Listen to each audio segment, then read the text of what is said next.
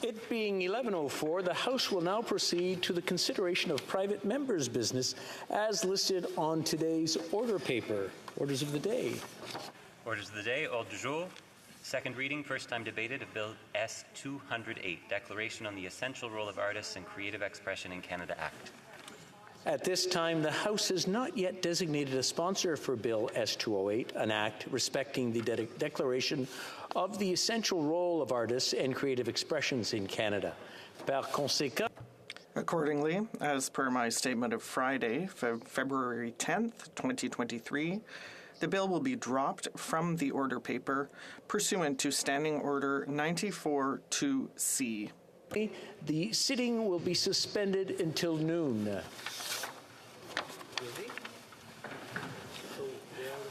We're out of a job until, oops.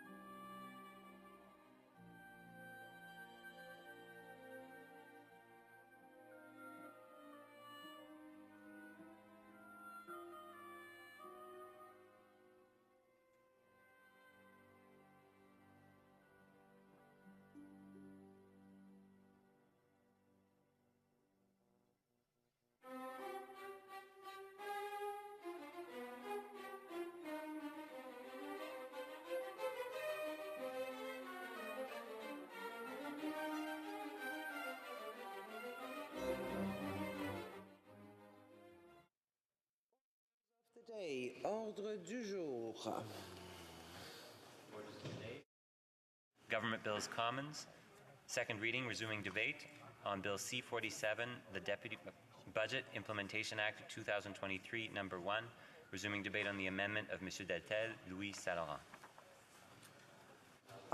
Resuming debate, the Honourable Parliamentary Secretary to the Government House Leader has 12 minutes to conclude his speech. Yes, thank you very much, Madam Speaker, and what a pleasure it is to be able to rise today and speak about the budget implementation bill. Today is a very special Let me try that again, Madam Speaker. Today is a very special day in Parliament. Parliament is actually celebrating Vaisakhi on the Hill, so I'd like to wish every one of you a very happy Vaisakhi. Vaisakhi is a very important part of the month of April. And here in Canada, Madam Speaker, we celebrate Sikh heritage in the month of April. And it doesn't matter where you go in Canada, I think it's important when we take a look in terms of the importance of Canada's diversity and Sikh heritage and the contributions that it has made to our communities over the years. You know, last summer I had the opportunity to travel to Abbotsford, for example, where we had the first Gurdwara that's still standing as a Canadian heritage site. So whether it's in Vancouver, Winnipeg, Toronto, Montreal, out to the East Coast, Sikh Heritage Month is a very important month of the year for people of our Sikh faith and others that get engaged in recognizing and celebrating Sikh Heritage Month. Madam Speaker, you know, earlier this month we had the City Hall of Winnipeg recognize Sikh heritage. Just last week, I believe it was, the Manitoba Legislature had Turban Day inside the Manitoba Legislature. And today, here on Parliament Hill, where, as I indicated, we are actually celebrating Sikh Heritage Month, along with having and requesting people to put on a turban. And it's with a great pleasure that I put on a turban today. When I think in terms of the importance of the Khalsa and the minister providing the service, posed the question, what is Vaisakhi to you? Madam Speaker, Vaisakhi to me is very meaningful. It is about equality. It is about the Khalsa. You know, back in 1999, I had the honor and privilege to introduce into the Manitoba Legislature a recognition of the Khalsa. And by recognizing the importance of the Khalsa, Madam Speaker, and just last month, in February I should say, I had the opportunity to travel to India. Beautiful country. Went to a few places like Anandapur, where the Khalsa was born, to the Golden Temple in Amritsar. And I must say, at 1:30 in the morning, it's very, very surreal when you're there. You can feel that spiritual presence. The point is that for me personally, it is all about faith. It is all about equality, and it speaks volumes in terms of Canada's diversity. And when you think of Canada's diversity, I would suggest to you that it's our diversity which is one of our greatest assets that we have in society. When you talk about the budget and you think in terms of where the growth is within our budgetary measures, you will find that I believe Canada as a trading nation is very much dependent on world trade. And when you think of world trade, Madam Speaker, you can't help but think of some of our partners from the past, whether it was the United States and today, the United States in terms of the amount of trade that goes between our two borders. Or you can think in terms of the number of trade agreements that we've been able to accomplish over the last number of years, last 7 years. I believe as a government we have signed off on more trade agreements than any government before us, Madam Speaker, with other countries. India is a vast, beautiful country. Many, including myself, would argue is a superpower, an economic superpower into the future. And the greatest asset that we have here in Canada is indeed our diversity and the people in this case, of Indian heritage, being able to look at ways in which we can enhance those trade opportunities, Madam Speaker. And that applies to many other communities. When we talk about diversity, today it's Sikh Heritage Month, you have Portuguese Heritage Month, you have Philippine Heritage Month, which is coming up, by the way, in June, Madam Speaker. We recognize Canada's diversity, and that diversity shines through in many different ways. It's more than just, the heritage clothing, if I can put it that way, Madam Speaker, or traditional wares. Madam Speaker, it is very much about opportunities. And Canada is laden with opportunities into the future based on trade. So one would think, here we are in the budget implementation bill, that I would be really talking a lot about the grocery rebate, Madam Speaker. I know the grocery rebate is something that's very important. It's actually incorporated into this legislation. It's one of the ways in which the Government of Canada is going to be assisting Canadians through a very difficult time. We talk about inflation, and I've made the comparison in the past. When you talk about inflation in Canada, we are relatively doing well in comparison to other countries in the world. Whether it is the USA, many of the European Union, those in the G20, we're doing actually quite well, Madam Speaker. But the government recognizes that we can do better to assist the population, Madam Speaker. And one of the ways we were able to do that and accomplish that is through the grocery rebate, Madam Speaker. That is going to be something that's going to be putting money in the pockets. The budget implementation bill is there to ensure that we actually are able to administer the grocery rebate. Well, the good news is, Madam Speaker, is we don't know how long it was going to take to get through the budget debate. So we were able to build a consensus to pass Bill 46, I believe it is, which will ultimately put in place the grocery rebate, Madam Speaker. So Canadians can look forward to seeing that particular piece of legislation not only passed, but the money being sent out, Madam Speaker. On Friday, when I talked about one of the more recent announcements, the VW announcement, I talked about a difference in the contrast between the Conservatives in opposition and what it is that the Government of Canada believes. Over the last number of years, Madam Speaker, we have put a great deal of effort in terms of building the Canadian economy and supporting Canada's middle class. And we've done that, Madam Speaker, in a number of different monetary measures through budget and legislative measures. And let me give you a good example of that I started to talk about just last Friday, when we had the announcement of what will be Canada's single largest factory, where we will be producing and manufacturing electric batteries, Madam Speaker. It is very much a thing into the future that's going to provide literally thousands and thousands of jobs. It's going to provide the opportunity for Canada to become a significant player in the manufacturing of electric batteries for automobiles.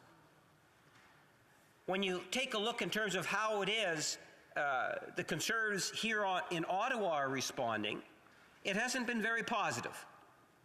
Even though Premier Doug Ford has also contributed to the plant, not only from a financial point of view, but also in terms of building a part of the infrastructure that's going to be necessary. This factory, you're talking about hundreds the times in terms of land-wise of a football field, Madam Speaker. It is going to be gigantic in terms of its footprint in St. Thomas, Ontario. But all of us will benefit by it. The leader of the Conservative Party tweeted out not that long ago where he said, well, we don't have lithium mines. We don't have batteries being developed. And that seems to be the attitude of the Conservative Party.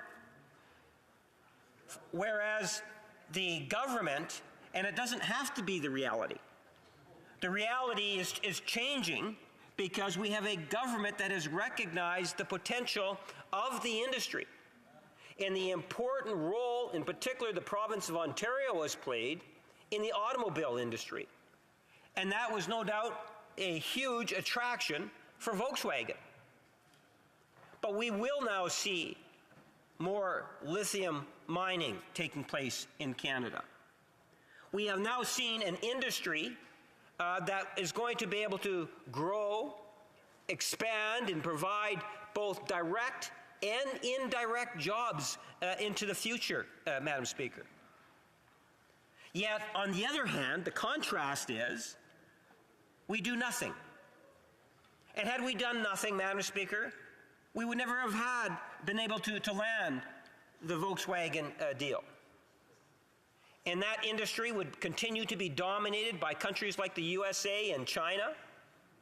But as a result of the government of Canada recognizing that we can and should be a player, that we now are going to see and reap the benefits. Sure, there is a cost to it, Madam Speaker. But that cost will be paid back tenfold in the next 10 years, Madam Speaker. It is worth the cost, Madam Speaker.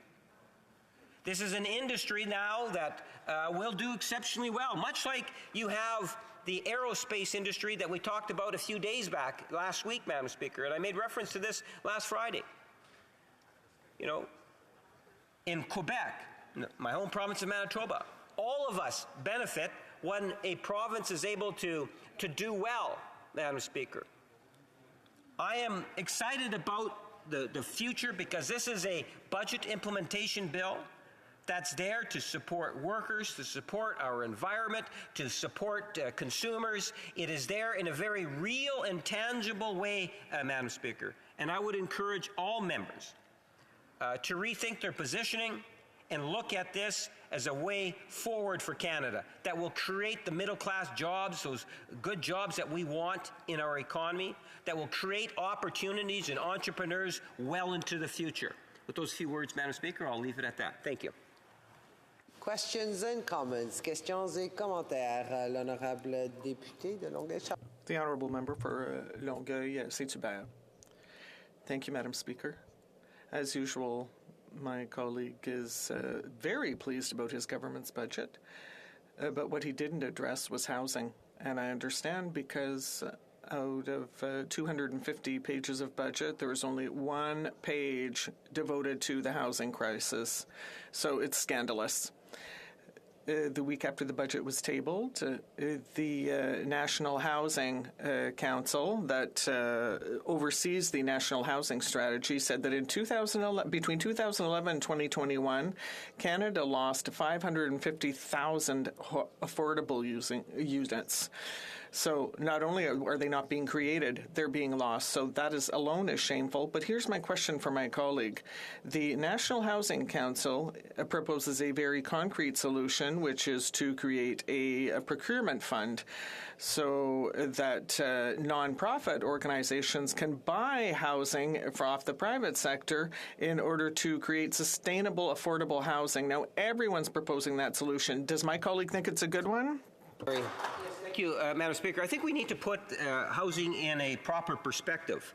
And if you take a look at the early 90s, what you'll find is that every political party inside this chamber, whether it was the Bloc, Conservative, NDP, or even the Liberals at the time, believed that there was no role for national housing for Ottawa. And when you take a look from back in the 90s to where we are today, with this particular Prime Minister, that has made a commitment to housing second to no other in the last 60, 70 years here in Canada, a national housing strategy. Literally hundreds of millions going into billions of dollars being supporting to housing. The number of new housing startups, supporting groups like Habitat for Humanity, supporting and encouraging now the development of housing co-ops.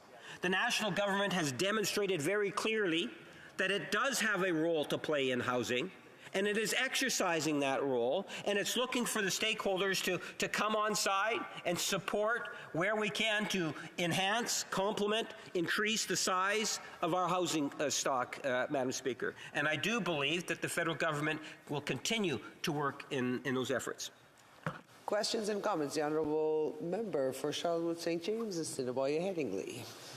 Thank you, Madam Speaker, and I want to congratulate my friend from Winnipeg on his sartorial selections today. It looks very good on him. Just a question about the budget itself. The budget projects this year that over $40 billion will go to interest on the debts to wealthy bankers and bondholders. That's almost as much as the $50 billion being spent on the Canada Health Transfer. How does the member justify giving almost exactly the same amount to wealthy banks and bondholders as they are for Canadians for their health care? The Honourable Parliamentary Secretary. Madam Speaker, there is times in which government does need to be able to borrow, and the best example of that was during the worldwide pandemic, where the government made the decision to be there to save the jobs by providing things such as the wage subsidy program and supporting through loans to small businesses. It was there for Canadians in terms of the CERB payments. When Canadians were finding themselves not able to work because of the pandemic, the government stepped up and provided literally billions and billions and billions of dollars of support. Yes, there was a cost to it, but the cost would have been far greater had the government chose to do nothing, Madam Speaker. With regards to the opening comments, I always appreciate the opportunity to be able to showcase a turban, because for me, it's all about equality of people. It's all about strength of faith, and in very many ways, since 1988, I've had the opportunity to get a better understanding of the importance of Sikhism. I appreciate the question. The Honourable Member for Courtney Alberni. Madam Speaker, the federal Liberals had created the Investing in Canada Infrastructure Program, and my concern is around British Columbia and the allocation that they put for British Columbia, that it wasn't even close to enough. In fact, that money's been already allocated, and they need a new cost-sharing agreement. And I think about the recreation facilities in my riding. Echo Pool in Port Alberni was built in 1967, like many facilities across Canada, and they need a new facility. That facility needs to be replaced. In Parksville, they have aspirations to build a facility. On the West Coast, the 5 Central Region nations and Tofino and Ucluelet are looking at wanting to build a facility. Now, we know how important recreation facilities are, not just for physical health, Madam Speaker, but also for mental health, for bringing communities together. I go to the pool at Echo Pool, and I often see a lot of people that have been injured in the workplace. They use it for rehabilitation, seniors to maintain their health so that they can stay active. Through you, Madam Speaker, will my colleague commit to replenishing that fund and advancing recreation facilities here in Canada? Hear, hear. The Honourable Parliamentary Secretary. Yes, thank you, Madam Speaker. No government in the history of Canada has invested more money in infrastructure than this government actually has. And Madam Speaker, it's the member raises a very valid point in terms of community services that we do need to support wherever we can. And that's one of the reasons why you have seen members of Parliament within the Liberal caucus advocate and in many ways be very successful at ensuring that we continue to invest in infrastructure, Madam Speaker, not only directly, but also indirectly. We have, whether it's the Canada Infrastructure Bank or the direct support where Ottawa has a stakeholder partner, a province, a municipality, in order to be able to expand upon our infrastructure, Madam Speaker. We recognize the importance of it. From a personal point of view, I think the City of Winnipeg needs a first-class basketball facility, and I support the Basketball Association and people like Manny Arnaz who are trying to make that happen. Thank you, Madam Speaker. Honourable Member for Coquitlam, Port Coquitlam. Thank you, Madam Speaker. I also would like to compliment my friend on his sartorial splendor today. And I take particular notice of his mention of his recent visit to India. And I understand there are unique challenges with trade with India and the particular states within India. I wonder if the honourable member can comment on how we can address those challenges and how that will affect our economy going forward. The Honourable Parliamentary Secretary. Well, thank you, Madam Speaker. One of the things that I would note, and I really do appreciate the question, when I think of India, I now chair the Canada-India Parliamentary Friendship Group, and we have representations in particular from the Conservatives and Liberals, and hoping to get with the others, and the Bloc Party, I should say also, and the Democratic Party, where we need to build both the relationships between India and Canada, enhance it. The government of Canada has had ministerial visits. I think Minister of Trade was just over there just back in 2022. There is so many opportunities between Canada and India. India is, as I pointed out, a superpower economically today and going into the future. Canada, unlike other countries around the world, is in a great position because of our diversity. And that's why let's take hold, be proud, and use our diversity to our strategic advantage. And that's one of the ways in which the future of Canada can be bright if we're able to enhance that relationship between Canada and India. Honourable Member for Kitchener Centre. Speaker, I'd like to follow up on the question from our honourable colleague from Longueuil Saint-Hubert.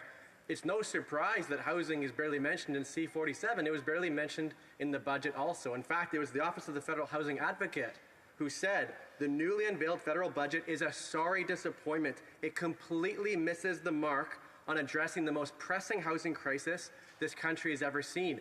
My question for our colleague from Winnipeg North. In this bill, the federal government could have gotten serious, for example, about addressing the loophole for real estate investment trusts. The parliamentary budget officer has now estimated we could direct $285 million over the next 5 years to build the affordable housing we need if we were to simply eliminate the tax break for REITs. Can the member for Winnipeg North speak about whether he's going to put pressure to bring about this change? The Honourable Parliamentary Secretary. Madam Speaker, there's a series of actions in which the government has taken over the last number of years, including implementing the first ever national housing strategy to the issue of expanding housing co-ops and everything in between, Madam Speaker. No government in recent history has put as much attention on the issue of housing as this government. But the issue in terms of resolving the housing crisis that's in Canada today goes far beyond Ottawa just demonstrating leadership. It incorporates the importance of municipalities and provinces and the different stakeholders. They too have to step up to the plate, Madam Speaker. It can be done through zoning, the cost of doing paperwork. There's all sorts of issues, Madam Speaker. What Canadians need to know and understand is that Ottawa is here, it's ready, it's prepared, it's investing, it understands the importance of housing, and we're prepared to work the best way we can with the different partners in order to ensure we can enhance the numbers and the quality. Resuming debate, the Honourable Member for Calgary Forest Lawn. Thank you, Madam Speaker. I'm honored to rise to speak today. I'll start off with a quote from former President Ronald Reagan, who said, quote, "Government's first duty is to protect the people, not run their lives," end quote. What Budget 2023 was a direct attack on Canadians and their hard work and their paychecks that they try to bring home. What Budget 2023 does is not only tell Canadians how to live their lives like this government is known for, but in some cases it's going to also ruin a lot of livelihoods as well. This was a budget that was supposed to have fiscal restraint. And they blew right through that, according to the public budgeting officer, who said they added an extra $69.7 billion in new gross expenditures. That new expenditure is going to cost each and every struggling household an extra $4,200 of cost. This is a government that said that they wanted to make sure that they don't cross the line of debt to GDP ratio. Well, they blew right through that line so far they can't even see the line anymore. This is a government that said they would be responsible, that they understand the pain of Canadians. Then they turned around and jacked up their job-killing carbon tax and pile-drive Canadians with even more taxes, 5 to be exact, just this year. So when this is the government that says that they're here to help people, I think that's as ridiculous as thinking that the NDP is still an opposition party. And before I move on, I want to say I'm going to split my time with a great man who we call the great boss from the great riding of Beauce. Madam Speaker, when my family moved to Canada, there used to be a pretty good deal. A pretty good deal between Canadians and their citizens. But today, after 8 years of this Prime Minister and this Liberal NDP government, that deal feels broken, and so does Canada. Where 1 in 5 newcomers to this great country want to pack up and leave. And the number one reason for that is the high cost of living. That was caused by this Liberal NDP government that borrowed and spent more money than every single government before them combined. That made interest rates go up. That made the cost of living crisis even worse. They are the architects of this inflationary fire, and this budget threw a jerry can, a $69.7 billion jerry can on top of that inflationary fire and made things even worse for Canadians. My family moved here when I was young because we wanted to live what was called the Canadian dream. The Canadian dream that we wanted to have, my parents wanted us to have a safer future, a better education. They wanted us to be raised in a country where we could feel safe, where we can raise kids that can feel the same way. But after 8 years of this Liberal NDP government, that Canadian dream is nothing but a nightmare and a broken dream today. Newcomers should want to come to Canada. They should want to flock to Canada. But Canada isn't seen as a country where you can survive. It's not seen as a country anymore that seems like it's even open for business. When you look at the budget itself, productivity is not going to grow in this country because this government has done nothing to help support businesses and create an environment in Canada that would have more investment come into it.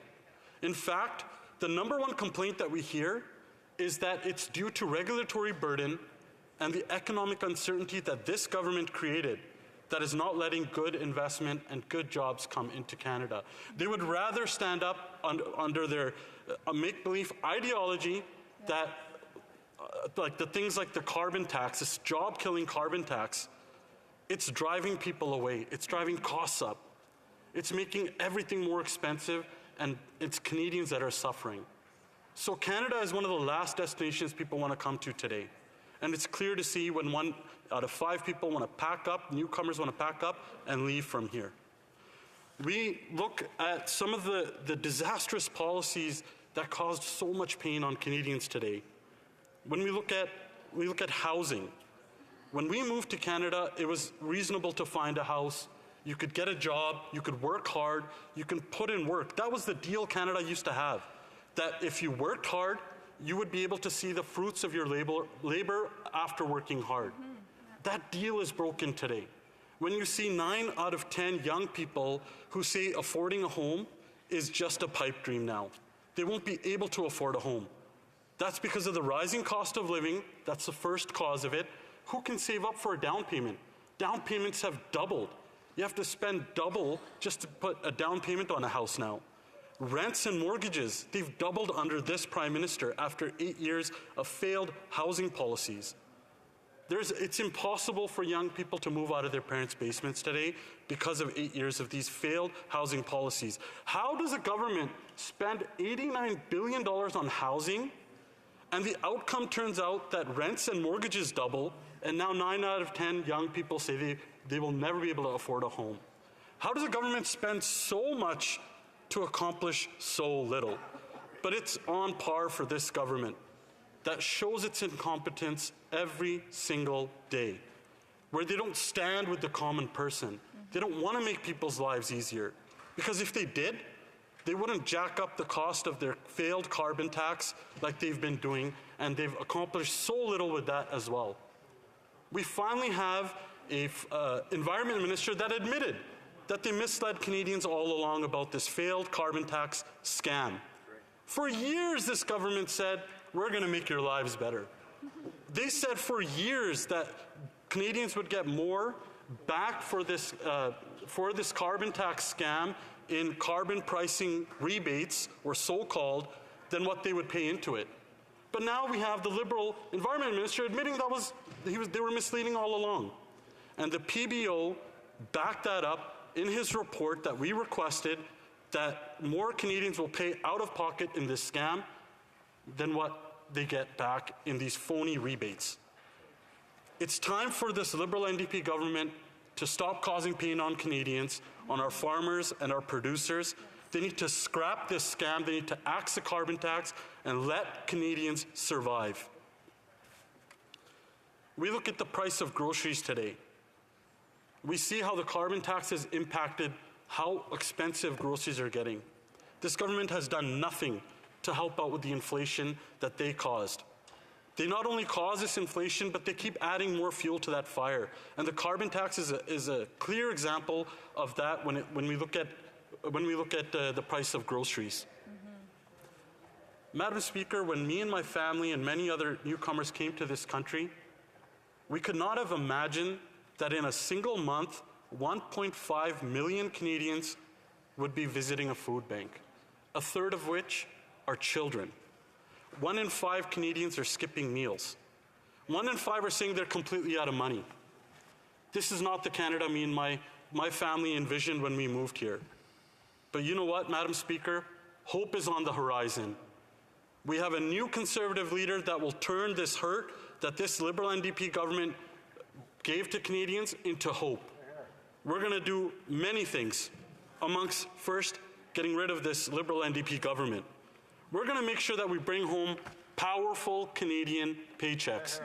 We're going to bring home lower prices for Canadians. We're going to get rid of this job-killing failed carbon tax scam.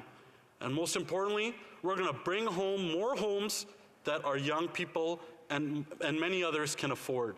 We're going to get the gatekeepers out of the way. We're going to make sure that Canadians keep more of their hard-earned paychecks in their own pockets so that they can make their own decisions and bring back freedom that this country so much deserves.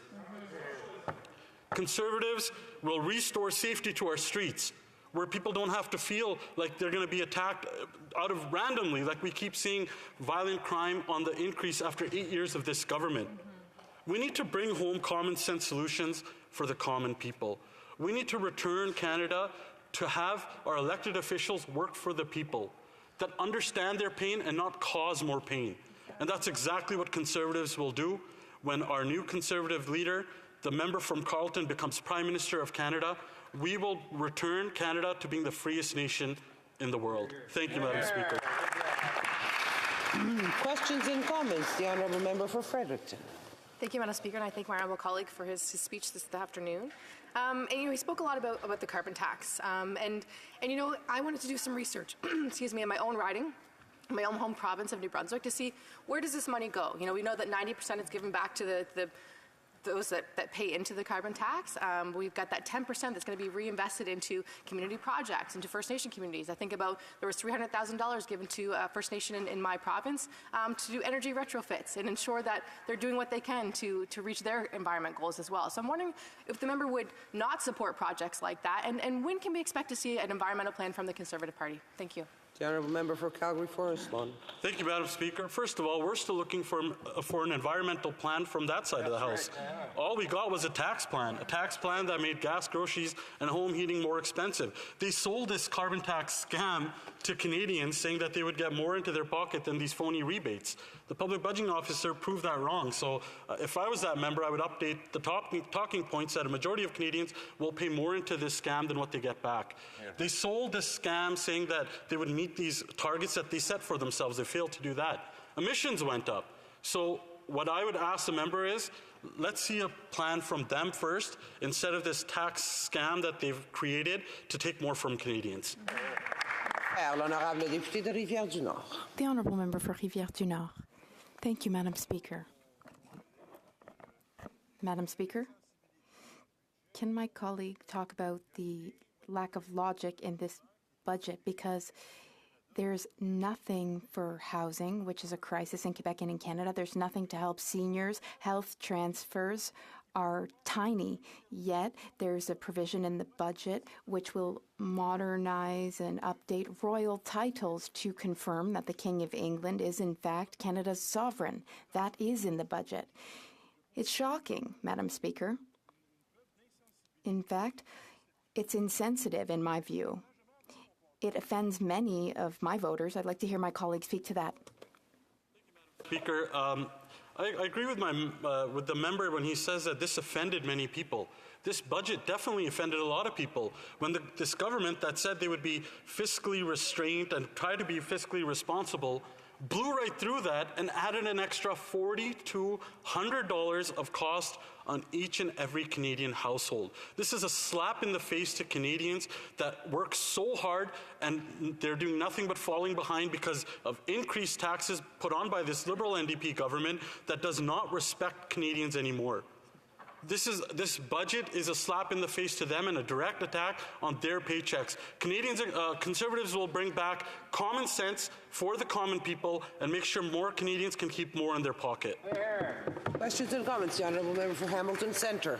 Thank you, Madam Speaker. The Honourable Member speaks about common sense, but he hasn't shared any today. In fact, what he's done is he's listed all the economic violence of capitalism and the impacts that it has on everyday Canadians. When he talks about the housing market, he never talks about the insatiable greed of the real estate investment trusts, of the speculators, of the big corporate gatekeepers who are crushing our housing market. In fact, housing prices won't come down until the government acts to curtail inflationary investor activity in the residential market.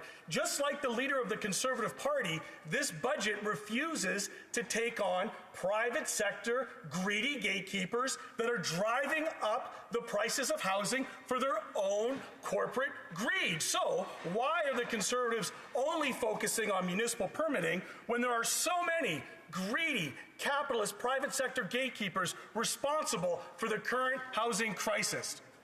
Member for Calgary Forest Lawn. Thank you, Madam Speaker. And I think the problem is with that party who keeps supporting this inept, corrupt government that always props them up and makes things more expensive.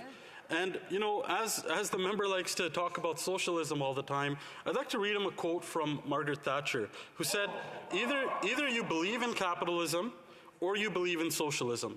Capitalism, as we know, creates wealth. Socialism, as we also know, creates poverty. And the clear example is today in Canada, when 1 in 5 Canadians are skipping meals and 1.5 million Canadians are visiting a food bank because of a failed NDP Liberal policies. When these two parties get together, they're doing nothing but causing more and more pain to Canadians and sending more of them into food banks. We're going to turn these failed policies around when our leader becomes the Prime Minister of Canada. Resuming debate, the Honourable Member for Beauce. Thank you, Madam Speaker. I rise today to speak to Bill C-47, which is part of the government's implementation of Budget 2023. It's an honour for me today to speak after the member for Calgary Forest Lawn, who is our party's official finance critic. After a long wait and hopes that the costly coalition would demonstrate fiscal prudence, Canadians saw another budget that will spend more and do less. My colleague mentioned many statistics about this bill, the legislation, in his speech. I think that the most alarming number is $4,200. This budget will add $4,200 of additional costs to every household in Canada with its mediocre budget. Madam Speaker, Canadians are tired of being bought by this Liberal government with one-time checks and slogans every time a budget is tabled. One example of this is the grocery rebate. We need to be honest with Canadians. This one-time payment will do nothing to bring down grocery costs for Canadians. All this is doubling the GST credit, but it's being presented as something that it isn't. Attaquer à la vraie source du problème. We need to get to the root cause of the problem. For example, the way this government is driving up food prices with policies like the carbon tax, the fertilizer tariff, and other harmful policies that drive up the cost of producing and transporting food across the country. Bill C-47 also contains health transfers to the provinces that have fallen far short of what the provinces and territories have requested, in order to provide the care our constituents and their families need. My Liberal and NDP colleagues will no doubt say that I'm not helping my constituents get dental care because I'm not supporting this budget, but that couldn't be further from the truth. Allow me to remind my colleagues across the way that Quebec not only has had a childcare program for many years, Quebec also has a dental plan that takes care of children. It seems that this government is always behind on these programs. It's been clear from the get-go that this government doesn't trust provincial and territorial governments to deliver programs themselves. And the Ottawa Knows Best approach is the only way, in their view, to get these projects done. If only the government had more trust and respect for provincial jurisdiction, they might be surprised what can be done without their intervention. Now I'd like to talk for a moment about what I would have liked to see in this budget. First of all, there's nothing in this budget to help small and medium-sized businesses attract workers.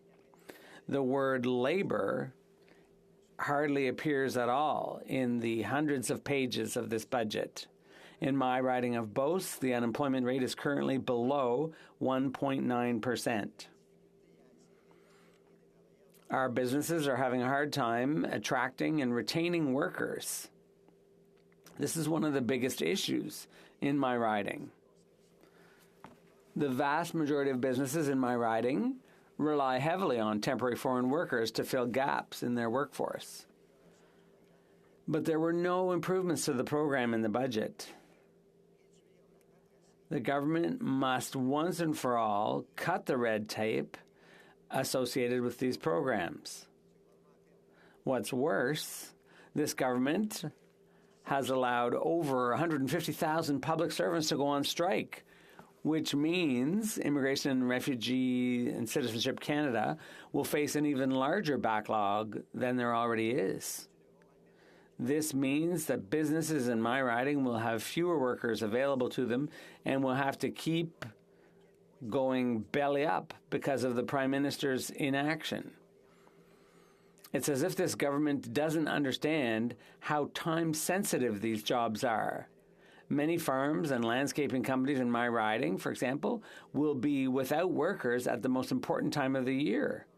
These businesses spend thousands of dollars recruiting from overseas months before these workers arrive, but this government doesn't care. It's done nothing to improve immigration backlogs. Which brings me to my next point. Where's the funding for Canadian agriculture in this budget? After carefully reviewing the budget with my staff, we've discovered that about 0.1% of the funds in this budget are for agriculture and agri-food. What a sad state of affairs we're in when the government forgets who feeds our families and the world. The agriculture minister is happy to stand here in this place to say that she's increased the amount of money that farmers can borrow. Doesn't she get it? Farmers are already up to their necks in debt. They need programs to help them stay afloat and remain competitive internationally.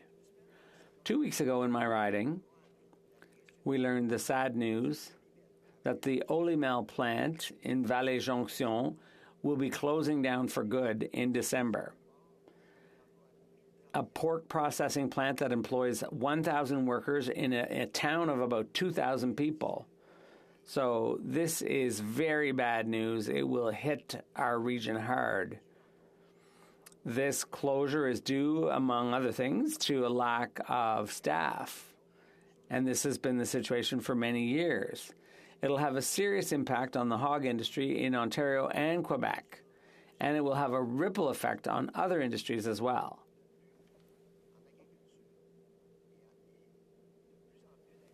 More and more farmers and agribusinesses are struggling to survive in Canada. This government has neglected this industry for too long. We need to take action to support agriculture and agri-food before it's too late. A Conservative government will be there for farmers and plant workers.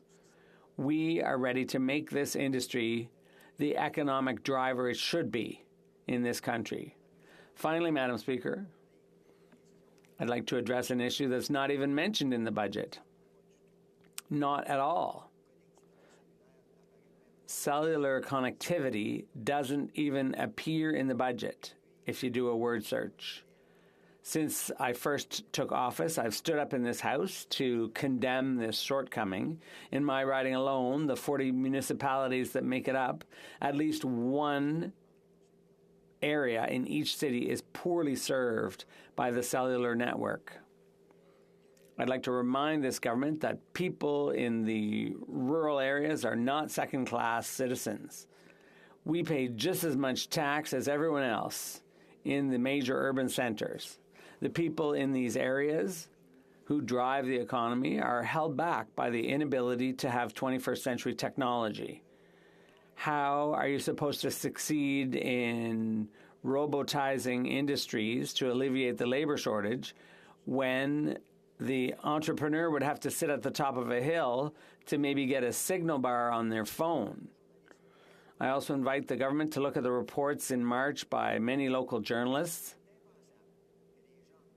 such as Éric Gourde and Philippe Grenier. It's unthinkable that people pass away because they can't call 911, and when they do manage to get an ambulance, paramedics are unable to contact the nearest local hospital because they have no signal. Having an adequate cell network in rural areas is not just a matter of fairness, it's a matter of public safety too. The government must invest funds in this and force the CRTC to force the major telecommunications companies to develop cell networks throughout Canada. Unless this government is still waiting for the provincial governments to get involved, I remind you that Quebec took the lead in connecting the whole province to high-speed internet. So I will continue to stand up and be a voice for the people of Beauce and carry their message here in this House. A Conservative government will put Canadians and common sense first. I'd like to thank my colleagues for their attention, and I look forward to their questions. Thank you. Questions and comments? The Honourable Parliamentary Secretary. Thank you, Madam Speaker, and I'd like to thank my colleague for his speech. I take it that the Conservative leader and the Conservative Party have committed to supporting the $2 billion that we'll be spending to improve our healthcare system. I'd like to hear what my colleague has to say about cuts at CBC and Radio-Canada, which was announced as a Conservative policy recently, because I see that my colleague mentioned a Radio-Canada journalist in his speech. So how does he see his leader's proposal to cut the CBC? The Honourable Member for Beauce. Thank you, Madam Speaker. I want to make this easy for my colleague opposite to understand. What our leader said was very specific about protecting Radio-Canada. So Radio-Canada is very different from the CBC. So the French language network is different. So I think we need to be very clear on that. And if you look at what our leader said, it's quite clear. He would protect the French language CBC because it's important for Francophones all across Canada. The Honourable Member for Laurentides-Labelle. Thank you, Madam Speaker. I'd like to commend my colleague who raised a lot of issues that go straight to the heart of my region. So I'd like to talk about agriculture and agri-food. After all these years, after all the challenges, not just with supply management, but also with protecting the industry, because currently our farmers are telling us 1 in 10 are going under. And I'm sure that's the case in the Beauce, just as it is in my riding of Laurentides-Labelle. My question is, does he and his party, are they able to support all assistance, both in the House of Commons and on the Standing Committee, in order to protect our agriculture and agri-food? The honourable member for Beauce. Thank you, Madam Speaker. I'd like to thank my colleague for her excellent question.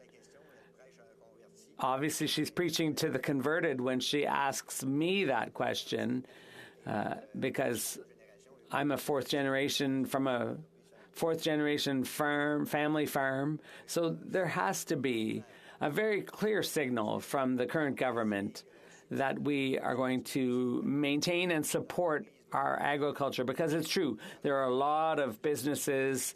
It's harder to recruit younger farmers, and with the economy and so on. The member talked about supply management, and I talked about pork. There's no supply management in the pork industry, but there are plants going under, and we need to support our farmers in order to conquer new markets. Thank you. For Vancouver Kingsway. Thank you, Madam Speaker. Well, my honourable colleague and many of his Conservative colleagues have been talking about housing. And I think one thing we all agree on in this House is that there is a crisis of unbelievable proportion in housing in this country. Now, I live in Vancouver and have been there for close to 4 decades. And I can tell you that the rise in house prices began in the mid-'80s.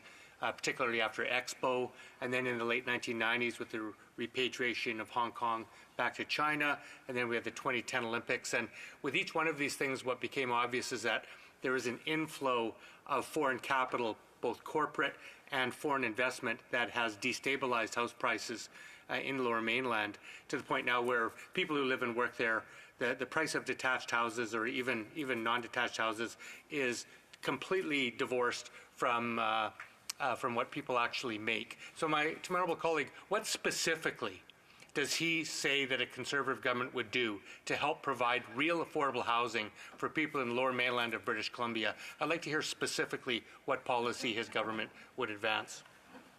The honourable member for Beauce.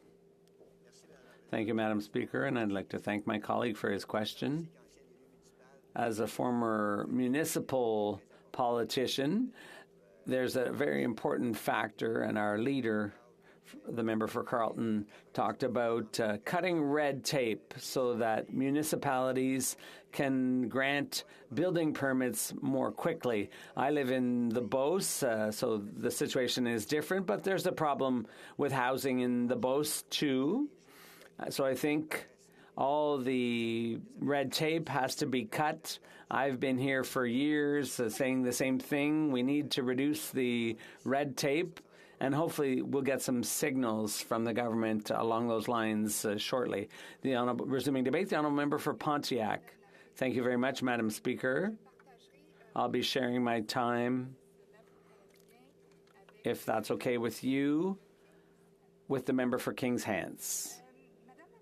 Madam Speaker, I'm pleased to contribute to the debate on Bill C-47, an act to implement certain measures in the budget of March 26th, which will help to build a clean economy.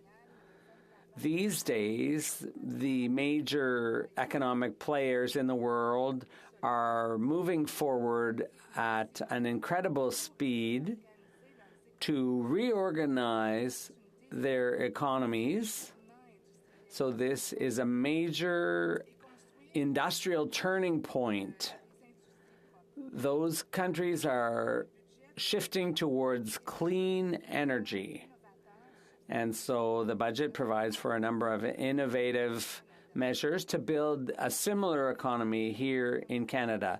Fighting the climate crisis is obviously the main priority of all the major economies, but we also want to build a strong, inclusive economy. And Canada has incredible resources. We're investing in the economy of tomorrow, and we're investing in workers as well as industries. Our economy has a great toolkit for investing in this new economy.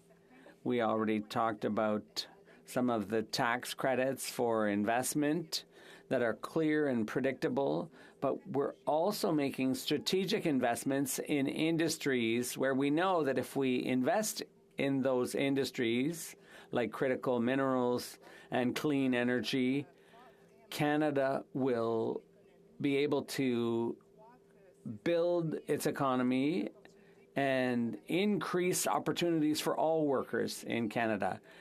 We're also investing in some targeted sectors and in important projects that are important nationally and internationally. For example, investing in the Volkswagen battery plant.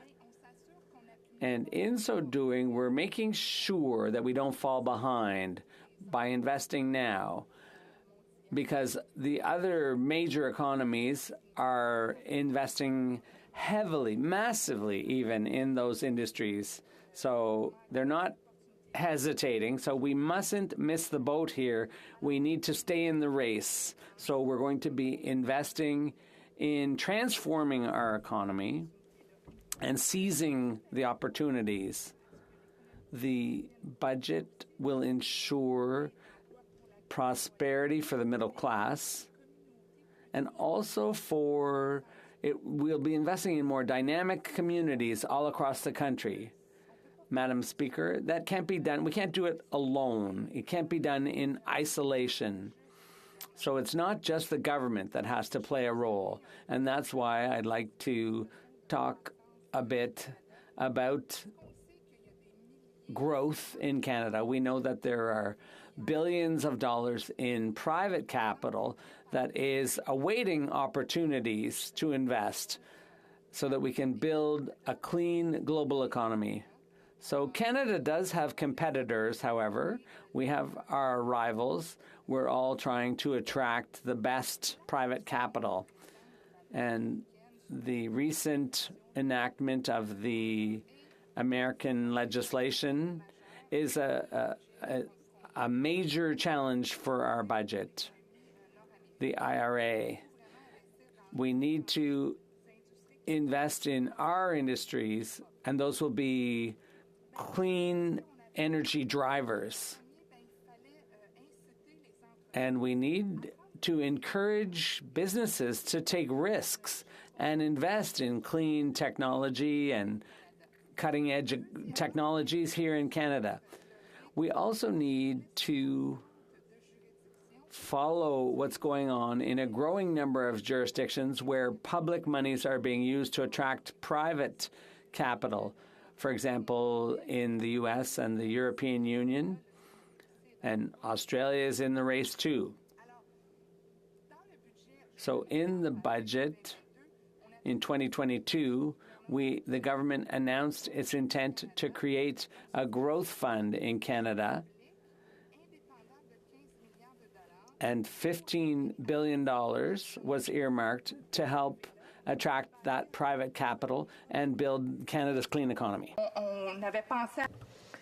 We had thought of that by using investment instruments that absorb certain risks, and that is in order to encourage private investment in low-carbon projects, technologies, businesses, and also supply chains, particularly that have low emissions. The 2022 Fall Economic Statement had announced further details on how the Canada Growth Fund would operate, and this new investment vehicle was incorporated in December. So today's legislation, or rather, which was introduced last week, introduces amendments to the Public Sector Pension Investment Board Act to allow the public sector, I'll just call it by its acronym, but it's the Public Sector Pension Investment Board, to provide investment management services to the Canada Growth Fund, because that's a significant part of the government's plan to decarbonize. And the Canada Growth Fund requires an experienced professional independent investment team ready to make important investments in support of Canada's climate economic goals, but they require support. So it will be established as a federal crown corporation, and it's already established as a federal crown corporation, in fact. And, Madam Speaker, its portfolio already amounts to $225 billion in assets, and this will be able to be managed by PSP Investments. As I said, it will be separate from and managed independently of the pension assets, and that's the way we want it.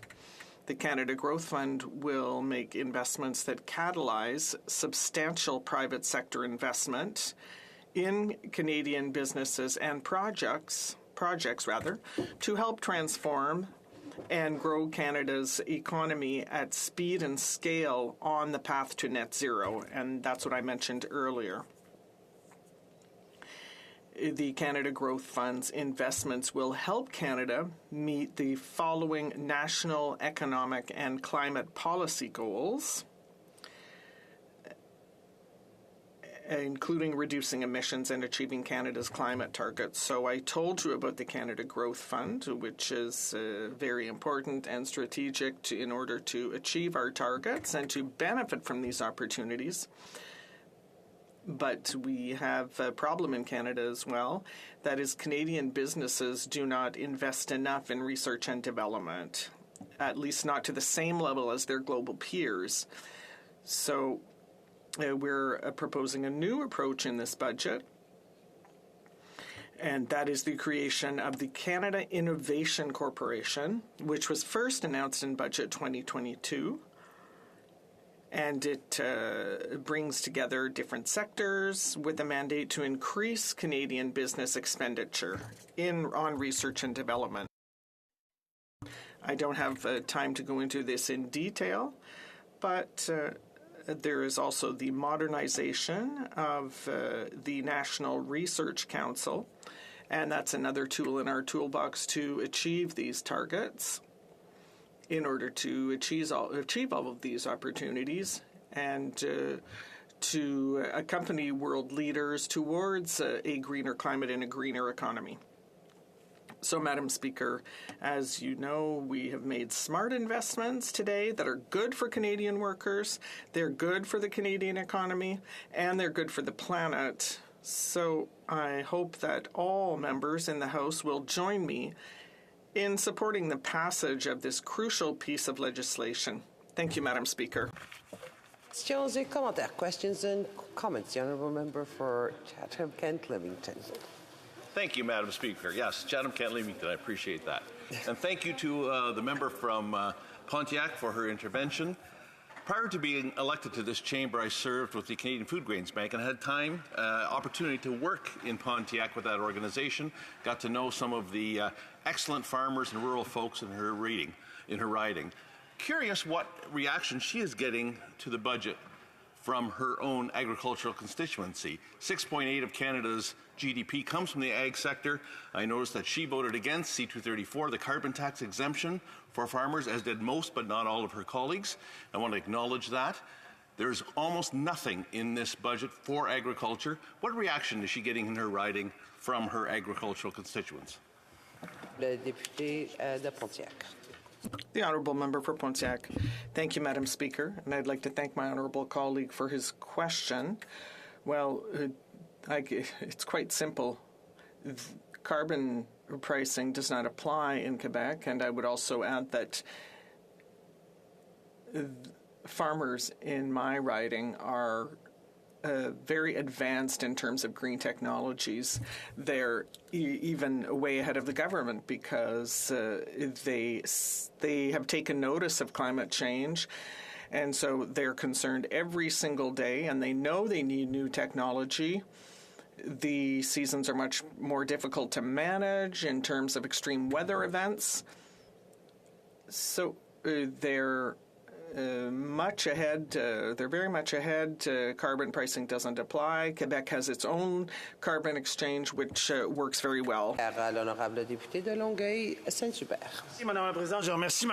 Thank you, Madam Speaker, and I'd like to thank my colleague for her speech. She talked about climate change a great deal, and it's true that in the budget there's a great deal of investment, direct and indirect, to the oil patch to green their technologies.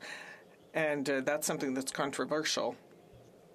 I'd like to know there's hardly anything for housing, and yet there's money for the oil patch. Listen to their profits. They earned 56 billion. Total got 36 billion, and there are other companies that racked up billions. So how can the government give this money to big oil when they had over $200 billion in profits and forget the housing crisis? The Honourable Member for Pontiac. I'd like to thank my colleague for his question. In fact, we did talk about housing, but of course, in last year's budget, a great deal of money was invested in housing and under different programs. And with a number of communities that are mobilized in this area. We're looking to see how this funding can be made flexible in order to put in place more affordable housing. So sums were allocated in last year's budget, and they have been invested in different programs, and that is in order to ensure that they benefit the communities where it is needed.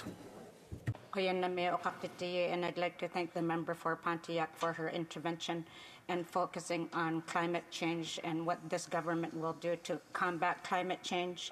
I'd like to ask her about the Kivalliq Hydro Fiber Link project, which is mentioned in the budget. Unfortunately, the budget doesn't say how much it will invest in that project, and I wonder if she could tell this House what kinds of investments it will make to ensure that this project does indeed go ahead so that more communities can reduce their reliance on diesel. The Honourable Member for Pontiac. I'd like to thank my honourable colleague for her question.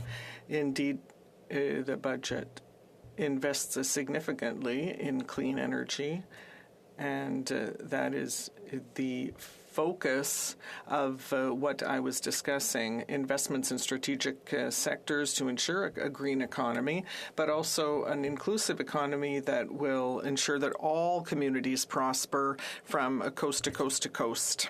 The Honourable Member for Kings Heads.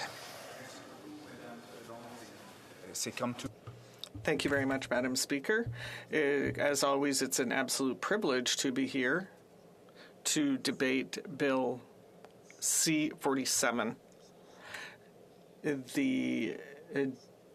a discussion of the Budget Implementation Act. I'd like to begin by recognizing my honourable colleague from Pontiac. She kindly agreed to share her time with me today. And, Madam Speaker, I want to share my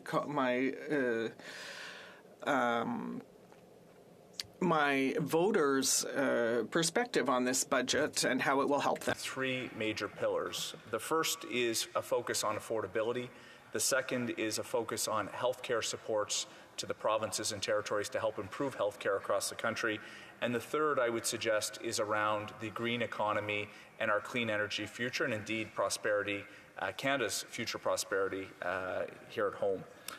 La question de abordabilité est The question of affordability is an absolute priority for Canadians across the country since inflation has risen further to the pandemic.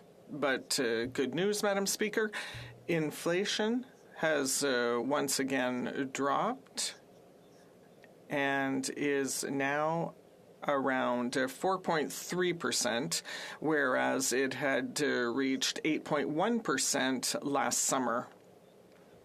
It's important to recognize the context that this government is faced with, given the fact that the Bank of Canada, through its monetary policy, has been helping to try to bring down the cost of inflation, that this government has to be responsible in terms of how it's addressing the question of consumption spending. And when you look at the budget, there was a one-time doubling of the GST rebate. This is being framed by the government as a grocery rebate. It's eligible to 11 million Canadians. It's means tested, which means that it's on the basis of income, Madam Speaker. And I certainly support it because it's a measure that is targeted in nature. It's not going to necessarily support all Canadians. It's going to support those who are lower income, who could really use support right now, given some of the challenges around affordability. So it's something that is targeted, it's focused, and it's going to not necessarily drive inflation higher, given the work of the Bank of Canada that's going on. I also want to talk about it could be framed, Madam Speaker, as a health benefit, but it's also an affordability benefit, and that's the Canadian Dental Plan. This is something that the government has introduced, which is going to help support uninsured Canadians who have a household income below $90,000 with support and with a program to help support their dental costs. And we know, Madam Speaker, if you don't have access to private insurance, sometimes the costs associated with surgery or fixing up one's teeth can be quite expensive, particularly for those that are struggling to get by. This is going to be a measure that makes a difference across the country, but indeed in my riding of Kings Hants, I've already had calls from families who are in receipt of the benefit that we've put out as a government for those who are under 12. The government's program is to expand this to seniors next year and indeed all household income below $90,000 by 2025. Madam Speaker, my riding is still disproportionately older than the rest of the country. We do have a lot of good things happening in the riding, but we have a lot of seniors. So for lower income seniors who do not have dental insurance, this is going to really make a difference for them. And Madam Speaker, let me talk about health care. I'm a federal member of Parliament. I would suspect it's the same probably for many of my colleagues, that we get calls quite often about healthcare and the state of healthcare in this country. And I remind my constituents that I don't directly control that, nor does the Government of Canada. But it is our responsibility to make sure that there are proper resources on the table. And that is exactly what this budget does. Of course, we knew that this was something that had been announced prior to the budget. But there's going to be $198 billion of new spending over the next decade towards healthcare, above and beyond where we're at right now, $46 billion of which was announced as new spending that the government has tabled in this budget. Now, Madam Speaker, spending alone will not solve healthcare, but it was something that we were hearing from the provinces and territories, and I'm proud that the way that this government has stepped up, make sure that there is consistent funding over the next decade. Certainly the fact that we know that it is in place, that the provinces can take that measure and be able to plan accordingly. In my own home province of Nova Scotia, the provincial government has staked a lot of their credibility on quote-unquote fixing health care. They will certainly have no excuses from this government because we are making sure that those resources are there, and it's now their turn to get focused on the ground and being able to deliver that. That's something that I'm proud of. We'll continue to make sure that provinces are using the funds reasonably to make sure that they are going towards health care. Because we've heard that before, Madam Speaker. Sometimes the Government of Canada will provide transfers to the provinces and they'll use those for other priorities. This government's making sure that that money is going to be spent exactly where it should be, which is on health care. I also want to highlight, Madam Speaker, the budget talks about loan forgiveness for doctors and nurses. So this was something previously that the government had in place, a loan forgiveness for doctors who practice in rural areas. We know the importance of doctors, but we also know the importance of allied health professionals. This government is extending that to nurses who practice in rural Canada, and I know certainly in my area, in Kings Hants and Nova Scotia, this is going to be very welcome news. Madam Speaker, if you could just keep an eye on the clock for me and let me know how much time. I don't want to get jammed. 4 minutes, okay, great. Madam Speaker, this government on the second pillar was certainly on the clean energy economy. I should say the third. We've talked about health, we've talked about affordability. The next is about matching what the United States have done. So a lot have talked about the Inflation Reduction Act. This is a significant amount of money that the United States put on the table to help drive spending in the clean energy economy. Now, the Prime Minister has been very clear that this government has had a number of measures on the table for years, but the size of the American investment, nearly $400 billion US, is significant. And it was frankly, it would have been irresponsible of this government had there not been some measures to make sure that we responded in a way that draws capital and investment in this country and doesn't allow investment to just simply go south of the border. And there are a number of measures that are important. I want to highlight a few that I think are particularly important to Atlantic Canada. One is the 15% refundable tax credit for clean electricity. This is something that will matter across the country. I want to give credit to the Minister of Finance because as opposed to putting these types of incentives in government programs that entities have to apply for, we're setting the criteria saying here's what you can expect, and the money will flow much quicker, and it will allow businesses to have that certainty to be able to make the investments. This will matter for entities across the country, but particularly in our province where we need to keep driving our electricity future in a renewable way. I've talked a lot about nuclear, Madam Speaker, in this House. Really important measures for nuclear. They are being included in these measures. This is something that actually we've heard on all sides of the House largely, and I want to compliment those who have raised these issues in the House because this government in this budget is doing exactly that and making sure that we have homegrown solutions that can make a difference. On clean hydrogen, Madam Speaker, we have a world of opportunity in Atlantic Canada. Come visit us sometime. We'd love to be able to showcase those investments and how we have the ability to help fuel the world right from Atlantic Canada. It's going to be through clean hydrogen. This government is putting incentives on the table to make sure it happens in Atlantic Canada and not another part of the country.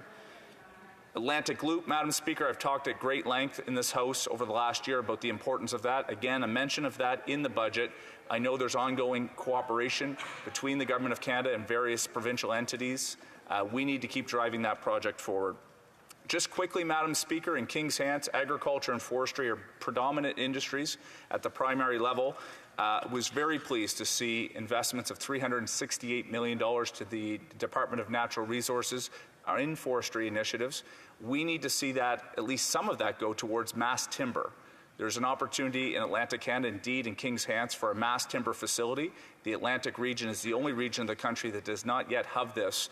This matters, and I really hope that we can see those projects move in the days ahead. On the agriculture side, the advanced payment program, the continuation of interest-free loans is going to make a difference for my farmers.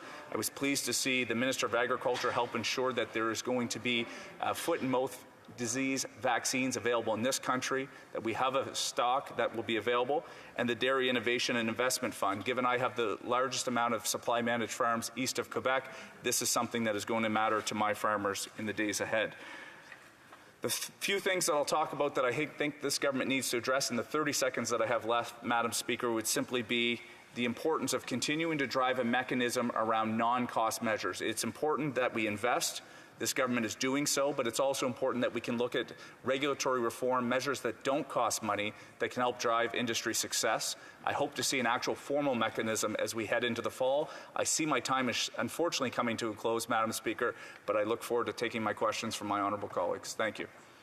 Questions and comments. The honourable member for Charlotte St. James's, Assiniboia Headingley. Thank you, Madam Speaker, and I want to thank my colleague across the way for his speech today. Parliamentary Budget Officer reviewed the budget and identified close to $800 million in what the government's calling non-announced spending. This is in addition to billions of dollars in non-announced spending announced last year. I'm wondering if the member could tell us what this spending is for. The honourable member for King's Heads. The honourable member would probably be best suited to ask that question of the Minister of Finance. Yes, I sit on this side of the House, but I'm not a member of the King's Privy Council. I will say that, as per normal, the government will outline expenditures in certain areas where they look to take up programs. The budget is not a complete view in terms of every single program that the government will release over the next calendar year. Sometimes it's an outlay of money where the government will actually build a model and a program that will help service Canadians in the days ahead. That might be some of what he's talking about from the Parliamentary Budget Officer. If he'd like to have a conversation after our question and our interaction, I'd be happy to take his concerns and be able to do what I can to engage my colleagues on this side. The honourable member for Rivière-du-Loup. Thank you, Madam Speaker. Madam Speaker, I'd like to hear my colleague across the way on what the budget says in terms of polling. A number of Canadians, 60%, want to cut ties with the British monarchy, and the King of England's going to cost us $3 billion. He doesn't pay tax.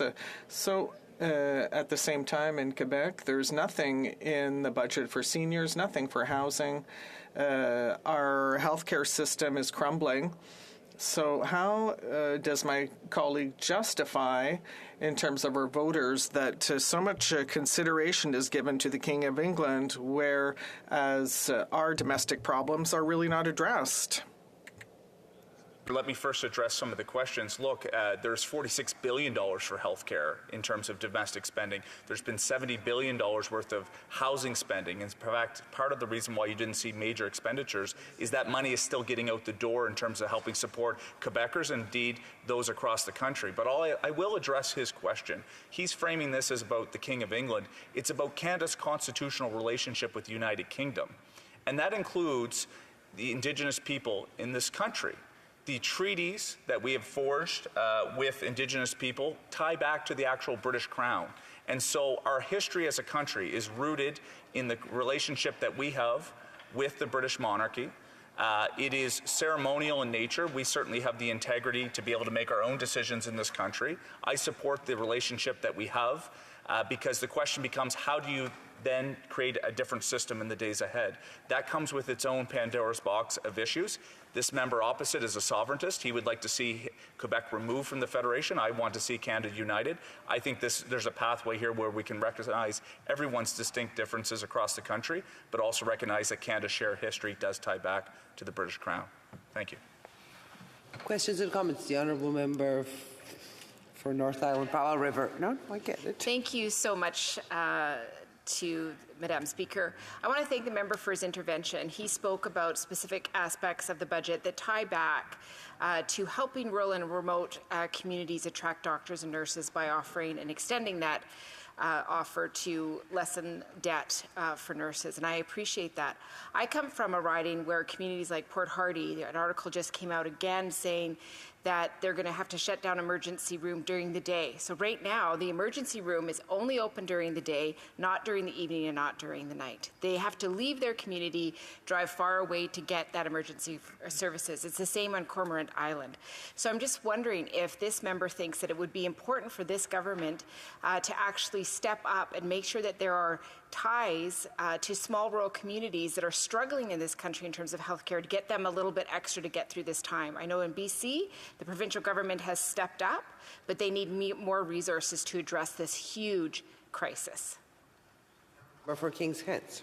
I appreciate the nature of the question, Madam Speaker, but again, as it relates to whether or not a hospital room is going to be open or not, largely ties back to the decision of health authorities at a provincial level. Now, I appreciate the member opposite said that requires more resources.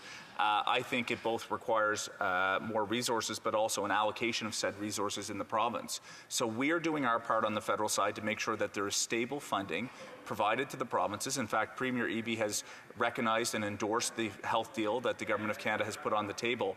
As it relates to her rural communities, which I sympathize with, I hope that she will take that up with the provincial government about what they're doing to make sure there's proper resources to service rural communities, because it is an important question. Debate, the Honourable Member for Kenora.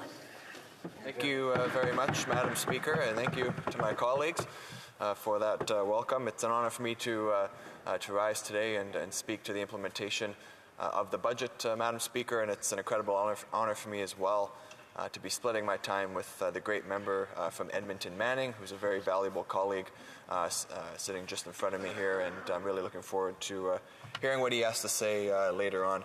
But before that, Madam Speaker, you have to endure 10 minutes of my speaking. Now,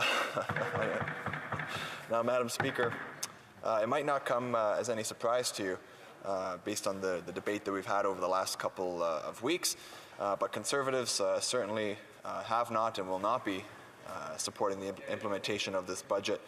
And I would say mainly for three reasons. Madam Speaker, we laid out key priorities that we wanted to see in this budget ahead of time, and they really weren't met. This budget adds billions of dollars in debt, Madam Speaker, with no plan to get back to balance. Now, this Prime Minister has already added more debt than all previous Prime Ministers combined in this country, and there is no plan to get to balance, as I mentioned, and that's the part that really worries me, Madam Speaker.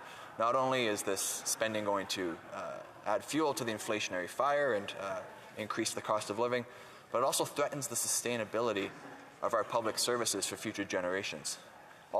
Each dollar that we have to spend servicing debt is a dollar that is not going, that we cannot be spending on other services. So I think that that's something that we all have to keep in mind moving forward, and I think that this government should keep in mind that when they rack up billions of dollars in debt, they are threatening our social services for future generations. This budget also raises taxes, Madam Speaker. We know, as I just alluded to, that there's a cost of living crisis with inflation, and this government has chosen once again to raise taxes on Canadians further, and there is truly no plan to build homes, get affordable units built, and for those three main reasons, Madam Speaker, Conservatives voted against the budget, and I have every expectation that we will be voting again against the implementation of this budget moving forward. But Madam Speaker, I do want to take a step back and talk about another major issue that I feel is neglected in this budget, and that is around community safety. Now, we have seen concerns with community safety around the region in northwestern Ontario. Communities like Kenora, Dryden, and Sioux Lookout. Policing calls for services have been up, and of course the cost of that going with it, to the point where municipalities are now struggling and trying to figure out how they're going to be able to deal with those costs. We've seen assaults, slashed tires, vehicle break-ins, things like needles being found around the community, all happening in greater frequency around the area. And as I mentioned, we're seeing this right across northwestern Ontario, but there's been a specific amount of media coverage around the city of Kenora. It's the largest centre, the largest community in the riding. So a lot of the notes I will refer to, Madam Speaker, will mention Kenora specifically, but I'd like you to keep in mind that it is something that is not unique just to the city of Kenora. It is right across northwestern Ontario. But we've seen articles with headlines like Kenora assault leaves one with life-threatening injuries from March. The Kenora OPP has recently released figures showing that property crime has actually increased 10% year over year. It is now at the point where local professionals and business owners, Madam Speaker, they're scared to go to work. I know when I go door knocking and talk to people around the community, many residents tell me they're afraid to go downtown. They certainly would not go downtown in the evening or at night. And that's incredibly sad on a number of levels. I mean, Madam Speaker, Kenora is one of the smallest cities in Ontario. It's 15,000 people. We didn't even lock our doors growing up. It's really one of those tight-knit, small-town communities, and people are now scared to go downtown. Many businesses have been locking their doors during operating hours. People have to use a bell or ring the door in order to gain access. And it really brings to question what's driving all of this. Why are we seeing this increase in crime? Why are people feeling less safe? And there's certainly no single answer, and there's no single solution, but one of the issues that we're seeing in Kenora and in the other communities of our riding is that unfortunately there are many homeless residents, Madam Speaker. And many of these individuals are struggling with their mental health and addictions challenges, and they don't have proper supports around them. There is great work being done by people like Dr. Johnny Grech, who's been going around and providing treatment to homeless residents on the street, and I've had the opportunity to join him for a walk to see what he does just very recently. Other organizations like the Nietzsche Friendship Center, the Makwa Patrol, also known as the Bear Clan Patrol in other areas of the country, and the Morning Star Detox. These are all incredible organizations with great people doing great work to help those vulnerable and those struggling. But it is an indisputable fact, Madam Speaker, that the current systems just cannot deal with the magnitude of the issue that is before us right now. This is truly a crisis. Coupled with the addiction concern has been an increase in HIV, Madam Speaker. In 2022, there were more HIV cases in Kenora than in the previous 8 years combined. Overdose deaths have increased 82% year over year, and northwestern Ontario now has the highest per capita overdose mortality rate in the province of Ontario. And on housing, I mentioned it's coupled with housing, this issue. The KDSB, the Kenora District Services Board, for those who don't know, estimates that there are 100 homeless residents in the small community of Kenora, and there are more than 1,300 households on an affordable housing wait list. That's an increase of nearly 1,000 households from just 9 years ago, just to paint the picture of the broader housing issue that we're seeing across the region. Now, Madam Speaker, this budget does mention housing a bit. It does mention treatment and recovery, but on treatment and recovery specifically, it's light on details. And I think given the fact that this issue has been spiraling for the last 8 years, that there has not been proper supports put in place, I know a lot of people in the Kenora District in Northwestern Ontario, myself included, really don't feel that the government will step up to meet this challenge. Now, Madam Speaker, on the other hand, Conservatives support policies that get people into recovery instead of spending a night in a cell only to be released and continue that cycle over and over again. I've seen that far too often. I've done a few ride-alongs. I've been able to go around the community, not just in Kenora, but in Pickle Lake, Dryden, and others, Madam Speaker. I've seen people that have asked to be arrested so that they have somewhere to stay. I've heard of people that have chosen to commit a crime so that they know they would have a few nights of somewhere to stay where they'll have a bed and a meal because they don't have proper supports around them. So, Madam Speaker, Conservatives, thank you, Madam Speaker, we support treatment and recovery options. That includes giving correctional services power to designate all or part of a penitentiary as a treatment facility. And we also support greater consequences for repeat violent offenders and the drug dealers that are preying on these vulnerable people, people with addictions, and we want to see greater consequences for those individuals. But unfortunately, violent crime was not even mentioned once in this budget. So overall, Madam Speaker, those solutions of addictions, treatment, and recovery is what I feel is missing from this budget. It is what Conservatives will certainly be focusing on over the next number of months and into the term that we form government, Madam Speaker.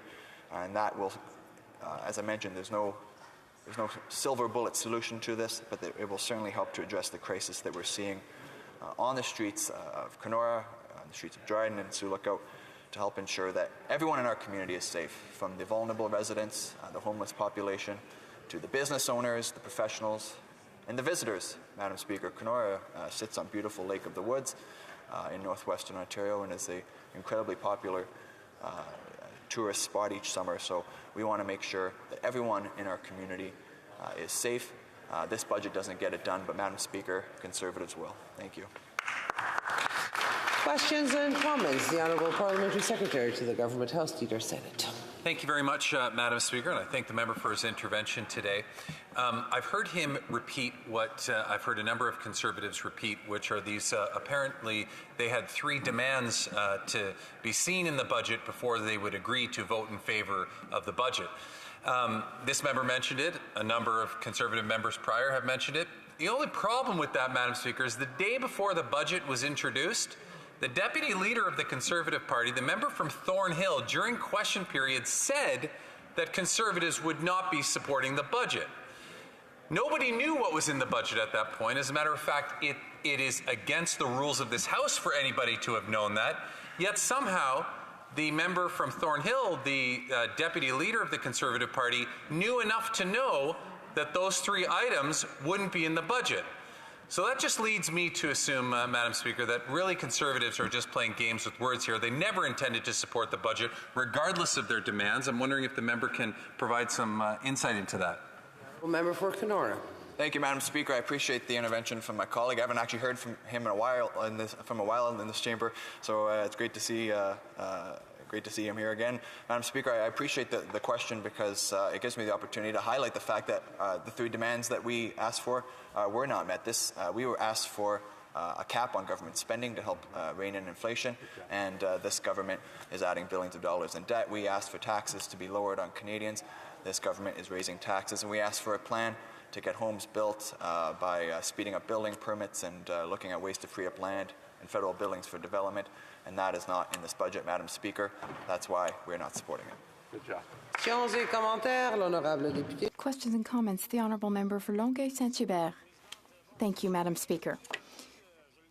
All right, so I thank my colleague for his speech. He talked a bit about housing. I thank him for that because housing is quite important. But unfortunately, with the Conservatives, we don't really know what their solutions are. What will they do? The Liberals don't do anything. They're not acting. They've been boasting about investments, but we've only, over the past 5 years, built 35,000 new units. So I don't know where the billions in investment went. According to the CMHC in Canada, over the next years, we need to build 3.5 million homes and units if we want to deal with accessibility and affordability. So the government's action needs to be effective in order to help the least well-off in Canada. So what are the Conservatives proposing as a solution? Thank you, Madam Speaker. I appreciate that question as well, and it gives me a chance to reiterate what I just said to the member from Kingston and the Islands as well around housing. Conservatives are calling for, and what we would do when we form government is to implement a plan to speed up building permits. We have to make sure that it is possible to actually build things in this country again, Madam Speaker. We need to create those incentives so that developers will be able to and will want to build these housing units that we so desperately need. And we also want to lean on the resources the federal government has, the land and the buildings that are being underutilized, so that we can turn that into affordable housing units. The Honourable Member for Vancouver Kingsway. Madam Speaker, my honourable colleague spoke in his speech about the overdose drug crisis in this country. Now, in 2010, I was part of the Public Safety Committee that toured this country, and we studied the provision of mental health and addiction services in Canada's federal prison system. And at that time, we came out with a number of recommendations to the Harper government, and that included a number of positive things, none of which were brought in by the Harper government. Instead, the Harper government closed the Kingston farms, they closed industrial training programs for prisoners, and they didn't implement a single harm reduction measure in Canada's federal prison systems.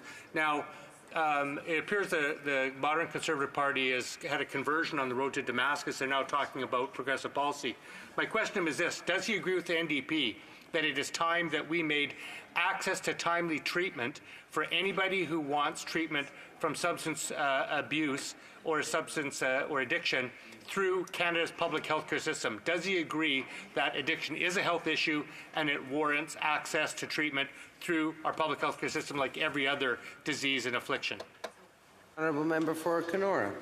Madam Speaker, I'm always amazed by the NDP's focus on a Prime Minister who hasn't been in office in 8 years. Madam Speaker, the Harper government was elected and lost power from office before I was even able to vote. So it's incredible that the NDP are so focused on the past instead of holding the current government to account, Madam Speaker. But to the specific question, which is an important one, I don't have time to answer. Resuming debate, the Honourable Member for Edmonton Manning. Thank you. Thanks, Madam Speaker. Thank you, gents. Economists are telling us that Canada is on the brink of recession, and the response of this Liberal government is to offer us a grim budget. Not only it is grim in the dictionary sense of being depressing or worrying to consider, but it's also a grim, by capital G, as if it were written by the Grimm brothers. In other words, the finance minister has offered us a complete fairy tale. She thinks she's playing the role of a Snow White with her cabinet colleagues at the Seven Dwarfs. Of course, that would leave the Prime Minister the role of Prince Charming. But the Disney version is not the original story. In the grim original version of Snow White, the one Canadians will experience with this budget, the Minister of Finance would be the evil queen, and her budget, the poisoned apple. Only by removing the apple from the Snow White's throat can she be saved, and only by defeating this budget can Canada's economy be saved from this Liberal disaster. Or perhaps The finance minister has a starring role in another of the Grimm brothers' fairy tales, Cinderella. After all, she just bought some new glass slippers before presenting her budget. She wants Canadians to believe she is the fairy godmother, handing out checks from the government, and of course, who'd argue with the idea of free money, even if it's caused more inflation. The money isn't really free, Madam Speaker. Cinderella may spend, and spend, never worrying that the clock is about to strike midnight, but midnight is coming and she will have to face the reality. Her beautiful horses are really mice, and when the clock strikes 12, we will discover just how big a pumpkin she has stuck to Canadian peoples with. This type of fairy tale is not a new thing to this government. After 8 years, we should be used to the fantasies spun of the Liberal storytellers by the Prime Minister and his cabinet. From beginning, they have shown their inability to understand basic mathematics. In 2015, this Liberal leader promised Canadians that if he formed government, he would balance the budget by 2019.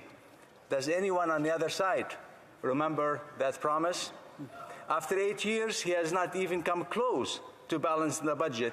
Instead, he just piles on more and more debt with government spending that drives up the price of groceries and everything else. He thinks people should be grateful to him for breaking his promises, because his government, as he says, will always have Canadians' backs, which is easy for him to say since we have already had to give him the shirts of our backs to pay for his high prices and high taxes. Very true. The Minister of Finance has learned from the Prime Minister. She hasn't promised us a balanced budget. Given the Liberal track record, I'm not sure she knows what a balanced budget is. Which may, because if there was one thing missing from this budget, one small spending item would always have made a big difference if purchased and used: a dictionary. If the Liberals owned a dictionary, the finance minister might discover that the definition of fiscal restraint isn't spend the country into recession. Fiscal restraint is not telling Canadians in the fall of 2022 that you expected to run a $30 billion deficit and then add an additional $10 billion a few months later. Can the minister be so unaware of the true numbers, or was she intentionally misleading Canadians? After 8 years of this government, the deficits get higher. The national debt grows, and our grandchildren will still be stuck with paying for Liberal extravagance. Rather than hand out checks to Canadians struggling to feed their families due to high grocery prices, why doesn't this government actually do something about inflation rather than making things worse? It is because they have no clue how the economy works. This government can be counted on to always say the right thing, but their actions speak louder than words. Simply put, they don't walk their talk. A government that broke its promises about balancing the budget, that has steadily increased the deficit and national debt, that has fueled record inflation, should not be entrusted with the finances of the nation. Then again, they spend $6,000 a night on a hotel room for the Prime Minister, complete with butler service. Perhaps they do understand the financial challenges faced by the ordinary Canadians, and instead they just don't care. I'm not the only one who has noticed that the budget presented to us by the Finance Minister is a fairy tale. According to the Globe and Mail, this budget, I quote, is all fiscal fantasy. The Liberal budget is built on a cloud of sleight of hand projections and the hope that Canadians are suffering from collective amnesia, end quote. if Finance Minister Cinderella really wants to help Canadians, and I believe she does, she needs to abandon this reckless spending program that she described as a fiscal restraint. She needs to recognize that people are suffering and she can act to make things better. First, she needs to lower taxes and scrap the carbon tax so hard work pays off again. The grocery tax rebate she's offering doesn't make up for the increases in payroll taxes and carbon tax. Her policies are fueling inflation and making people poorer, which is why 1 in 5 Canadians are skipping meals and food banks are seeing record demand. Secondly, she needs to get the government spending under control. This Prime Minister has added more to our national debt than all Prime Ministers in our history. The Finance Minister says she will balance the budget in 2028, but she has no plan. Continuing inflationary deficits are driving up the cost of the goods we buy and the interest we pay. The Finance Minister's plan to balance the budget is probably the same as her predecessor used. Keep on spending with even greater deficits and pretend that budgets will somehow magically balance themselves in a few years. After all, we all live in a liberal fairy tale where such things can happen. He's right. Except they don't happen. And this government has never managed to meet a self-imposed climate change target. So too has it continuously failed to show any signs of fiscal restraint or fiscal responsibility. It is as if she knows this government is doomed, so she doesn't have to worry about it or about balancing the budget, and eliminating the national debt will be someone else's problem. When the Prime Minister was staying in a $6,000 hotel, a night suite, he went down to the hotel lobby one evening for a sing-along. Perhaps the Prime Minister of Finance take note of the words of that song that he sang. Is this the real life? Is this just fantasy? Caught in a landslide, no escape from reality. For the Canadian people, it is indeed real life. Caught in a landslide of a fantasy budget, for them, there's indeed no escape from reality. I urge the Minister of Finance to learn from the fairy tales and drop her starring role in them. The fiscal clock is about to strike midnight, and it is time for Cinderella to face reality. Thank you, Madam Speaker. Great speech. Questions and comments. L'honorable secrétaire parlementaire de la ministre. The Honourable Parliamentary Secretary. Thank you, Madam Speaker. I'd like to thank my colleague for his speech, his fairy tale speech. But the real fairy tale is that for over 2 weeks ago, we tabled a responsible budget for the future of our families and children. And I'd like to ask my colleague, what fairy tale is he talking about? Because in 2 weeks, he hasn't asked any questions about the budget. He's only asked personal questions of the Prime Minister. So if we're going to talk about a vision of the future, wouldn't it be appropriate to ask questions about the actual budget during question period? The Honourable Member. Speaker, I was still, I think, on the definition issue with this government. And there's nothing in this budget to ask for. The budget is more spending, more inflation, no responsibility, no back to balancing. So what's in this budget to ask for other than another bad news for Canadians that they are looking for more taxes, higher taxes, more spending, and more uncertain future? Thank you. Questions and comments? The Honourable Member for Longueuil-Saint-Hubert. Madam Speaker, currently I've been doing a tour around Quebec talking about the housing crisis. And people in Joliette, for example, there's an adult with a mental disability who's on the streets. So he was unhoused and ended up killing himself. There's nothing in this budget to help him.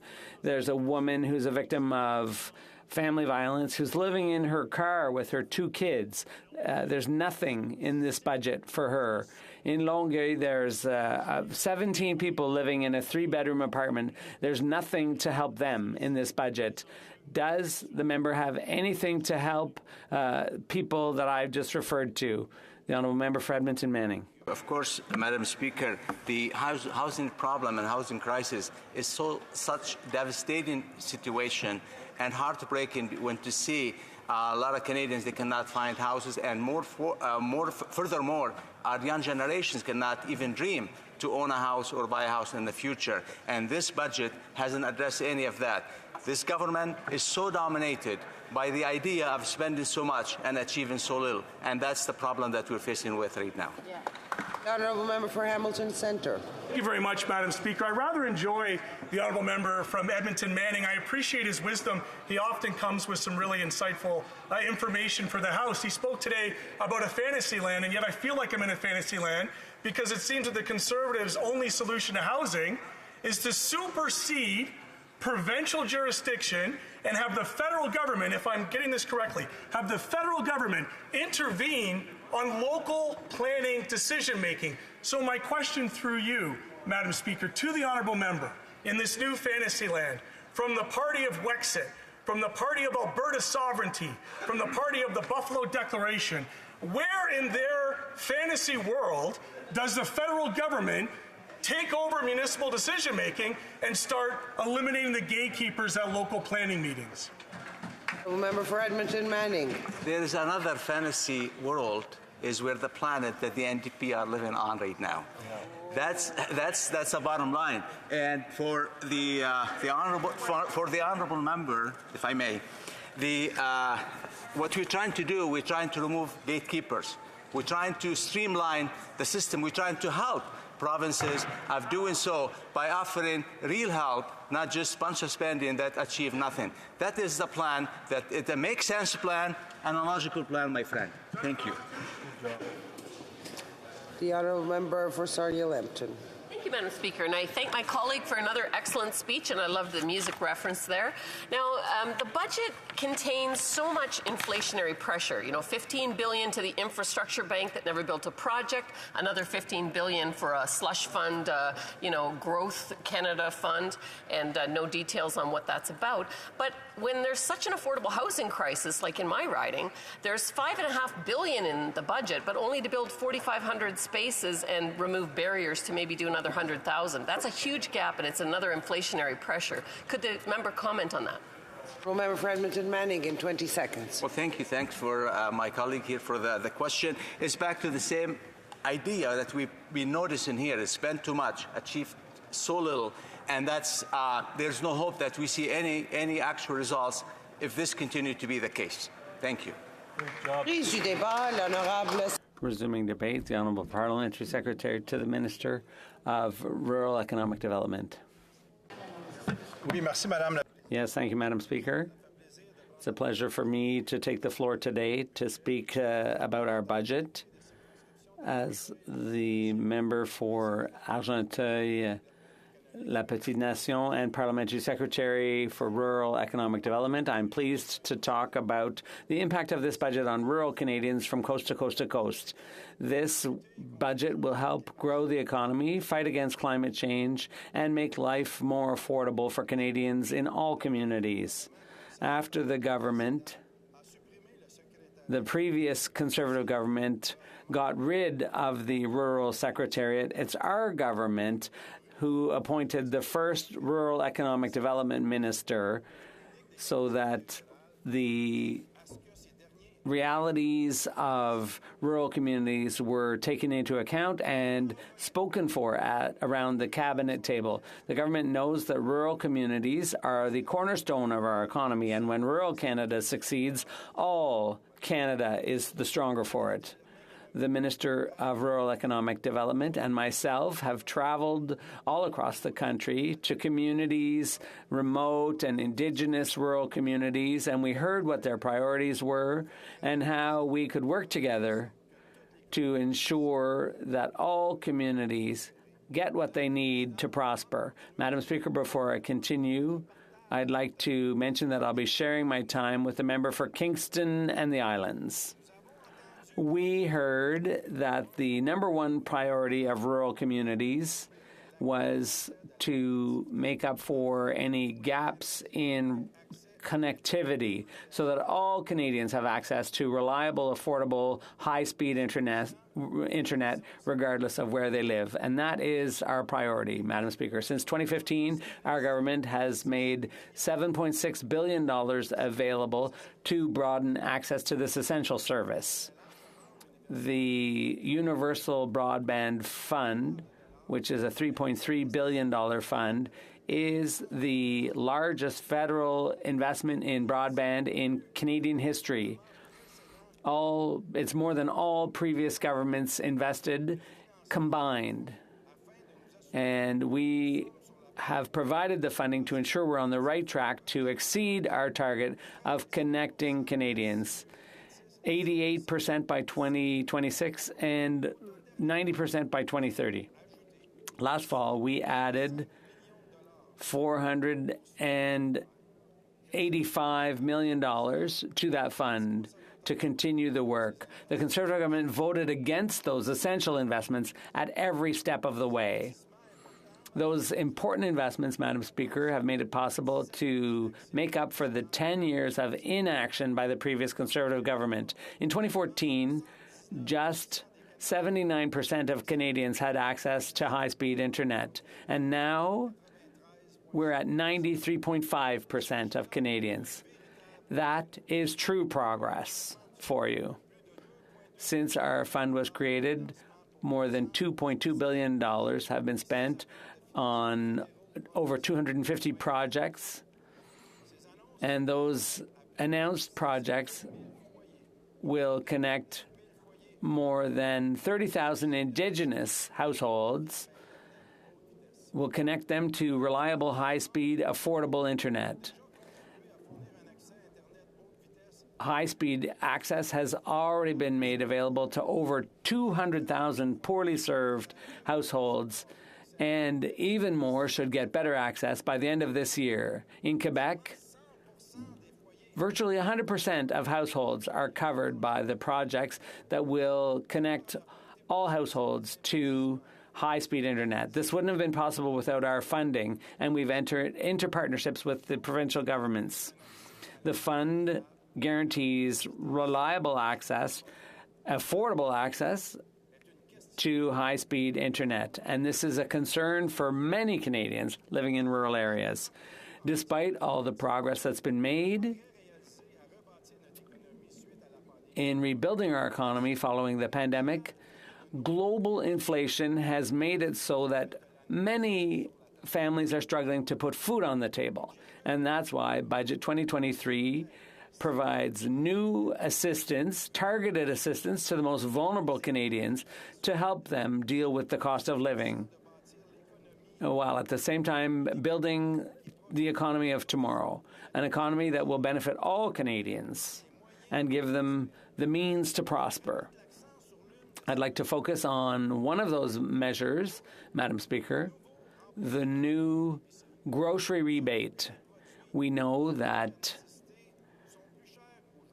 food is more expensive today, particularly in rural areas where life is more costly.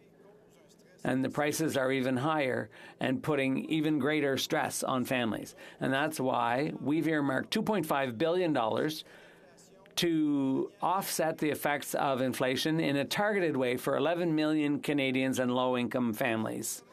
The grocery rebate will entitle couples with 2 children to get up to $400 in rebates, and single Canadians up to $234.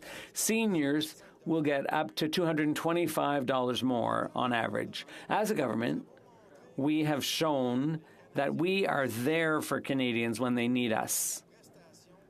Just like the Canada Child Benefit, this will put more money in the pockets of Canadian families and seniors who need it the most. The investments under Budget 2023 will strengthen the healthcare system because it calls for almost $200 billion to reduce backlogs and to expand access to family health services and to ensure that the provinces and territories are able to provide high-quality health care which Canadians deserve. The budget also introduces a new dental care plan which will benefit up to 9 million Canadians and will guarantee that no Canadian family will have to choose between taking care of their teeth and paying the bills at the end of the month. This investment will make a real change in the daily lives of Canadians in rural areas. Parents should not have to worry about the cost of dental care for their child. A senior should be able to go to the doctor without worrying about a long trip because the doctor doesn't live in their community. The member will have 2 minutes after question period to complete his speech and for question and answers. Statements by members. The Honourable Member for Humber River Black Creek. Thank you very much, Madam Speaker. Today I rise to celebrate a family-operated Canadian business that I'm very proud of. I want to congratulate the Primucci family on the 60th anniversary of their delicious Pizza Nova brand. For many years, the Primucci's family has been sharing the rich taste of Italy with Canadians throughout. Although Pizza Nova is more than just great food, it is a labor of love since 1963. Pizza Nova stands for passion, for family, friends, and delicious pizza. And I'm happy to share this moment of celebration with them today. You too can say thank you and congratulations by taking your family for an authentic Italian pizza in one of their 150 locations in Southern Ontario to celebrate their 60th anniversary. To Sam and Gemma Primucci, the founders of the Pizza Nova chain, and to their terrific family members who have grown it into a very successful franchise operation. And on behalf of my husband Sam and I and our community, we offer the most sincere congratulations to all. Thank you, Madam.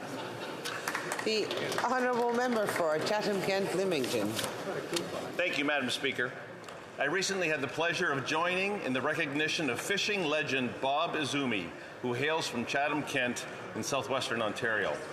Bob recently received a rare honorary membership to the All-Party Parliamentary Outdoor Caucus in recognition of his outstanding work in promoting fishing, family activities, and environmental stewardship. Bob is known across North America for hosting Canada's longest-running syndicated television series, Bob Izumi's Real Fishing Show, which ran for 38 years. It's also great to see Bob pay tribute to his father Joe, who in addition to raising Bob, his sisters Lynn and Georgina, and brother Wayne, while working 2 or more jobs, also made time to teach community bowling, baseball, and of course organized Canada's first ever bass fishing tournament right here in Kent County. Thank you, Bob, for representing your community and country with so much dignity and your ever-present smile. The Honourable Member for West Vancouver, Sunshine Coast, Sea to Sky Country. Mr. Speaker, from majestic landscapes, stunning wildlife, rich and diverse culture, and sophisticated cities, Canada has so much to offer. The millions of Canadians employed in the tourism sector are proud to show visitors our national treasures like the old-growth forests, beaches, and coastal Indigenous art on the Pacific, Banff National Park in the Rockies, stunning Niagara Falls in Ontario, la richesse historique et culturelle de la ville de Québec, and the quaint historic village of St. Andrews. The truth is that Canada's economy from coast to coast to coast is powered by tourism. Tourism is pivotal for social cohesion, and our cultural ambassadors that work in this space are instrumental in showing the world our culture and values. With the coming launch of the new tourism growth strategy, Canada is committed to helping this sector reach its full potential by attracting more people to choose careers in tourism, attracting and supporting events big and small right across the country, and investing in the people and the infrastructure that will set up tourism for success now and into the future. As the co-chair of the All-Party Parliamentary Tourism Caucus, I want to wish you all a happy Tourism Week and encourage you to highlight the wonders in your riding and the workers and businesses that help share them with the world. Thank you, Mr. Speaker. The Honourable Member for Beauport-Limoilou. Mr. Speaker, today is the beginning of Tourism Week, and so I would urge you to come and get to know the warmth and hospitality of Quebec. Tourism is in our nature, whether in the regions or in the city. Quebec is recognized for its green spaces, its river, its breathtaking landscapes, where a hike becomes an adventure for one and for all. Come and discover urban Quebec, its unique architecture in North America, and its cultural and nightlife. And what about the contribution of First Nations to the history, geography, and tourism of Quebec? Over 4 centuries of friendship has marked the relationship between Quebecers and First Nations who have been here for millennia.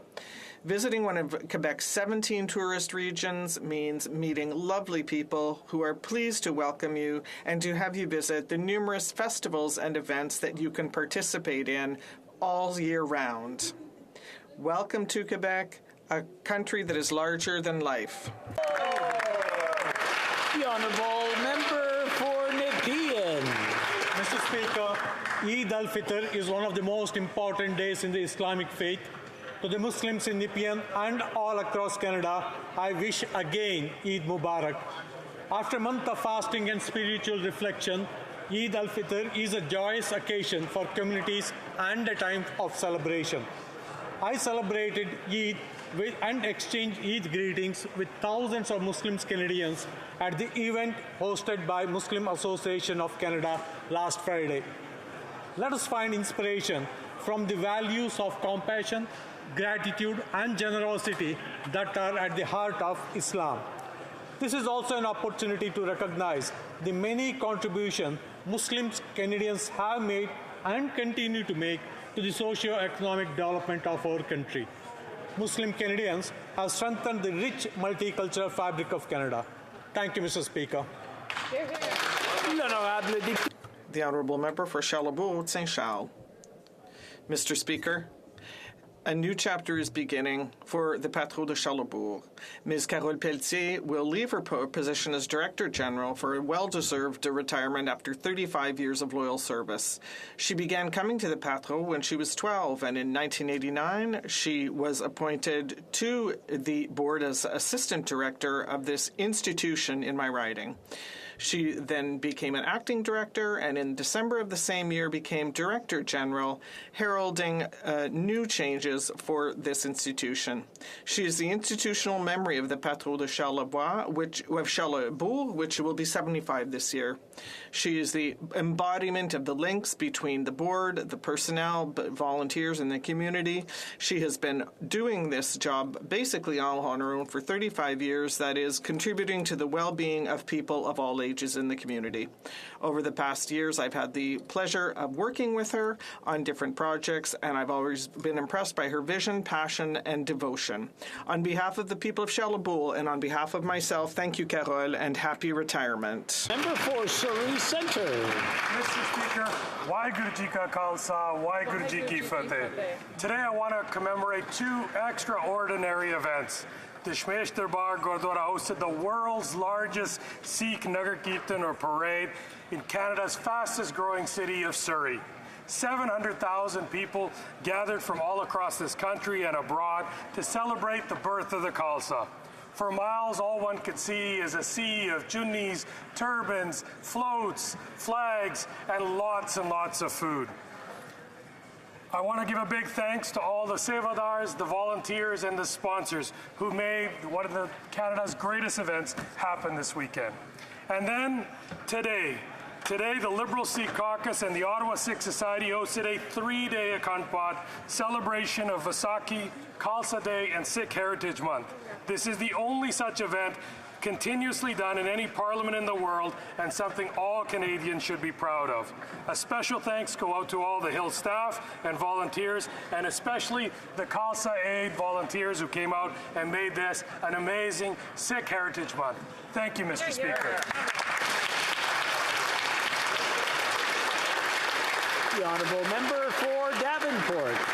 Mr. Speaker, it is my absolute honor and pleasure to be hosting over 40 Hispanic and Latin American leaders to the House of Commons today. including for the very first time a member of the Latinx LGBTQ2 community. With representatives from Victoria to Nova Scotia and 4 provinces, they are in Ottawa to build relations with parliamentarians, to exchange knowledge and information, and to network. There are over 1 million Canadians of Hispanic or Latin American descent in Canada today. It's a community that's often not very visible, but they are top lawyers, business leaders, journalists, scientists, doctors, urban strategists, educators, heads of community organizations, and so much more. Their contributions are immeasurable, and they embody the words, diversity is our strength, for indeed their contributions make Canada a stronger, better country. Through their hard work and dedication, this growing community will play an important role in Canada's future growth and prosperity. Gracias to the leaders of the Hispanic and Latin American Canadian community. You're an inspiration not only within the community, but to all Canadians. That's right.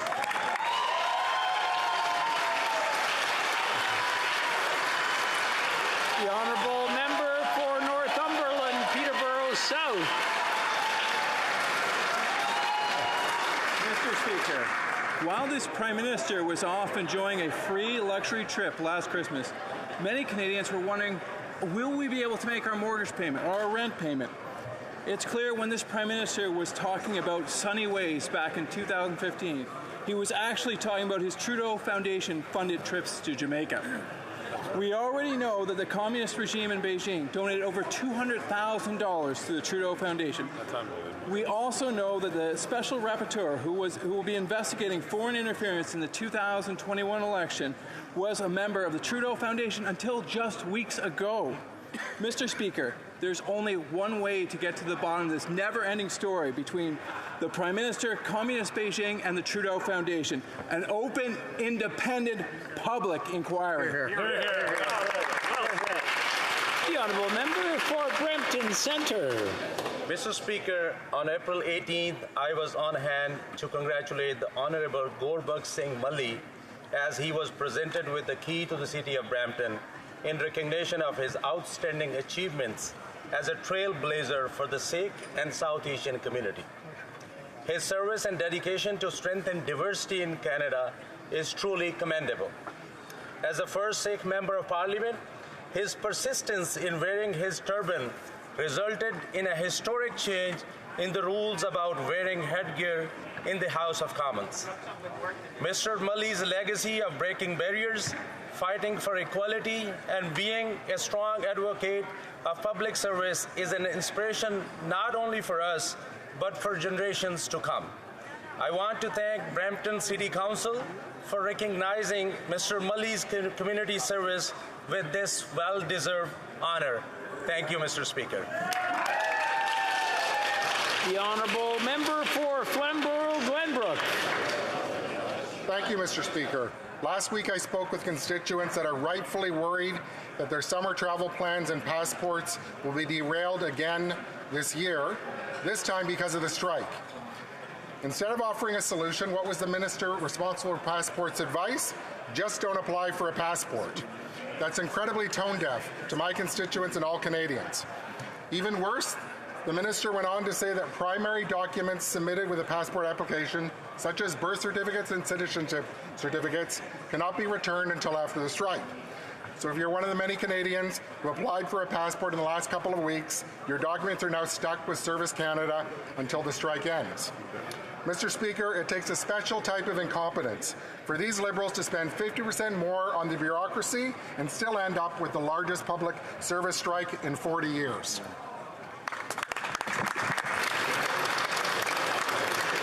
I just want to remind everyone that SO31s are taking place, and I know we want to hear what people have to say. Hopefully it's about what's going on in their riding and something that's special to them. The honourable member for Langley, Alder Grove.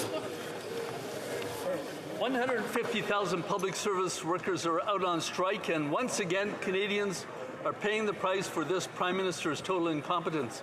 He had 2 years to do a deal, but he dropped the ball and failed to bring it home. Instead, he is spending $20 billion a year more on the federal bureaucracy, yet he delivers poorer services. And to top it all off, he's caused the biggest strike in a generation. Now that takes a special degree of incompetence.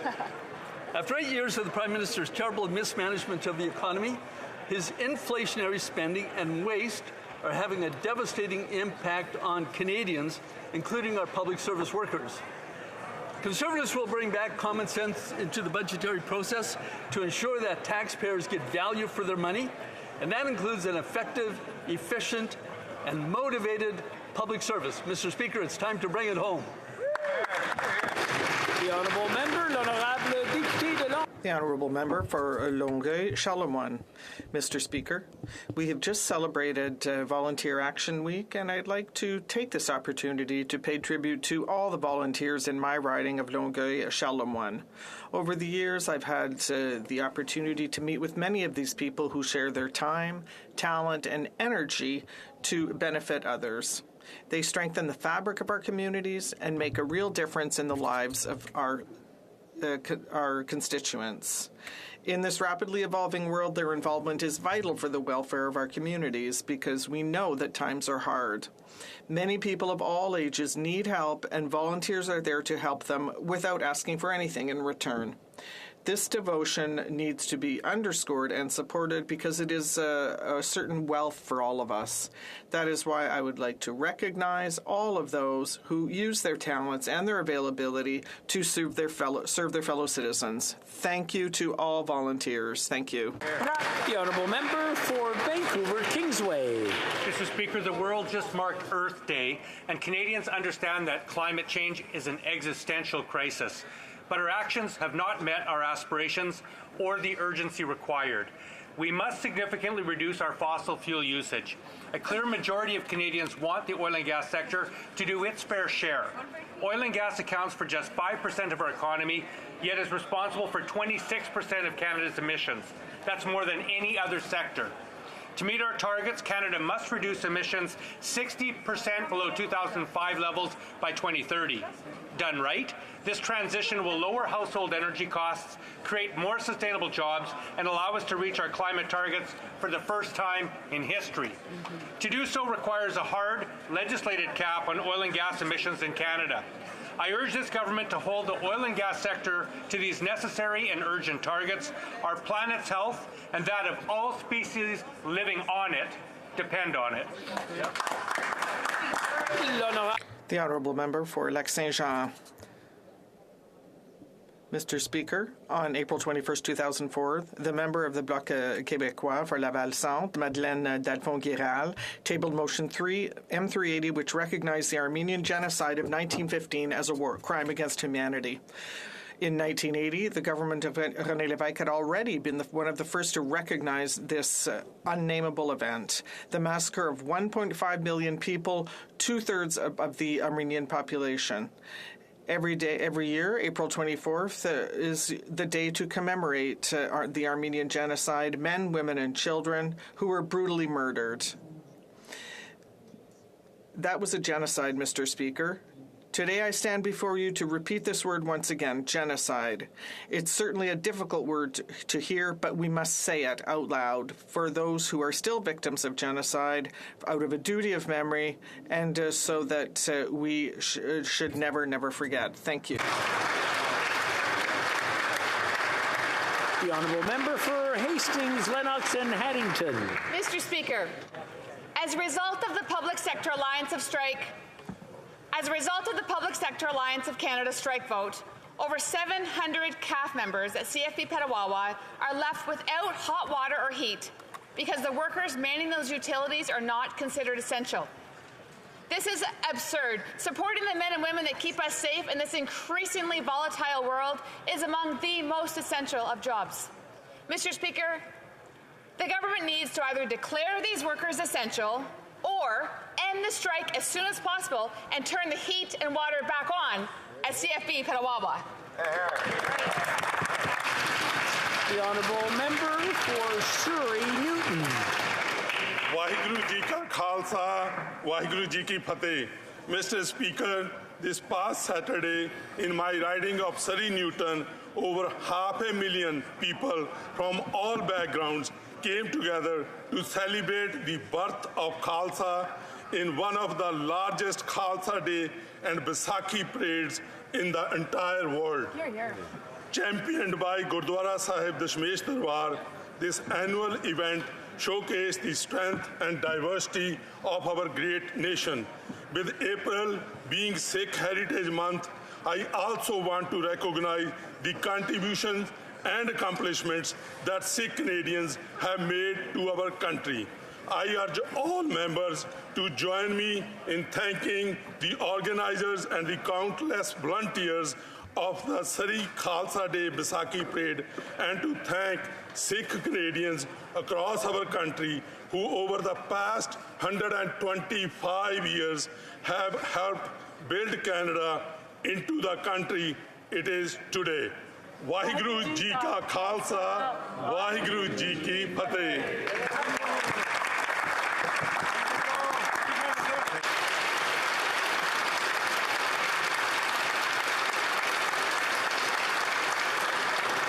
Questions. Question orale. The Honourable Leader of the Opposition. Nous sommes en train de faire témoignage de... We are currently witnessing massive incompetence by this Prime Minister. The Prime Minister has spent $20 billion more on the public service while causing the biggest public service strike in over 40 years. As a result of that, 700 people didn't have heating for 3 days. The minister has told Canadians not to apply for passports, to not even bother trying to obtain a passport here in Canada. How much will Canadians have to pay to fix the strike that the Prime Minister caused? The Honourable President of the Treasury Board. Thank you, Mr. Speaker. As you know, public servants offer essential services to Canadians, and the government appreciates their work. We have committed to reaching agreements which are fair and reasonable for Canadians. That's what we're doing right now. We will continue to do so until we reach an agreement that is fair and reasonable. Thank you, Mr. Speaker. The Honourable Leader of the Opposition. To increase the cost of the bureaucracy by 50% or $20 billion a year, it would be another to have a strike. But to do both of those things at once takes a special, unique kind of incompetence that only this Prime Minister could pull off. But the consequences are that 700 soldiers have been without heat and warm water. Canadians are now told they're not even to apply for passports, let alone get one, meaning that they'll miss international weddings. Our veterans, our seniors, our small businesses, our taxpayers are all being ripped off. Now, how much are they going to have to pay to bring an end to the Prime Minister's caused strike? The Honourable President of the Treasury Board. Mr. Speaker, public servants from the PSAC provide important services to Canadians, and the government values their work. We are committed to reaching agreements that are fair for our employees and also reasonable to Canadians. There is a competitive deal on the table, but the PSAC continues to insist on demands that are unaffordable and would severely impact our ability to deliver services to Canadians. Now, Canadians can expect both parties to bargain in good faith and find compromise. That is what we are focusing on, Mr. Speaker. Merci. The Honourable Leader of the Opposition. This Prime Minister is unaffordable, Mr. Speaker. Maybe if we weren't spending $21 billion on consultants every year, he wouldn't have the biggest public service strike in modern memory. He expects us also to believe that he has no direct or indirect involvement with the Trudeau Foundation, even though its donors pay for his vacations. He chose 2 of its former directors to head up investigations into foreign interference. The Trudeau Foundation received Beijing-based donations, which his brother processed. Mr. Speaker, now we learn that the Trudeau Foundation is holding meetings in his office. Did he not know about that either? The Honourable Government House Leader. The meeting that took place was between public servants in a government building. It wasn't with the Prime Minister, but I can understand that the Leader of the Opposition, as usual, is looking to swing a wide stick and doesn't seem to care what he hits, Mr. Speaker. There is constant beret of attacks and mischaracterization of information. His interest, again and again, is to disrupt and be partisan rather than provide productive solutions to the issues that face this country right now. The Honourable Leader of the Opposition. So let's get this straight. The Trudeau Foundation's donors paid for the Prime Minister's vacation, but he didn't know about that. the Trudeau Foundation supplied the 2 independent investigators to look into the interference by Beijing. He didn't know about that either. The Trudeau Foundation received donations from Beijing, organized and orchestrated by his brother, but he didn't know about that. And now we know there were meetings in the Prime Minister's office with his top officials and the Trudeau Foundation. Once again, are they really expecting Canadians to be dumb enough not to believe that he didn't know about that either? The Honourable Government House Leader. Mr. Speaker, sometimes I stay up at night and I wonder how the Leader of the Opposition got to the position of recommending to people to opt out of inflation by recommending cryptocurrency as a solution. And now I understand why, Mr. Speaker. Listening...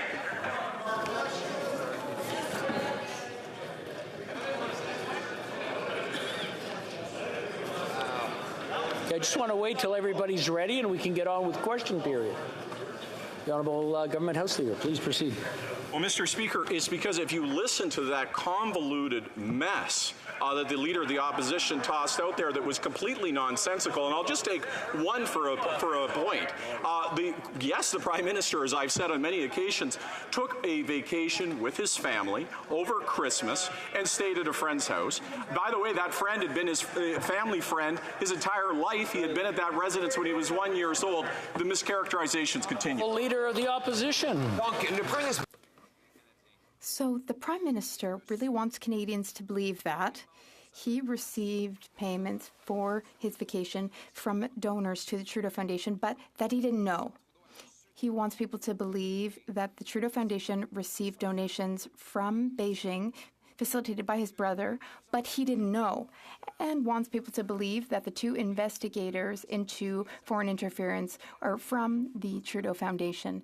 There was a meeting with the Trudeau Foundation in the Prime Minister's office with his top officials, and we're expected to believe that he didn't know? Mr. Speaker, does the Prime Minister take the Canadians for fools?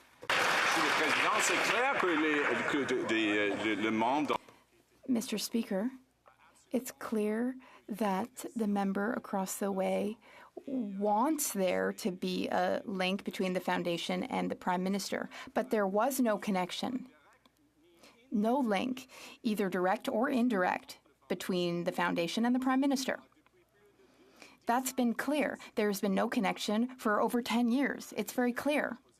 Unfortunately, though, the Leader of the Opposition is looking to create division and partisanship. He's not really looking for facts, Mr. Speaker. The Honourable Member for La Prairie.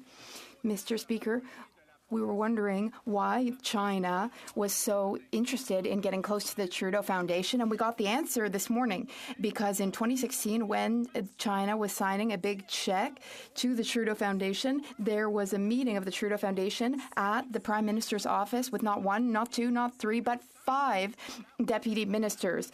Yet the Prime Minister continues to insist that for 10 years he hasn't had any ties to the Foundation. But is he aware of what happens in his own office, or does he take Quebecers for fools? The Honourable Leader of the Government in the House.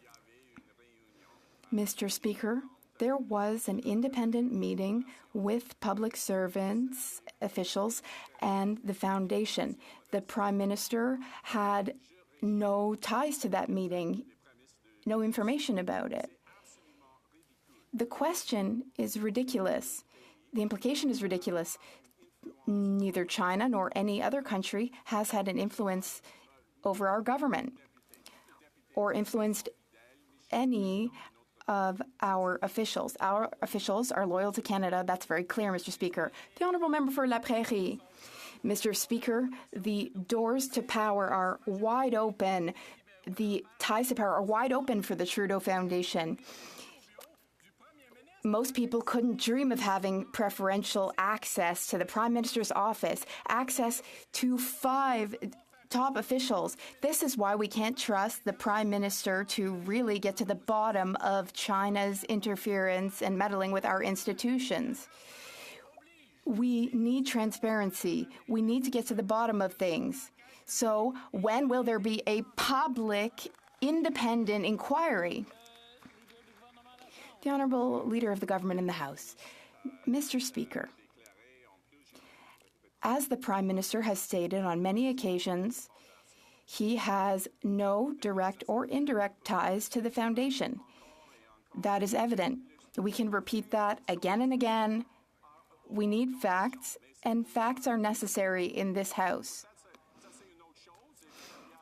in order to... Maybe the member across the way would like to write stories, become a novelist. That could be another career. But the facts are different from the stories, Mr. Speaker. The Honourable Member for Rosemont-la-Petite-Patrie. Mr. Speaker, it's now day 6 of the public service employees' strike. The government is far from reaching a deal at the negotiation table, the bargaining table. In fact, the union leader is saying that the Treasury Board president doesn't take this seriously. We need to respect these workers who are here for us. It's time for the minister to be there for them. Will the minister stop doing a PR campaign and do her real job? Find a solution. The Honourable President of the Treasury Board. Thank you, Mr. Speaker. Our team is currently working tirelessly and very hard to negotiate a new collective agreement which will be fair, equitable, reasonable, and competitive. The union came to the bargaining table with 570 asks, and there are only a few asks remaining. Mr. Speaker, we need to find a happy medium between what's reasonable for Canadians and what's fair for employees. That's exactly what we're doing with the offer we have recently put on the table. River. Mr. Speaker, workers deserve to be treated with respect, but Canada's public service workers have been without a contract for 2 years, and now they're out in the rain fighting for their rights, and the minister is nowhere to be found because the government has failed to get a fair deal for the workers. Canadians across the country are feeling the impacts of the PSAC strike. It's time for the minister to show that she's going to walk the walk on labor rights, or will the minister continue to ignore these workers' rights? Well, President of the Treasury Board. Mr. Speaker, our team has been working around the clock to negotiate new collective agreements that are fair, competitive, and reasonable. This round of negotiations has been a heavy lift. The union came to the table with 570 demands, and I'm proud to say that only a handful remain on the table. Mr. Speaker, we need to find a balance between what is fair for employees, reasonable for Canadians, and that's what the deal is and on the table at this time. I thank you, Mr. Speaker. The Honourable Member for Charlebourg-Haut-Saint-Charles. Mr. Speaker, the Prime Minister increased the cost of the public service by 50% in 8 years and hasn't been able to handle that growth. So now CRA employees are on strike in the middle of tax season. These are difficult times for millions of Canadians, many of whom are waiting patiently for their tax refunds to pay bills and provide for their families' basic needs. Does the Prime Minister realize that Canadians are fed up with his incompetence? Will he take action now to ensure that refunds are not delayed? The Honourable Minister. Mr. Speaker, when it comes time to negotiate with the union, what would the Conservatives do? Canadians remember the Conservative years. They cut services, they silenced scientists, they tried to crush union movements and action everywhere in Canada. Then they stand in this House and try to tell us how to negotiate. Canadians will not forget. We'll never forget when how the public service was handled by Conservatives. Cuts upon cuts upon cuts, Mr. Speaker. The Honourable Member, wait just a moment. I'll ask everyone to take a deep breath. I'm not sure what it is. It's not even heckling today. It's just people talking amongst themselves. It's lovely to see everyone getting along. But listen, if you're not interested, you can leave. You can go outside the chamber. L'honorable député. Maman. The Honourable Member, just a moment. Hold on. We're going to wait here for everyone to be ready. Is everyone ready? All right. The Honourable Member for Charlebourg-Haut-Saint-Charles. Mr. Speaker, now, when I talk about government incompetence, the Revenue Minister is the best example. She's just talking nonsense.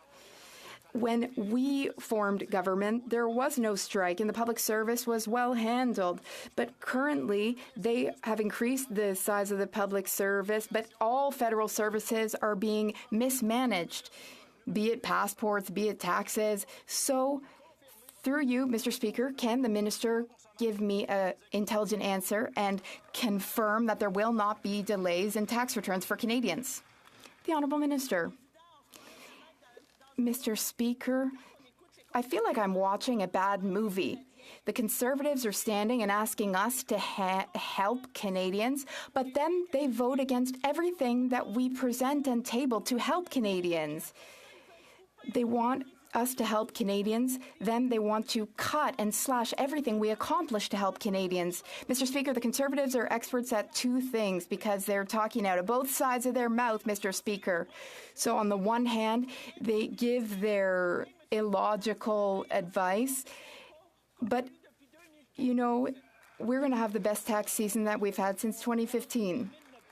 Mr. Speaker, Canadians want to file their tax returns, but they don't know when they're going to be processed or when they're going to receive their refunds. In addition, this Prime Minister spent 50% more on the bureaucracy. Canadians are receiving poorer services, and just outside these doors, we have the largest public service strike in Canadian history. So when will this Prime Minister take responsibility for the price that Canadian taxpayers have to pay and end this strike? The Honourable Minister for Families. Mr. Speaker, for our government, it's important to make sure that we respect the right of workers to strike and we respect the collective bargaining process. We are doing just that because we believe that a good deal can be reached at the negotiating table, while we're also making sure that we're respecting Canadians and the price that they're going to pay to ensure that we get a fair deal for Canadians as well as for workers. And Mr. Speaker, I can assure the member opposite and all members across this House, if you file your taxes online, your tax return will not be impacted at all. Thank you, Mr. Speaker. The Honourable Member for Calgary-Midnapore. Well, Mr. Speaker, that minister is the minister responsible for the passport backlogs in the first place. The Prime Minister had 2 years to negotiate agreement, and he failed. In addition, he raised the cost of the bureaucracy by 50%. Canadians are receiving poor services, and outside these doors, we have the largest strike in Canada in the history of the public service. So will this Prime Minister commit to the most basic of services for Canadians and commit to ending this strike? The Honourable Minister. Unlike the Conservatives, we actually respect workers' rights, and we are taking an approach that makes sure that we respect the right to collective bargaining and we respect the right to strike. We believe and we are committed to making sure that the best deal that is reached will be reached at the negotiating table, Mr. Speaker. Those negotiations are ongoing, and we're going to make sure that we get a good deal both for the public servants but also for Canadians, because we know how important it is to make sure that we deliver core government services, and we are going to get that deal. Thank you, Mr. Speaker. The Honourable Member for Simcoe North. Mr. Speaker, this is the largest public sector union strike in 40 years. Revenue Canada workers are off the job and vital services have been halted. The tax filing deadline is this week, and Canadians can't even get their phone calls answered. What is the government going to do to ensure continuity of service so Canadians can get their most basic questions answered? Great question. The Honourable Minister for Tourism. Mr. Speaker, I thank the Honourable Member for his question, and my Honourable colleague stated this very clearly in this House, that if Canadians file their taxes before the deadline online, there will be no impact to the PSAC strike that's going on right now. Mr. Speaker, let's be really clear. We believe in a negotiated settlement. We believe in working at the table. Mr. Speaker, let's look at the contrast between 9 years of economic stagnation on the other side, when the only playbook from the Conservative Austerity Caucus was chop, chop, chop. Whether it was status of women's offices, veterans' offices, rating EI, Mr. Speaker, Canadians know a government that has their backs, and that is our government. Honourable Member for Simcoe North. Mr. Speaker, how can the government expect Canadians to file their taxes by the deadline if they can't even get their questions answered? The government knew when the contract was up. They know when tax filing deadline is. So I will ask, how much money will it cost the taxpayers for this government to end the strike? The Honourable National Revenue Minister. Mr. Speaker, Conservatives say one thing and then they're opposite. They say they care about Canadians, but they voted against the Canada Child Benefit, Mr. Speaker. They voted against the Canada Workers Benefit, Mr. Speaker. They voted against dental care. They voted against housing programs, Mr. Speaker. And I can reassure my colleagues that since 2015, we've had the best tax seasons that we've had. 95% of Canadians file their tax returns electronically, and there have been no delays in paying tax returns.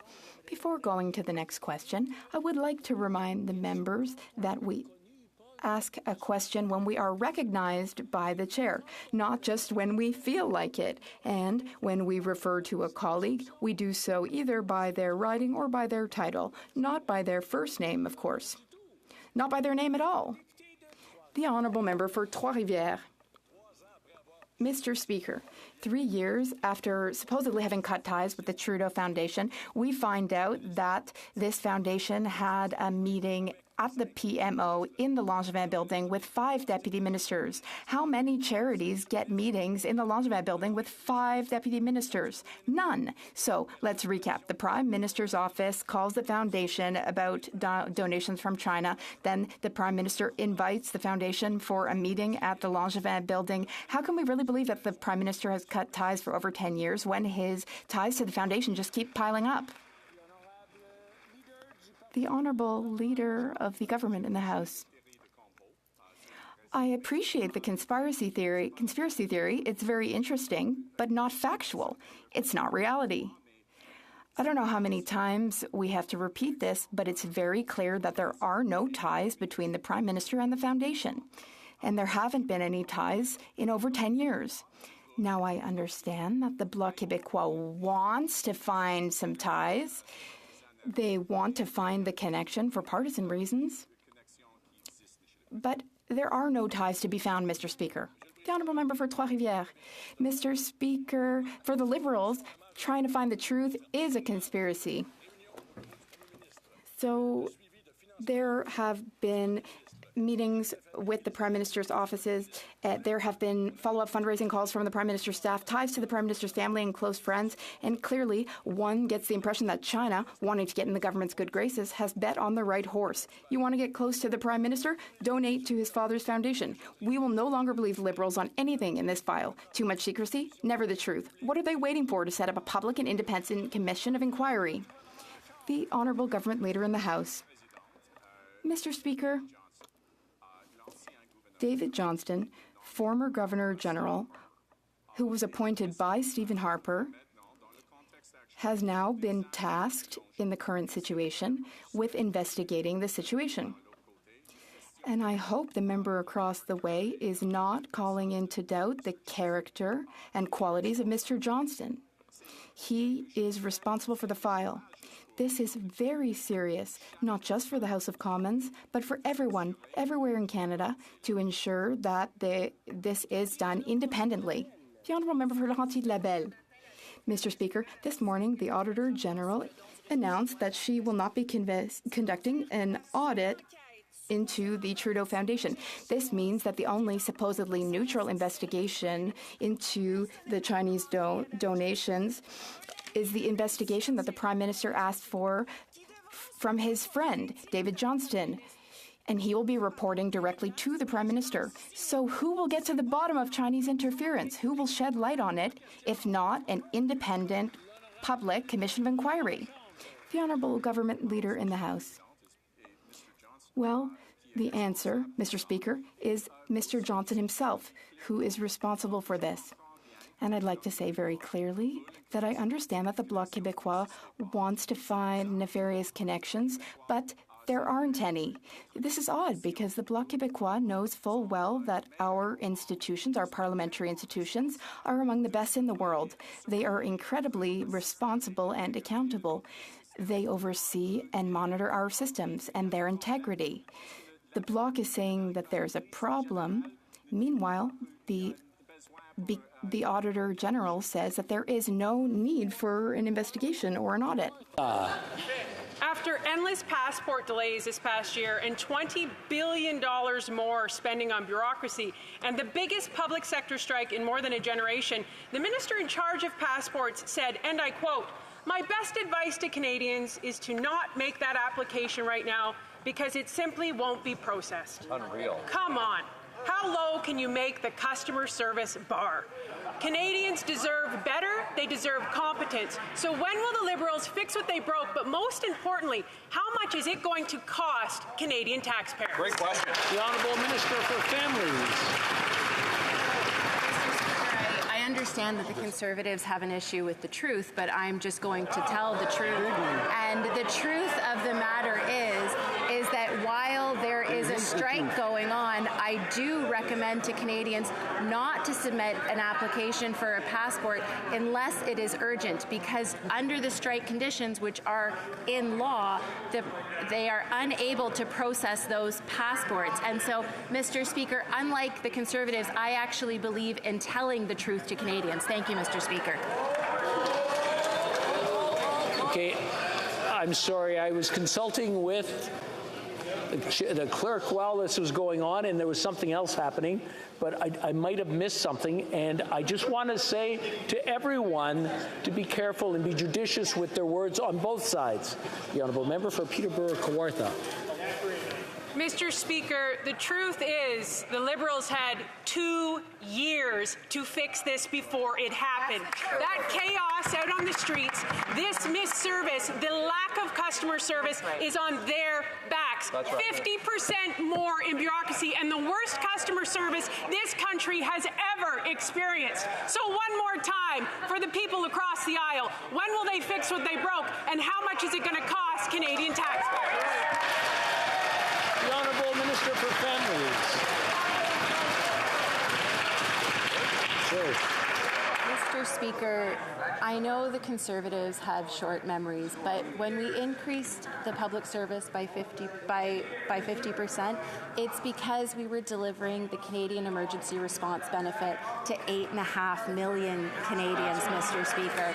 It's the fact that at the greatest health and economic challenge of our time, this government was there for Canadians. Mr. Speaker, my big concern is the fact that the Conservatives have not only forgotten that, but that they wouldn't do the same thing to help Canadians in their time of need. Thank you, Mr. Speaker. Honourable Member for Wellington, Halton Hills. During the pandemic, Canadians had to wait hours in line to get a passport. Delays took 4 or 5 months for Canadians to obtain those passports, and the backlog by last August reached 340,000 Canadians. Wow. The pandemic ended, though, and Canadians thought, finally, things will get back to normal. But they failed to take into account the competence of this government's ministers. Despite the largest expansion of the public service in recent decades and tens of billions of dollars spent on consultants, the government has managed to oversee the largest strike in decades in the public service. The minister's response? Don't apply for a passport. What travel document are Canadians supposed to travel on? The Honourable Minister for Families. Mr. Speaker, during a general strike, by law, passport services are not considered to be essential. If there are urgent or humanitarian cases, they will be processed. That information is available on the website. But, Mr. Speaker, I have grave concerns with the short-term memory losses of the Conservatives who have forgotten that those investments that were made were there to help 8.5 million Canadians get through the biggest health and economic challenge of our time. Mr. Speaker, Canadians understand that when they're in need, it's this government that's got their back. We just don't know where the Honourable Member for Windsor West. Mr. Speaker, Canadians are paying some of the highest prices in the world for telecom services, and with the Rogers-Shaw merger approved by this government, it will only make things worse. Now it's been reported that the former industry minister is joining Rogers as executive in charge of public policy. This was the minister that allowed Rogers to raise cell phone prices through the roof. Former Liberal cabinet ministers landing cushy jobs in big corporations is nothing new, but this is unreal. You just can't make this stuff up. Why do Liberals seem more interested in jumping on the gravy train than bringing down costs for everyday Canadians? The Honourable Minister for Innovation. Mr. Speaker, I'd like thank the member for the question. Mr. Speaker, the one important issue for Canadians is to bring costs down, Mr. Speaker. That's why, Mr. Speaker, that's what we did in the last iteration that he's talking about. Mr. Speaker, the way to bring costs down in Canada is to have more competition. The way to have more competition is to have a fourth national player. That's what we deliver for Canadians. We're always going to stand up for Canadians to make sure that prices go down in this country. Member for Hamilton Centre. Mr. Speaker, I can assure you the way to bring costs down is not to appoint Liberal insiders to executive positions at Rogers. And the fact that he doesn't even know what the problem is just shows how out of touch they are with Canadians. They greenlit the Rogers-Shaw merger even though the Competition Bureau said it was a bad deal for consumers. And now the former industry minister gets an executive position at Rogers. With this Liberal-Rogers merger almost complete, Canadians have a right to know which Liberal insider had influence and was involved in the approval process, and when was the last time the Prime Minister or the Industry Minister... The Honourable Minister for Innovation. Mr. Speaker, let me provide a bit of background to the member. Actually, we denied the transfer of license from Shaw to Rogers, Mr. Speaker. It's this government who stood up to the big telco, Mr. Speaker. We put 21 conditions. This has never been done in Canada's history. And Mr. Speaker, you know why? Because Canadians have asked us to bring price down. That's what we did. The way to do that is to competition and to have a fourth national player. Mr. Speaker, Canadians know on which side we stand. We stand on their side. The Honourable Member for Richmond Hill. Mr. Speaker, economies around the world are striving to achieve net zero transition and adapt to green technologies for the future. Electrical vehicle and battery manufacturing plays a key role in reaching these objectives. Can the Minister of Innovation, Science and Industry update this House on the historic announcement of Volkswagen setting shop in St. Thomas, Ontario, and what it means for job and investment for generations to come? Thank you, Mr. Speaker. Honourable Minister of Innovation. Mr. Speaker, I'd like to thank the colleague for the question. This is a great question. Actually, Mr. Speaker, it's a home run for Canada, Mr. Speaker. We've attracted a $7 billion investment. This is a home run for the community of St. Thomas and southwestern Ontario. This is a home run for auto workers in Canada. This is a home run for auto sector, Mr. Speaker. And unlike the Conservative in 2011, we don't let the sector go down. We invest in the sector, Mr. Speaker. We have attracted the first car manufacturer in 35 years in the first European. Let's celebrate, Mr. Speaker.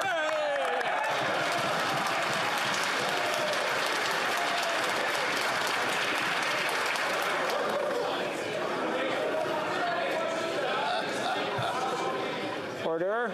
Order.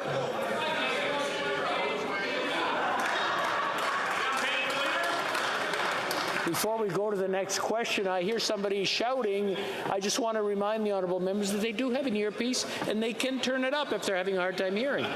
The honourable member for Sherwood Park, Fort Saskatchewan. So, Mr. Speaker, the Prime Minister has been saying for weeks that he built a wall between himself and the Trudeau family's taxpayer-funded foundations. New revelations now show that the Prime Minister didn't actually build the wall, that these claims are completely false. The Trudeau Foundation hosted a meeting inside the Prime Minister's own office with 5 deputy ministers. So what, was there a wall down the middle of the room or something? Canadians deserve a full investigation into political involvement and foreign interference into the Prime Minister's taxpayer-funded family foundation. Will the government allow that full investigation to take place? The Honourable Government House Leader. Well, Mr. Speaker, the meeting in question was between public servants and the foundation. It did not involve the Prime Minister. It was in a building, yes, and there are many meetings that take place all over over Parliament Hill. And this is what's going on, Mr. Speaker, is again and again and again, they're looking for any way they can to connect this when no such connection exists. I've made it clear that no such connection exists. I will repeat that day in, day out, Mr. Speaker, and they'll continue to try with this. Honourable member for Sherwood Park, Fort Saskatchewan. Mr. Speaker, let's listen to the words that the Government House Leader actually used. He said, well, yes, it was in a building. Yeah, it was in a building. Well, you know what building it was? It was in the Prime Minister's own office. It's not just any building, Mr. Speaker. It's of some significance. If there was a meeting that took place in my office, and then I claimed I had no idea that people were using my office. How did they get in? Did I leave the key somewhere? Mr. Speaker, could the government House Leader provide us with a more serious explanation? If the Prime Minister didn't know about this meeting, then how did the people get into his office? The Honourable Government House Leader. I'm not sure which building the member in. Maybe he's in Confederation, and now I know that he's aware of every meeting that takes place in Confederation, Mr. Speaker. I mean, come on. Let's be realistic here. The actual issue that is attempting to be...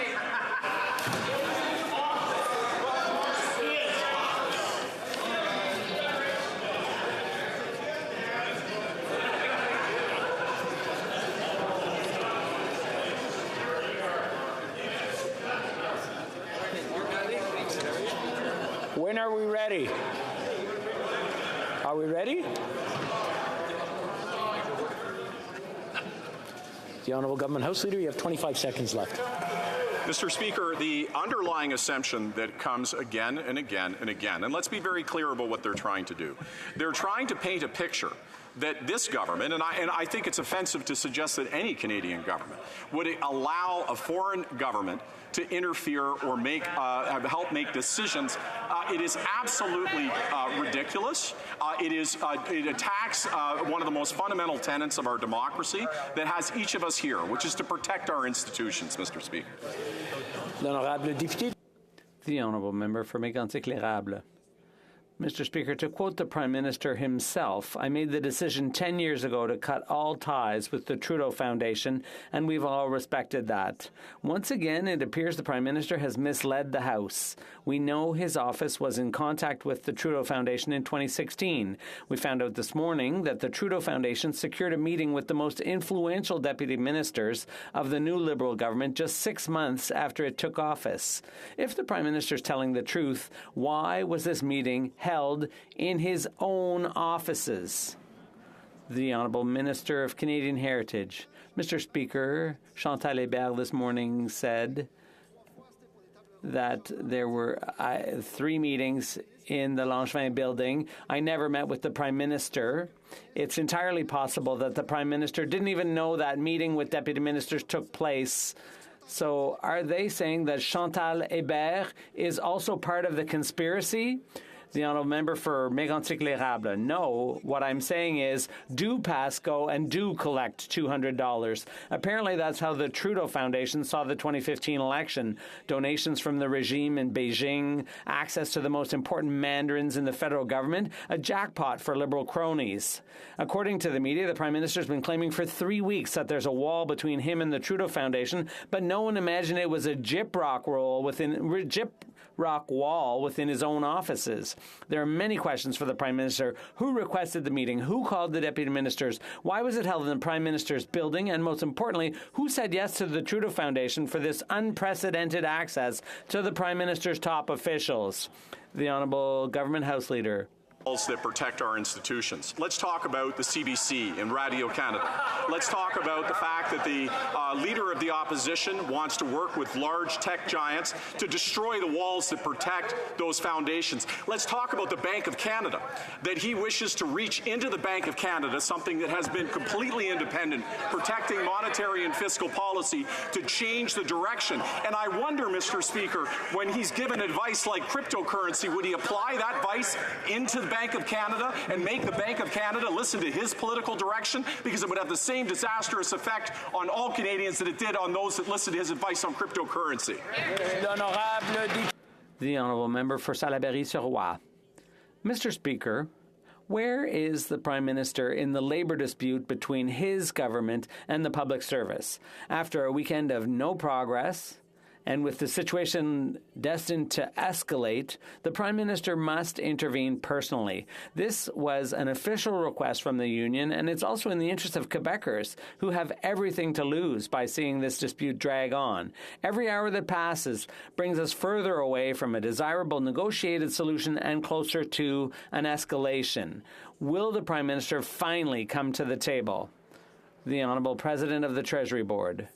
Mr. Speaker, we are at the table right now. We are bargaining with the union, a lot of progress has been made. There were hundreds of demands, and now we're down to just a handful.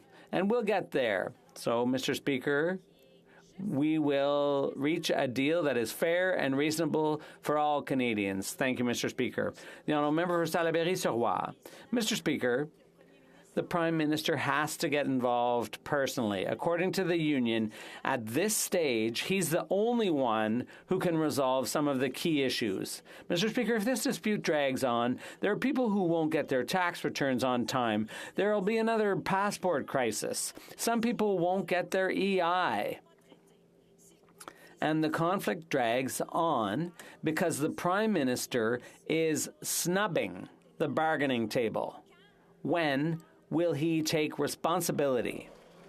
The Honourable President of the Treasury Board. Mr. Speaker, for 3 weeks now, we've been at mediation. We've been working tirelessly to renew the collective agreement so that it's fair, competitive, and reasonable. This round of bargaining has been difficult. As I said before, the union came with over 500 demands, and I'm happy to say that there's only a handful left on the bargaining table. We're working very hard. We will reach a deal soon, very soon, and we will keep making every effort to reach that deal. Thank you. Nipissing Pembroke. Mr. Speaker, 700 soldiers at base Petawawa went without heat and water because the Prime Minister couldn't reach a deal with public servants. According to leaked documents, the Prime Minister secretly told our allies that he doesn't feel our military is important. Now Canadians know the truth. Under the Liberals, our women and men in uniform will never be considered a priority. The Prime Minister's residence would never go without heat and water.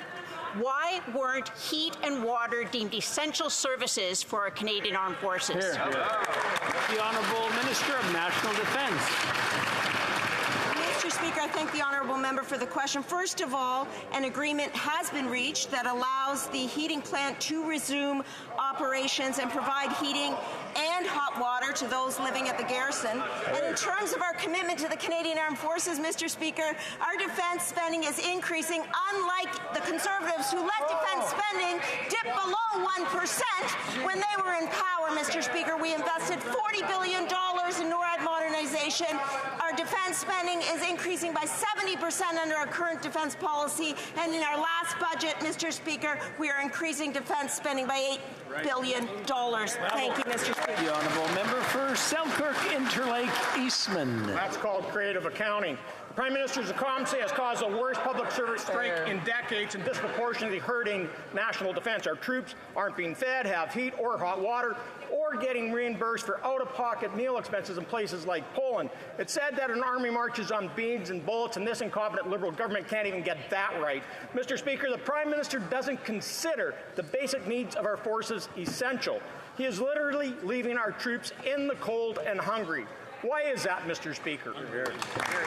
The Honourable Minister of National Defence. Mr. Speaker, it is somewhat surprising when the Conservatives let defence spending dip below 1% for my honourable colleagues to suggest that we are not paying attention to what we are rightfully focused on: increasing resources for the Canadian Armed Forces, increasing defence spending, ensuring that our forces have the equipment they need to fight forest fires and floods here at home, leading the Enhanced Forward Presence Battle Group in Latvia, making sure we are a leading donor to Ukraine in its time of need, contributing in the Middle East, Mr. Speaker. The list goes on, and we will always be here for the armed forces. Thank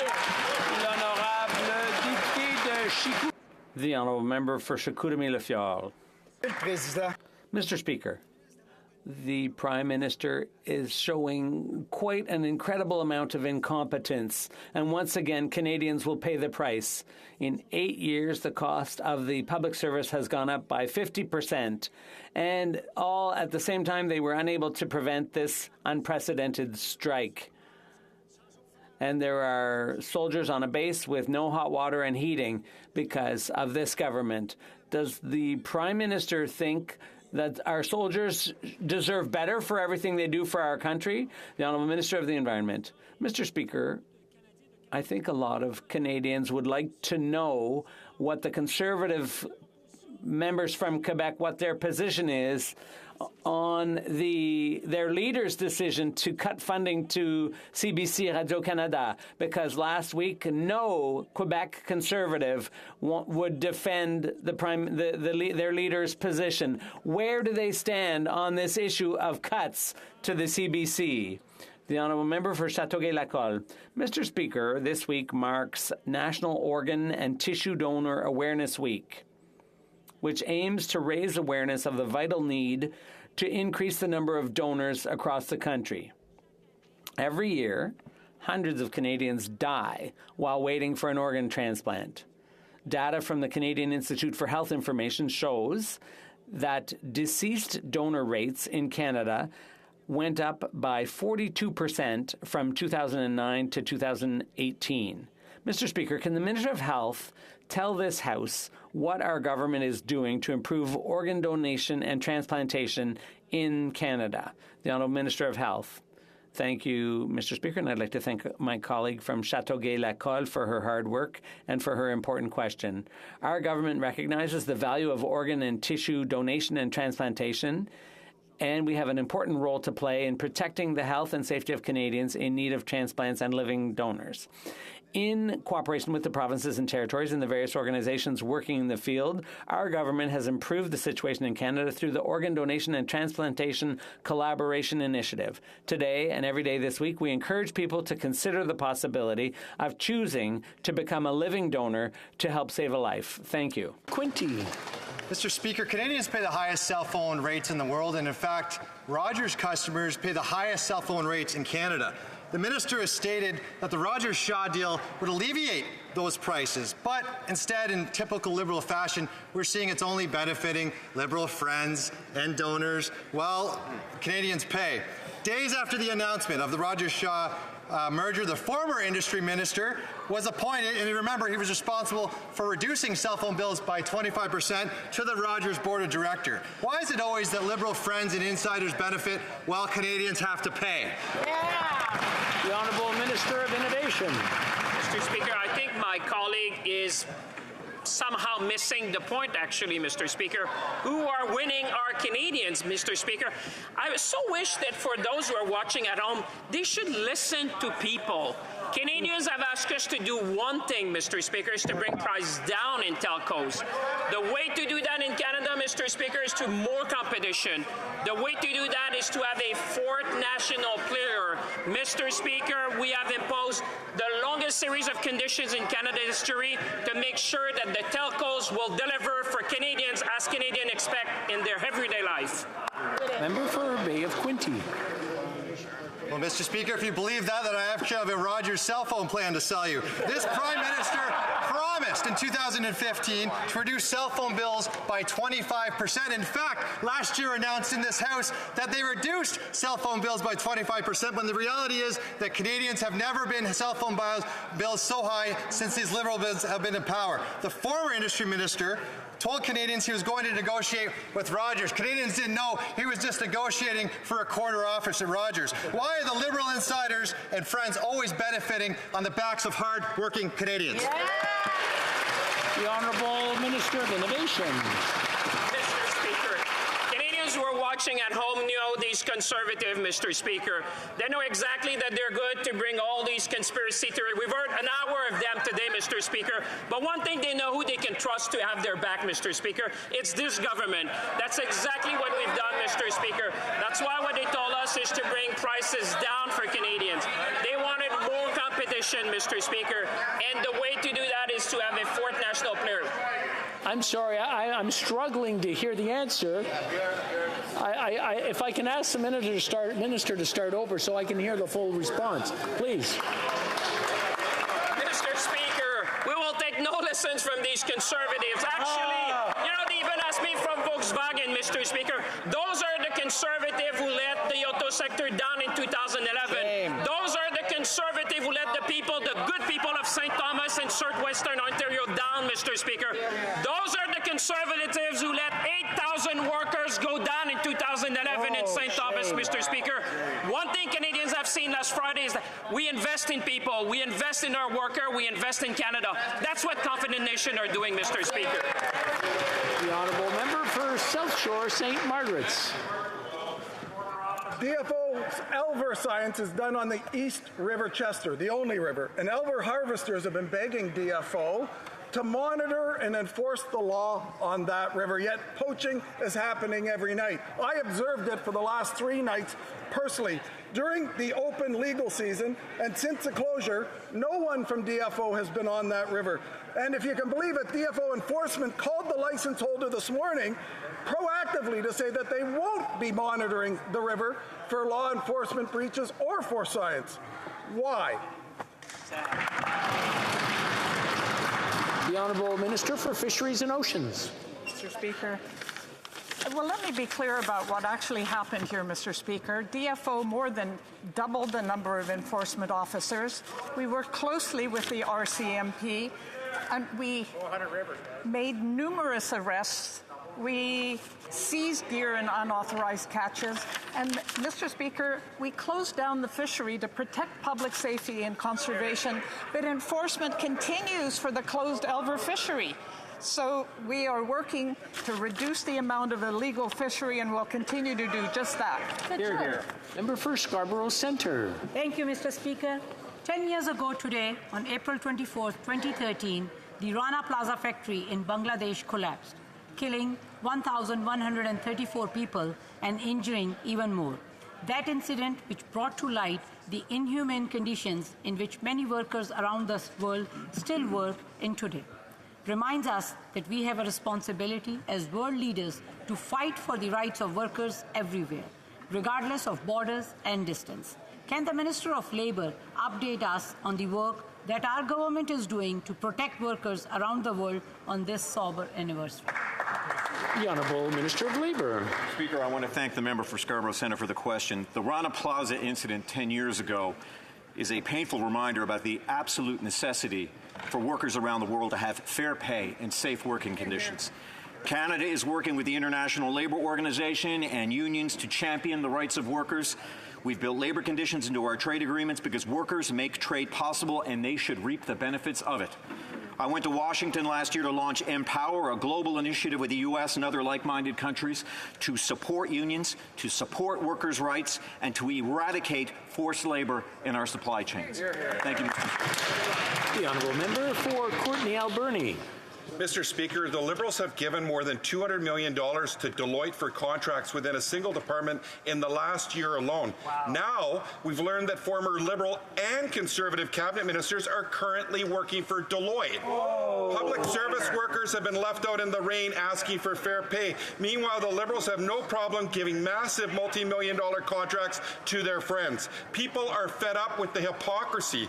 Will the minister end this reckless government outsourcing and instead get a fair deal for public service workers? The Honourable Minister for Procurement. Mr. Speaker, and thank you to the member opposite for his question.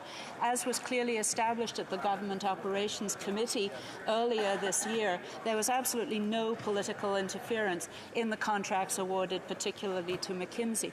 We are open and transparent as a government in the way that we award contracts, and we will continue to do so. Thank you, Mr. Speaker. The Honourable Member for Spadina, Fort York. Mr. Speaker, the situation in Sudan is rapidly deteriorating. Hundreds have been killed and thousands injured. Over 1,600 Canadians registered with Global Affairs Canada, but sadly, many more have not. Mr. Speaker, the fighting's intense. Food and water supplies are limited. Canada has evacuated its embassy and suspended consular services. We know Canada is trying to work out an evacuation plan with like-minded countries. Can a minister inform this House? How's that coming along? Advising people to shelter in place with no embassy, food, or water is not a viable solution. The Honourable Parliamentary Secretary. Thank you, Mr. Speaker, and I want to very much thank the honourable member for raising that important question. It took a long time today to get us out of the weeds and into a very life-threatening situation. The situation in Sudan is changing by the minute. The minister is in constant conversation with her counterparts around the world. I want to take a moment to thank our diplomats who have been courageous and working extremely hard. They have now been removed from the embassy. The embassy is closed. However, they continue to work to support support both Canada's efforts at engaging in peace as well as helping Canadians. If anyone has a Sudanese Canadian friend, please make sure they register with HoC so that we can help them immediately. Thank you, Mr. Speaker. I'm afraid that's all the time we have for question period today. It being 3:13, pursuant to order made on Thursday, June 23, 2022, the House will now proceed to the taking of the deferred recorded division on the motion at the second reading stage of Bill C-27. Convoquez les députés. Call in the members.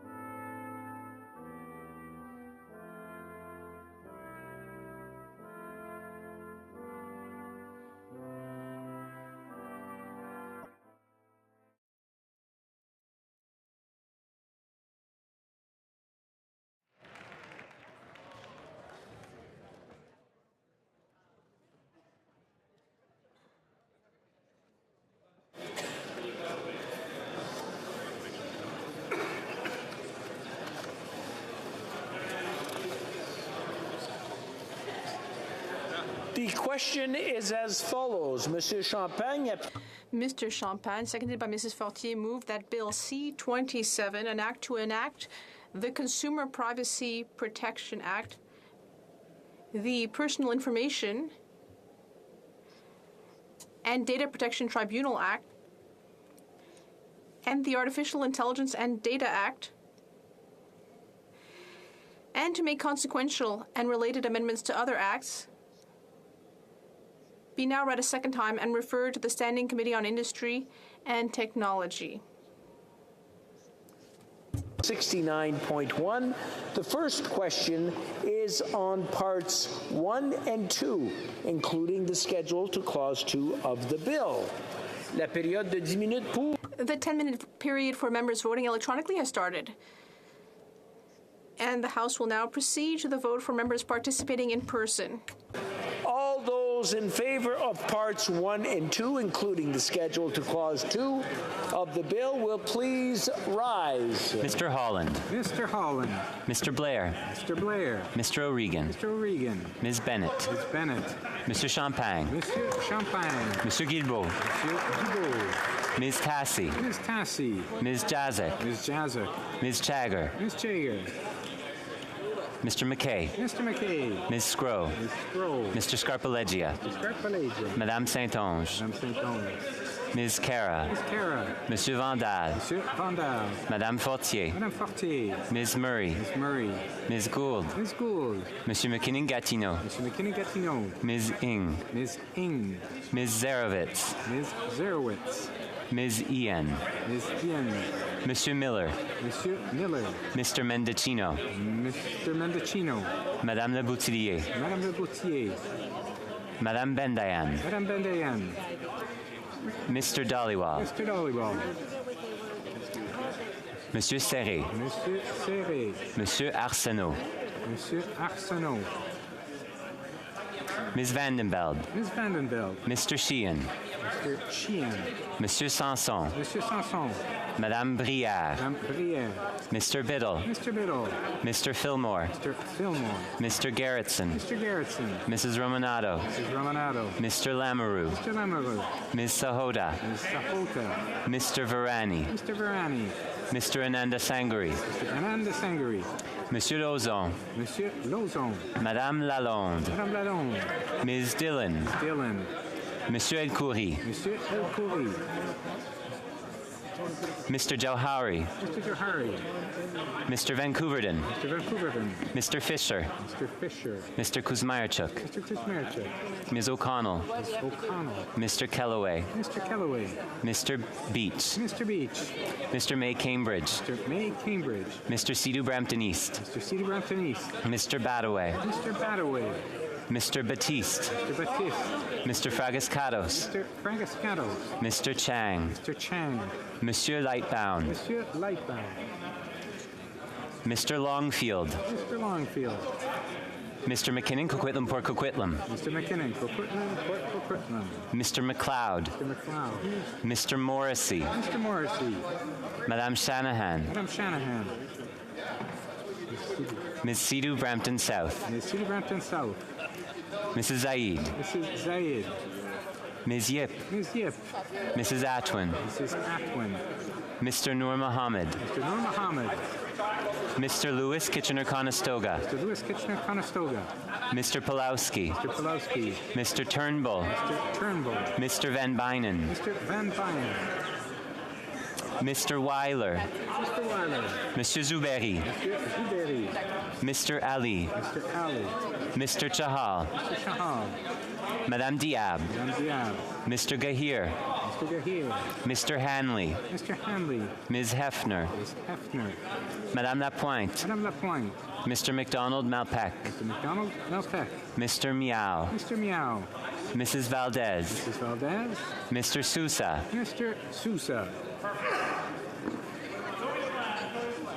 Monsieur Terrien, Monsieur Terrien, Monsieur Villemur, Monsieur Villemur, Madame de Bellefeuille, Madame de Bellefeuille, Monsieur Fortin, Monsieur Fortin, Monsieur Barsalou Duval, Monsieur Barcelo Duval, Madame Gaudreau, Madame Godreau, Madame Larouche, Madame Larouche, Monsieur Plamondon, Monsieur Plamondon, Madame Vignola, Madame Vignola, Monsieur Savard-Tremblay, Monsieur Savard Tremblay, Monsieur Lemire, Monsieur Lemire, Madame Saint-Clair Degagné, Madame Saint-Clair de Gagné, Monsieur Trudel, Monsieur Trudel, Madame Bérubé, Madame Bérubé, Monsieur Désilé, Monsieur Désilé, Mr. Julian, Mr. Julian, Mr. Massey, Mr. Massey, Mr. Cannings, Mr. Cannings, Ms. Kwan, Ms. Kwan, Mr. Garrison, Mr. Garrison, Ms. Blaney, Ms. Blaney,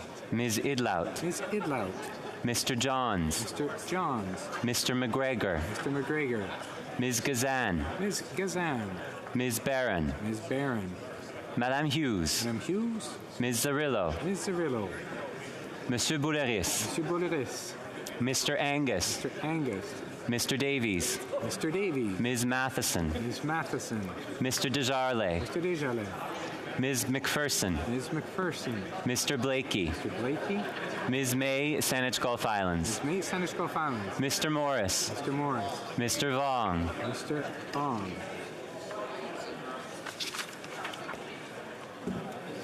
All those opposed to parts 1 and 2, including the schedule to clause 2 of the bill, will please rise. Mr. Scheer, Mr. Scheer, Mr. Doherty, Mr. Doherty, Mr. Bazan, Mr. Bazan, Mr. Kimmich, Mr. Kimmich, Mrs. Thomas, Mrs. Thomas, Mr. Deltel, Mr. Deltel, Mrs. Stubbs, Mrs. Stubbs, Mr. Warkington, Mr. Workington, Mr. Hallan, Mr. Hallan, Ms. Lewis Haldeman Norfolk, Ms. Lewis Haldeman Norfolk, Ms. Dancho, Dancho, Mr. Barlow, Mr. Barlow, Mrs. Gray, Mrs. Gray, Mr. Moore, Mr. Moore, Mr. Baldinelli, Mr. Baldinelli, Mr. Mazer, Mr. Mazer, Mr. Lewis Essex, Mr. Lewis Essex, Mr. Jennis, Mr. Jennis, Mr. Seaback, Mr. Seaback, Mr. Ellis, Mr. Ellis, Mr. Stewart, Mr. Stewart, Monsieur Berthold, Monsieur Berthold, Mr. Duncan Stormont Dundas South Glengarry, Mr. Duncan Stromadonda, South Glengarry, Ms. Findley, Ms. Findley, Mr. Abu Taif, Mr. Abu Taif, Mr. Chong, Mr. Chong, Mrs. Kuzi, Mrs. Kuzi, Mr. Barrett, Mr. Barrett, Ms. Ferrari, Ms. Ferrari, Mr. Vidal, Mr. Vidal, Mr. Perkins, Mr. Perkins, Mr. Davidson, Mr. Davidson, Mr. Kelly, Mr. Kelly, Mr. Calkins, Mr. Calkins, Ms. Rude, Ms. Rude, Mr. Cooper, Mr. Cooper, Monsieur Martel, Monsieur Martel, Ms. Gladue. Ms. Gladue. Mrs. Roberts. Mrs. Roberts. Mr. Williams. Mr. Williams. Mr. Melillo. Mr. Melillo. Mrs. Cramp-Nyman. Mrs. Cramp-Nyman. Mr. Chambers. Mr. Chambers. Mrs. Block. Mrs. Block. Mr. Van Popta. Mr. Van Popta. Mr. Lobb. Mr. Lobb. Mr. Kitchen. Mr. Kitchen. Mr. Muse. Mr. Muse. Mr. Redicott. Mr. Redicott. Mr. Brock. Mr. Brock. Mr. Waugh. Mr. Waugh. Mr. Steinley. Mr. Steinley. Monsieur Lou. Monsieur Lou. Mr. Tucker. Mr. Tucker. Mrs. Falk, Battleford Lloydminster. Mrs. Falk, Battleford Lloydminster. Mr. Morantz. Mr. Morantz. Mr. Arnold. Mr. Arnold. Monsieur Brassard. Mr. Brassard. Mr. Williamson. Mr. Williamson. Ms. Rempel Garner. Ms. Rempel Garner. Mr. Cram. Mr. Cram. Mrs. Wagenthal. Mrs. Wagenthal. Mr. Dreeshen. Mr. Dreeshen. Mr. Currick. Mr. Currick. Monsieur Godin. Mr. Godin. Mr. Nader. Mr. Nader. Mr. Tolmie. Mr. Tolmie. Mr. Allison. Mr. Allison. Mr. Carey. Mr. Carey. Mr. McLean. Mr. McLean. Mrs. Gallant. Mrs. Gallant. Mr. Shipley. Mr. Shipley. Mr. Generou. Mr. Generou. Mr. Patzer. Mr. Patzer. Mr. Macaulay, Edmonton West. Mr. Macaulay, Edmonton West. Mr. Falk, Provencher. Mr. Falk, Provencher.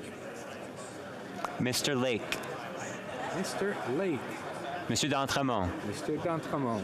Mr. Morrison. Mr. Morrison. Mr. Dowdle. Mr. Dowdle. Mr. Dalton. Mr. Dalton.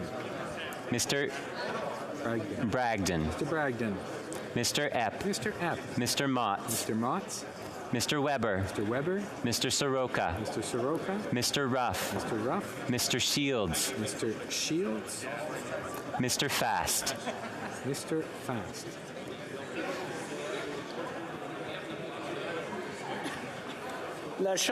The House will now wait for the electronic voting period to end before resuming its proceedings.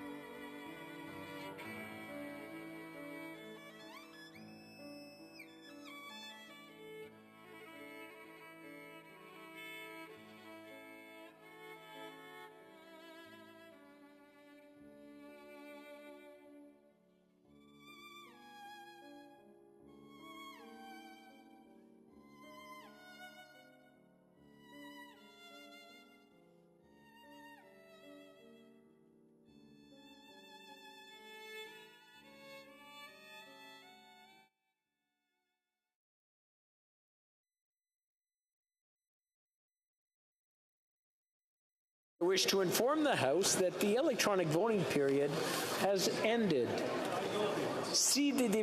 If members were not able to vote due to technical difficulties, they may now use the raise hand function and the chair will recognize them. Fonseca. I vote yea, Mr. Speaker. Fonseca, yea pour. That's it. Le bureau va maintenant. The table will now compile the results of the vote.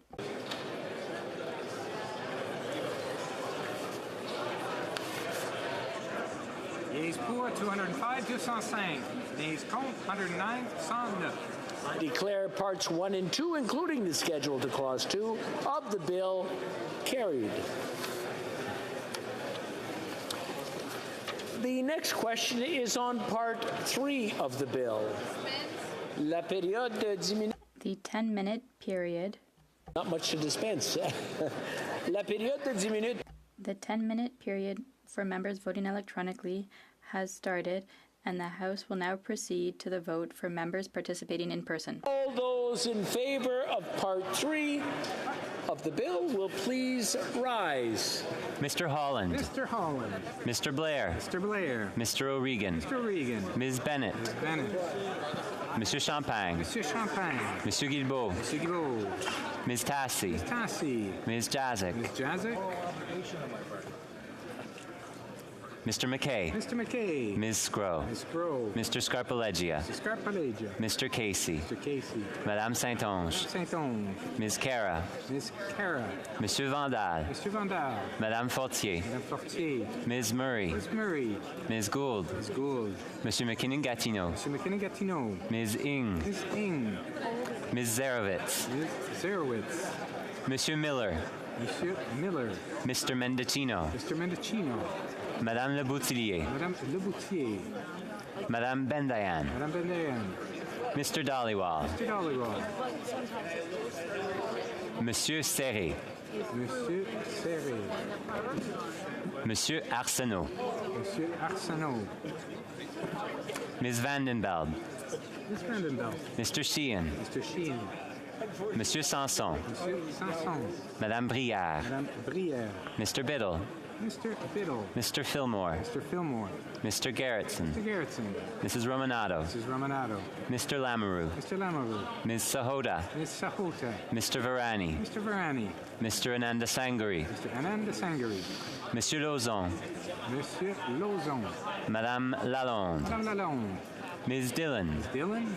Monsieur El Khoury. Monsieur El Khoury. Mr. Johari. Mr. Johari. Mr. Vancouverton. Mr. Vancouverton. Mr. Fisher. Mr. Fisher. Mr. Kuzmierchuk. Mr. Kuzmierchuk. Ms. O'Connell. Ms. O'Connell. Mr. Kellaway. Mr. Kellaway. Mr. Beach. Mr. Beach. Mr. May Cambridge. Mr. May Cambridge. Mr. Cedu Brampton East. Mr. Cedar Brampton East.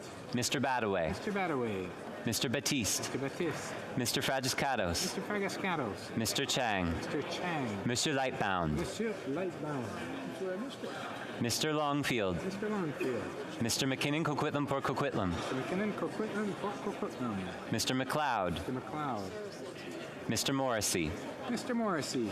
Madame Shanahan. Madame Shanahan. Mrs. Zaid. Mrs. Zaid.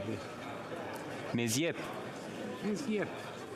Mrs. Atwin. Mrs. Atwin. Mr. Noor Mohammed. Mr. Noor Mohammed. Mr. Lewis Kitchener-Conestoga. Mr. Lewis Kitchener-Conestoga. Mr. Pulowski. Mr. Pulowski. Mr. Turnbull. Mr. Turnbull. Mr. Van Bynen. Mr. Van Bynen. Monsieur Zuberi. Mr. Zuberi. Mr. Ali. Mr. Ali. Mr. Chahal. Mr. Chahal. Madame Diab. Madame Diab. Mr. Gahir. Mr. Gahir. Mr. Hanley. Mr. Hanley. Ms. Hefner. Ms. Hefner. Madame Lapointe. Madame Lapointe. Mr. McDonald Malpec. Mr. McDonald Malpec. Mr. Miao. Mr. Miao. Mrs. Valdez. Mrs. Valdez. Mr. Sousa. Mr. Sousa. Monsieur Terrien. Monsieur Terrien. Monsieur Villemur. Monsieur Villemur. Madame de Bellefeuille. Madame de Bellefeuille. Monsieur Fortin. Monsieur Fortin. Monsieur Barsalou-Duval. Monsieur Barsalou-Duval. Madame Gaudreau. Madame Gaudreau. Madame Larouche. Madame Larouche. Monsieur Plamondon. Monsieur Plamondon. Madame Vignola. Madame Vignola. Monsieur Savard-Tremblay. Monsieur Savard-Tremblay. Monsieur Lemire. Monsieur Lemire. Madame Saint-Clair-de-Gagné. Madame Saint-Clair-de-Gagné. Monsieur Trudel. Monsieur Trudel. Madame Bérubé. Madame Bérubé. Monsieur Désilé. Monsieur Désilé. Mr. Julian. Mr. Julian. Mr. Massey. Mr. Massey. Mr. Cannings. Mr. Cannings. Ms. Kwan. Ms. Kwan. Mr. Garrison. Mr. Garrison. Ms. Blaney. Ms. Blaney. Ms. Idlout. Ms. Idlout. Mr. Johns. Mr. Johns. Mr. McGregor. Mr. McGregor. Ms. Gazan. Ms. Gazan. Ms. Barron. Barron. Madame Hughes. Madame Hughes. Ms. Zarillo. Ms. Zarillo. Monsieur Bouleris. Monsieur Bouleris. Mr. Angus. Mr. Angus. Mr. Davies. Mr. Davies. Ms. Matheson. Ms. Matheson. Mr. Desjardins. Mr. Desjardins. Ms. McPherson. Ms. McPherson. Mr. Blakey. Mr. Blakey. Ms. May, Saanich Gulf Islands. Ms. Saanich Gulf Islands. Mr. Morris. Mr. Morris.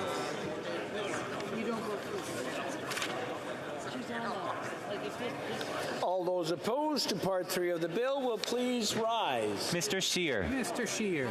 Mr. Doherty. Mr. Doherty. Mr. Bazan. Mr. Bazan. Mr. Commit. Mr. Commit. Mrs. Thomas. Mrs. Thomas. Mr. Deltel. Mr. Deltel. Mrs. Stubbs. Mrs. Stubbs. Mr. Workington. Mr. Workington. Mr. Hallan. Mr. Hallan. Ms. Lewis Haldeman Norfolk. Ms. Lewis Haldeman Norfolk. Ms. Dancho. Ms. Dancho. Mr. Barlow. Mr. Barlow. Mrs. Gray. Mrs. Gray. Mr. Moore. Mr. Moore. Mr. Baldinelli. Mr. Baldinelli. Mr. Mazer. Mr. Mazier. Mr. Lewis Essex. Mr. Lewis Essex. Mr. Jennis. Mr. Jennis. Mr. Seaback. Mr. Seaback. Mr. Ellis. Mr. Ellis. Mr. Stewart. Mr. Stewart.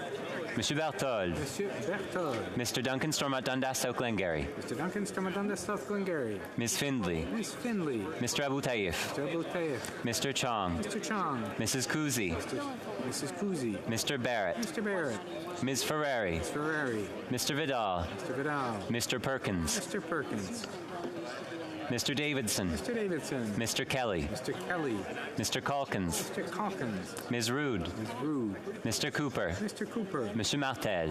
Monsieur Martel. Ms. Gladue. Ms. Gladue. Mrs. Roberts. Mrs. Roberts. Mr. Williams. Mr. Williams.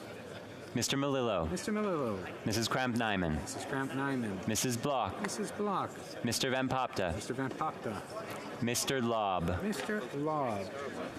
Mr. Kitchen. Mr. Kitchen. Mr. Muse. Mr. Muse. Mr. Redicott. Mr. Redicott. Mr. Brock. Mr. Brock. Mr. Waugh. Mr. Waugh. Mr. Steinley. Mr. Steinley. Mr. Lou. Mr. Lou. Mr. Godin. Mr. Godin. Mr. Tucker. Mr. Tucker. Mrs. Falk, Battleford Lloydminster. And Mrs. Falk, Battleford Lloydminster. Mr. Morantz. Mr. Morantz. Mr. Arnold. Mr. Arnold. Monsieur Brassard. Mr. Brassard. Mr. Williamson. Mr. Williamson. Ms. Rempel Garner. Ms. Rempel Garner. Mr. Cram. Mr. Cram. Mrs. Wagenthal. Mrs. Wagenthal. Mr. Dreesen. Mr. Dreesen. Mr. Couric. Mr. Couric. Mr. Nader. Mr. Nader. Mr. Tolmie. Mr. Tolmie. Mr. Allison. Mr. Allison. Mr. Carey. Mr. Carey. Mr. McLean. Mr. McLean. Mrs. Gallant. Mrs. Gallant. Mr. Shipley. Mr. Shipley. Mr. Generou. Mr. General. Mr. Patzer. Mr. Patzer. Mr. Macaulay, Edmonton West. Mr. Macaulay, Edmonton West. Mr. Falk, Provencher. Mr. Falk, Provencher. Mr. Morrison. Mr. Morrison. Mr. Dowdle. Mr. Dowdle. Mr. Dalton. Mr. Dalton. Mr. Bragdon. Mr. Bragdon. Mr. Epp. Mr. Epp. Mr. Motts. Mr. Motts. Mr. Weber. Mr. Weber. Mr. Soroka. Mr. Soroka. Mr. Vierson. Mr. Vierson. Mr. Ruff. Mr. Ruff. Mr. Shields. Mr. Shields. Mr. Fast. Mr. Fast. Mr. Vong. Mr. Vong.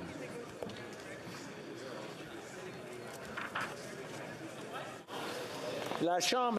The House will now wait for the electronic voting period to end before resuming its proceedings.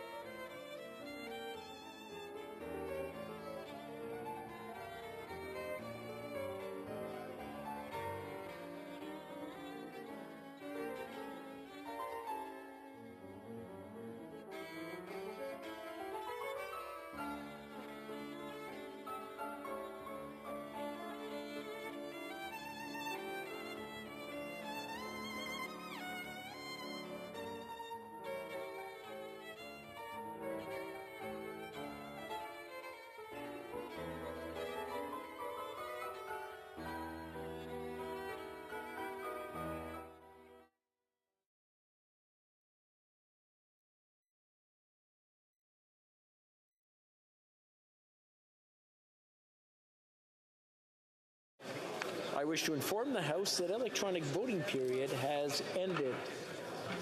Si des députés If members were not able to vote due to technical difficulties, they may now use the raise hand function, and the chair will recognize them. Mr. Fonseca. Speaker, I vote yay. Pour.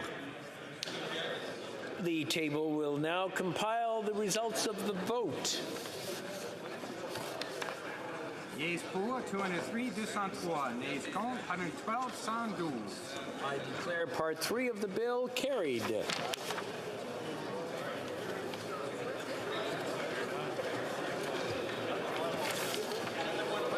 The House has agreed to the entirety of Bill C-27, an act to enact the Consumer Privacy Protection Act, the Personal Information Data Protection Tribunal Act, and the Artificial Intelligence and Data Act, and to make consequential and related amendments to other acts at the second stage reading.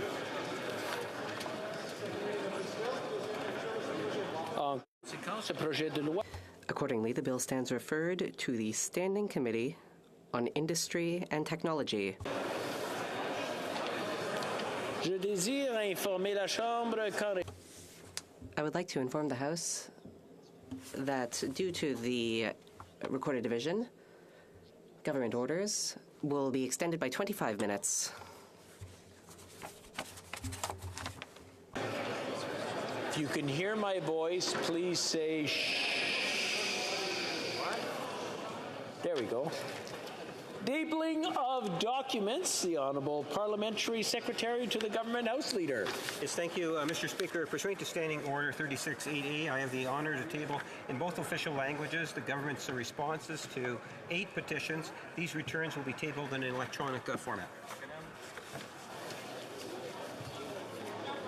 Introduction of government bills. Déclaration des Statements by ministers. Reports from interparliamentary delegations. Presenting reports from committees. That was half French and half English. Let me start over again. Presenting reports from committees. The Honourable Member for Scarborough-Gilwood. Thank you, Mr. Speaker. I did understand it the first time around.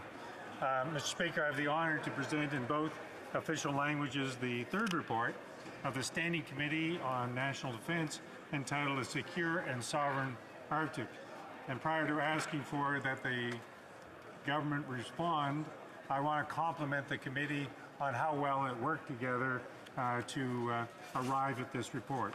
So with that, I'm going to give it to the page. Thank you, Mr. Speaker. Presenting reports from committees, the Honourable Member for Willowdale. To present in both official languages the 13th report of the Standing Committee on Foreign Affairs and International Development in relation to Bill C-281, an act to amend the Department of Foreign Affairs Trade and Development Act, the Justice for Victims of Corrupt Foreign Officials Act, the Broadcasting Act, and the Prohibiting Cluster Munitions Act. The committee has studied the bill and pursuant to Order 97.1 Sub 1 requests a 30-day extension to consider it. Thank you, Mr. Speaker. Pursuant to Standing Order 97.13A, a motion to concur in the report is deemed moved, the question deemed put, and a recorded division deemed demanded and deferred pursuant to order made on Thursday, June 23rd, 2022. The recorded division stands deferred until Wednesday, April 26th, 2023, at the expiry of the time provided for oral questions. Presenting reports from committees, the Honourable Member for Waterloo. Thank you, Mr. Speaker. Today we celebrate Vaisakhi on the Hill. We had the final prayer of the Akhand Path that commenced on Saturday. This is the continuous recitation of the Guru Granth Sahib Ji. To all who celebrate, I just want to wish them a happy Vaisakhi. With that, Mr. Speaker, I have the honour to present in both official languages the following reports of the Standing Committee on Procedure and House Affairs. The 34th, 35th, 36th, and 37th reports of the Standing Committee on Procedure and House Affairs. The committee is requesting an extension for the consideration of objections to the reports of the Federal Electoral Boundaries Commission for Quebec, Alberta, British Columbia, and Ontario. The committee is requesting that the deadline be extended to June 9th, 2023, and if the House gives its consent, I intend to move concurrence in the 34th, 35th, and 36th, 37th reports later today. And Mr. Speaker, you have responded to confirm that if the House is not sitting when the reports come back, that you will ensure that members receive those reports. And I think that will help with the due diligence that was needed to have concurrence. And while I'm on my feet, conformément au mandat que lui confère. Pursuant to the standing orders, I have the honor to present in both official languages the 38th report of the Standing Committee on Procedure and House Affairs regarding the membership of standing and standing joint committees of the House. I would like to move concurrence of the 38th report later today, and just to make that a little bit easier, we'll combine all those reports together. Thank you, Mr. Speaker. All opposed? Oh, one moment. We will actually circle back to that. Members' bills. Première lecture de projet de... First reading of Senate public bills.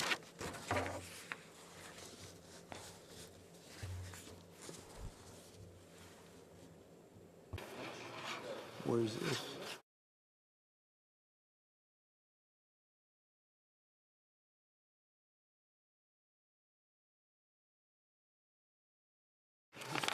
Okay.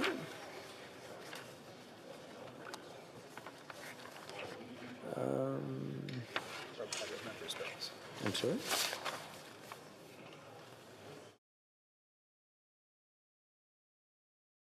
Le projet de loi d'intérêt public émanant du Sénat. Senate public bills. The honourable member for Waterloo.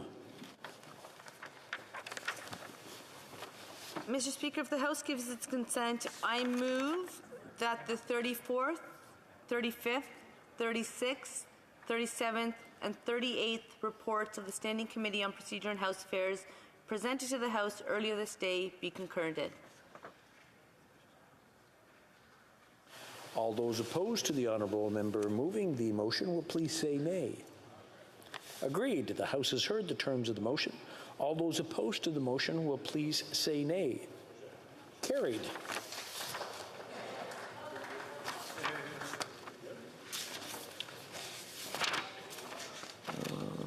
Motions.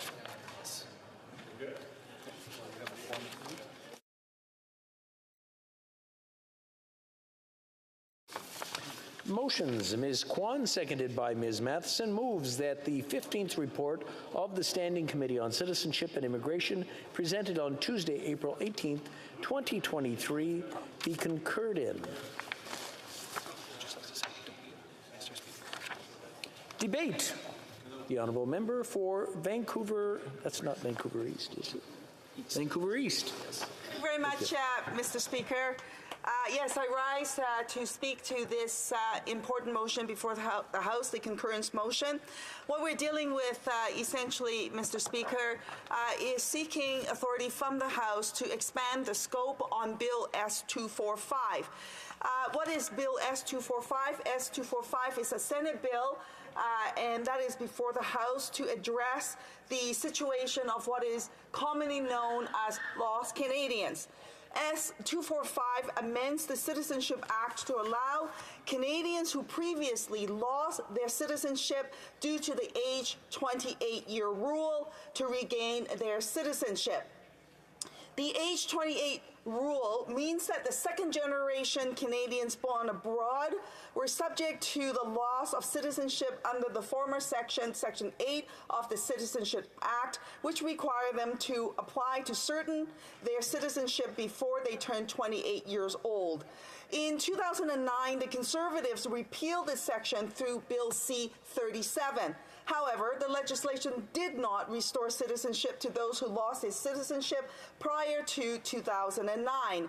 This oversight created major problems for many Canadians as they somehow could lose their citizenship status as they turn 28. Many of them actually didn't even know that that was the situation that they were faced with. It was only upon applying for example, their passport, that they realized that they have lost their citizenship. So Bill S-245 seeks to fix the age 28 rule, and however, the rule does not address other situations where Canadians have lost their citizenship. The archaic provisions of the Citizenship Act that has resulted in many other lost Canadians, and New Democrats seeks to actually fix this problem. Mr. Speaker, 14 years ago, Bill C-37 passed in this House and came into force, and as a result of that, many people lost their citizenship rights, and in fact, it created a scenario where Canada's Citizenship Act for this group of lost Canadians, in many ways, is not charter compliant. And for decades, some Canadians have found themselves even to be stateless due to a number of these archaic immigration laws. In 2007, the UN magazine Refugees listed Canada as one of the top offending countries for making their own people stateless. In 2009, as I mentioned, the Conservatives said that they were going to fix the lost Canadian issues with Bill C-37. Sadly, this did not happen. Worse still, the Conservatives created a brand new group of lost Canadians. And today we have an opportunity before us to fix that. S-245, the bill that was introduced by Senator Martin, is now before the Committee for Citizenship and Immigration. And the bill aims to address this group of lost Canadians due to the age 28-year rule. Now, I want to be very clear, Mr. Speaker, that the NDP wholeheartedly support ensuring that those who one day woke up and found themselves without Canadian status are made whole. This absolutely needs to be done. However, it is the NDP's strongest view that the scope of S-245 is too narrow, and that the NDP wants to seize this opportunity to fix the lost Canadian issues once and for all. Currently, there is a large group of Canadians who are deemed to be second-class citizens due to the Conservatives' first-generation cutoff rule brought on by the Harper administration in 2009. Bill C-37 ended the extension of citizenship to second-generation born abroad by stripping their right to pass on citizenship to their children if they were born outside of Canada. The Canadian government has caused undue hardship to many families. For some, it means separating children from parent. Some even find themselves stateless. I spoke with Patrick Chandler, a Canadian, while born abroad, spent most of his life in Canada.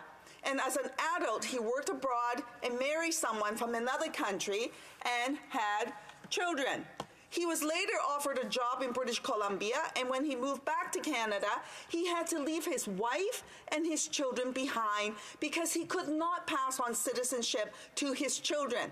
He had to go through an arduous process to finally reunite with them a year later.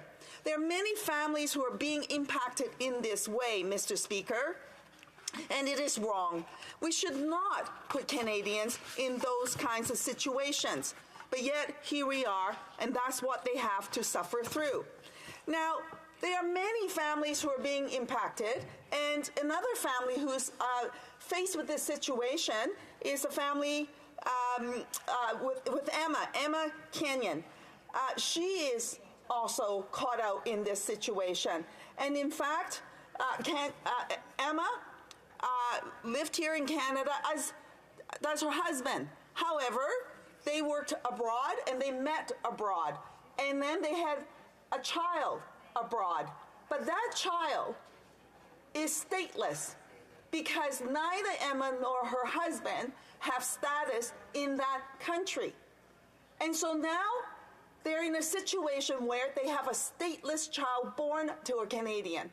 This is so wrong, Mr. Speaker, and we need to fix this problem. Now, immigration actually at the time said to them that before your child was born, you have a choice. You can actually travel back to Canada and have your child be born in Canada. Now, this, of course, didn't make any sense. It was during the COVID period where basically it was unsafe for her to travel. And if she did travel back to Canada, she would be without a family doctor, a gynecologist to care for her pregnancy. None of that made any sense. But that's what she was told to do. Now, of course, she did not risk the birth of her child in that situation. She did not risk her own health either. And as a result, her child was born abroad and now in a stateless situation. And it should never have been this way. Families are so frustrated with these archaic laws, immigration laws, and especially with the stripping of the rights of immigrants having children born abroad.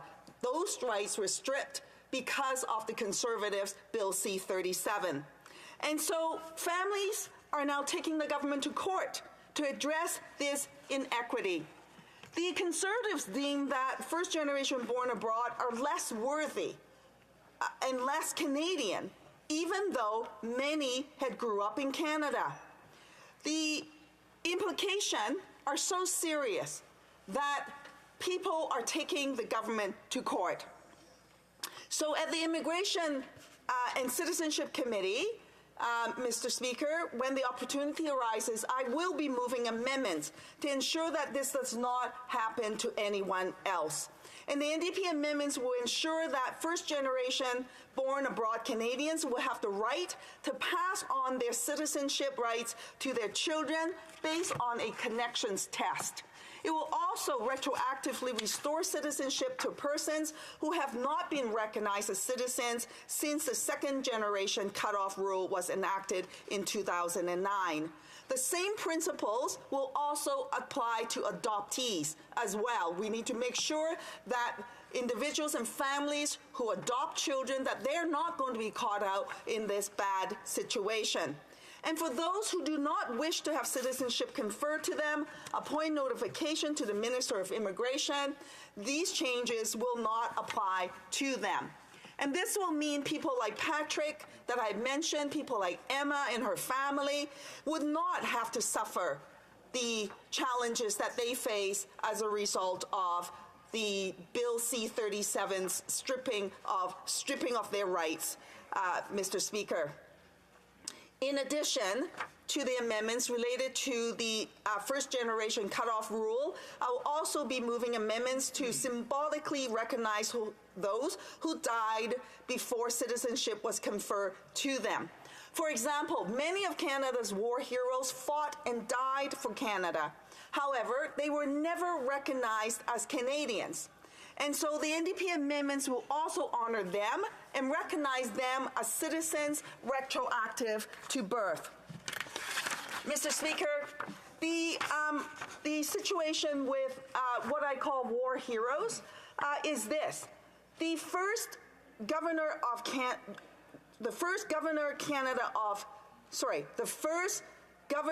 General of Canada in 1867, right after Confederation, said, and I quote, "We've just created a new nationality called Canadian citizenship," end quote. Yet according to Canada's immigration laws, Canadian citizenship did not exist prior to January 1st, 1947.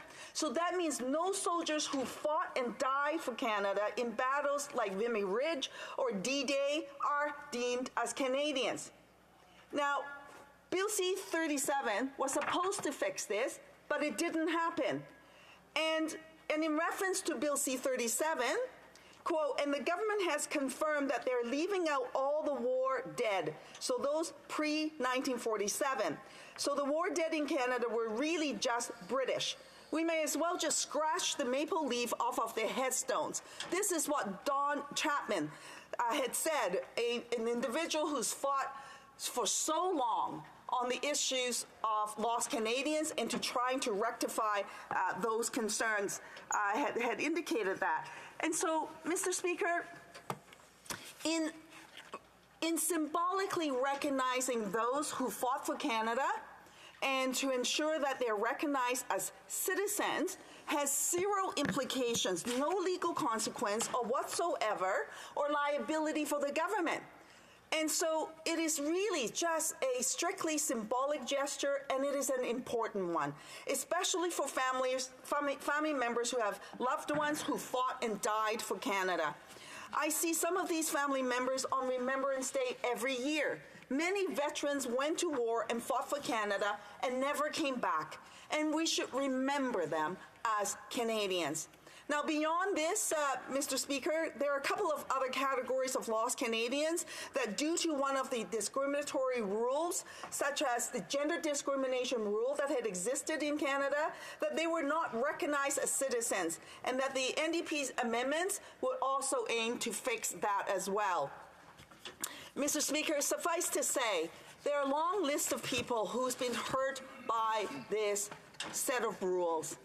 And successive governments have said they would fix it, but it never came to be. And now we have a chance to actually do that work. And it is important that we do that work now, Mr. Speaker. And the Conservatives, I fear, though, will actually not support this effort. At committee, when the senator was before us to talk about this bill, and when the sponsor of the bill was before us to talk about this at committee, they indicated that they wanted to just ensure the bill is left as is, that it only addressed the 28-year rule and not deal with the other categories of lost Canadians. And to me, that is wrong. Their argument is to say it's too complicated, that we don't have time, that if the matter goes back before the Senate, then an election might be called, and the bill might just die. Now, that's, of course, if the Conservatives want that to happen. Or we can actually work together collaboratively to say that we're going to fix this problem once and for all for the lost Canadians. We want to make sure people like Emma Kenyon, whose child was born stateless, is never going to be in that situation for other families. We can actually make that happen by amending the bill. Mr. Speaker, I know that Conservative members will say, even the leader will say, that they support the immigrant community, that they're there for them. Well, if they're there for them, first off, I would say this. Bill C-37 should never have stripped them of their right, should never have stripped immigrants who became Canadians, such as myself, and that if I had a child born abroad, that my child would have citizenship conferred to them. The Conservatives took that away. Then we have a chance today to fix that, to say immigrants such as myself would be able to have the same rights as those who were born in Canada and be able to pass on their citizenship rights to their children if their children were born abroad. Now, Mr. Speaker, to be sure that there's a connection between individuals like that, we can and put forward a connections test, such as, for example, having been in Canada for 1,095 days, which happens to be, by the way, the same number of days that for people to get their citizenship through the Citizenship Act. We can put in provisions like that to ensure that there's a clear connection between them and Canada. There's no reason why to say, no, we're not going to do any of this. We're just going to strip you of your rights and not recognize them. So let's fix this once and for all, Mr. Speaker. Questions and comments? Questions et commentaires? Questions and comments? All right, l'honorable député de Shefford. The honourable member for Shefford. Thank you, Mr. Speaker. I'd like to thank my colleague for her speech.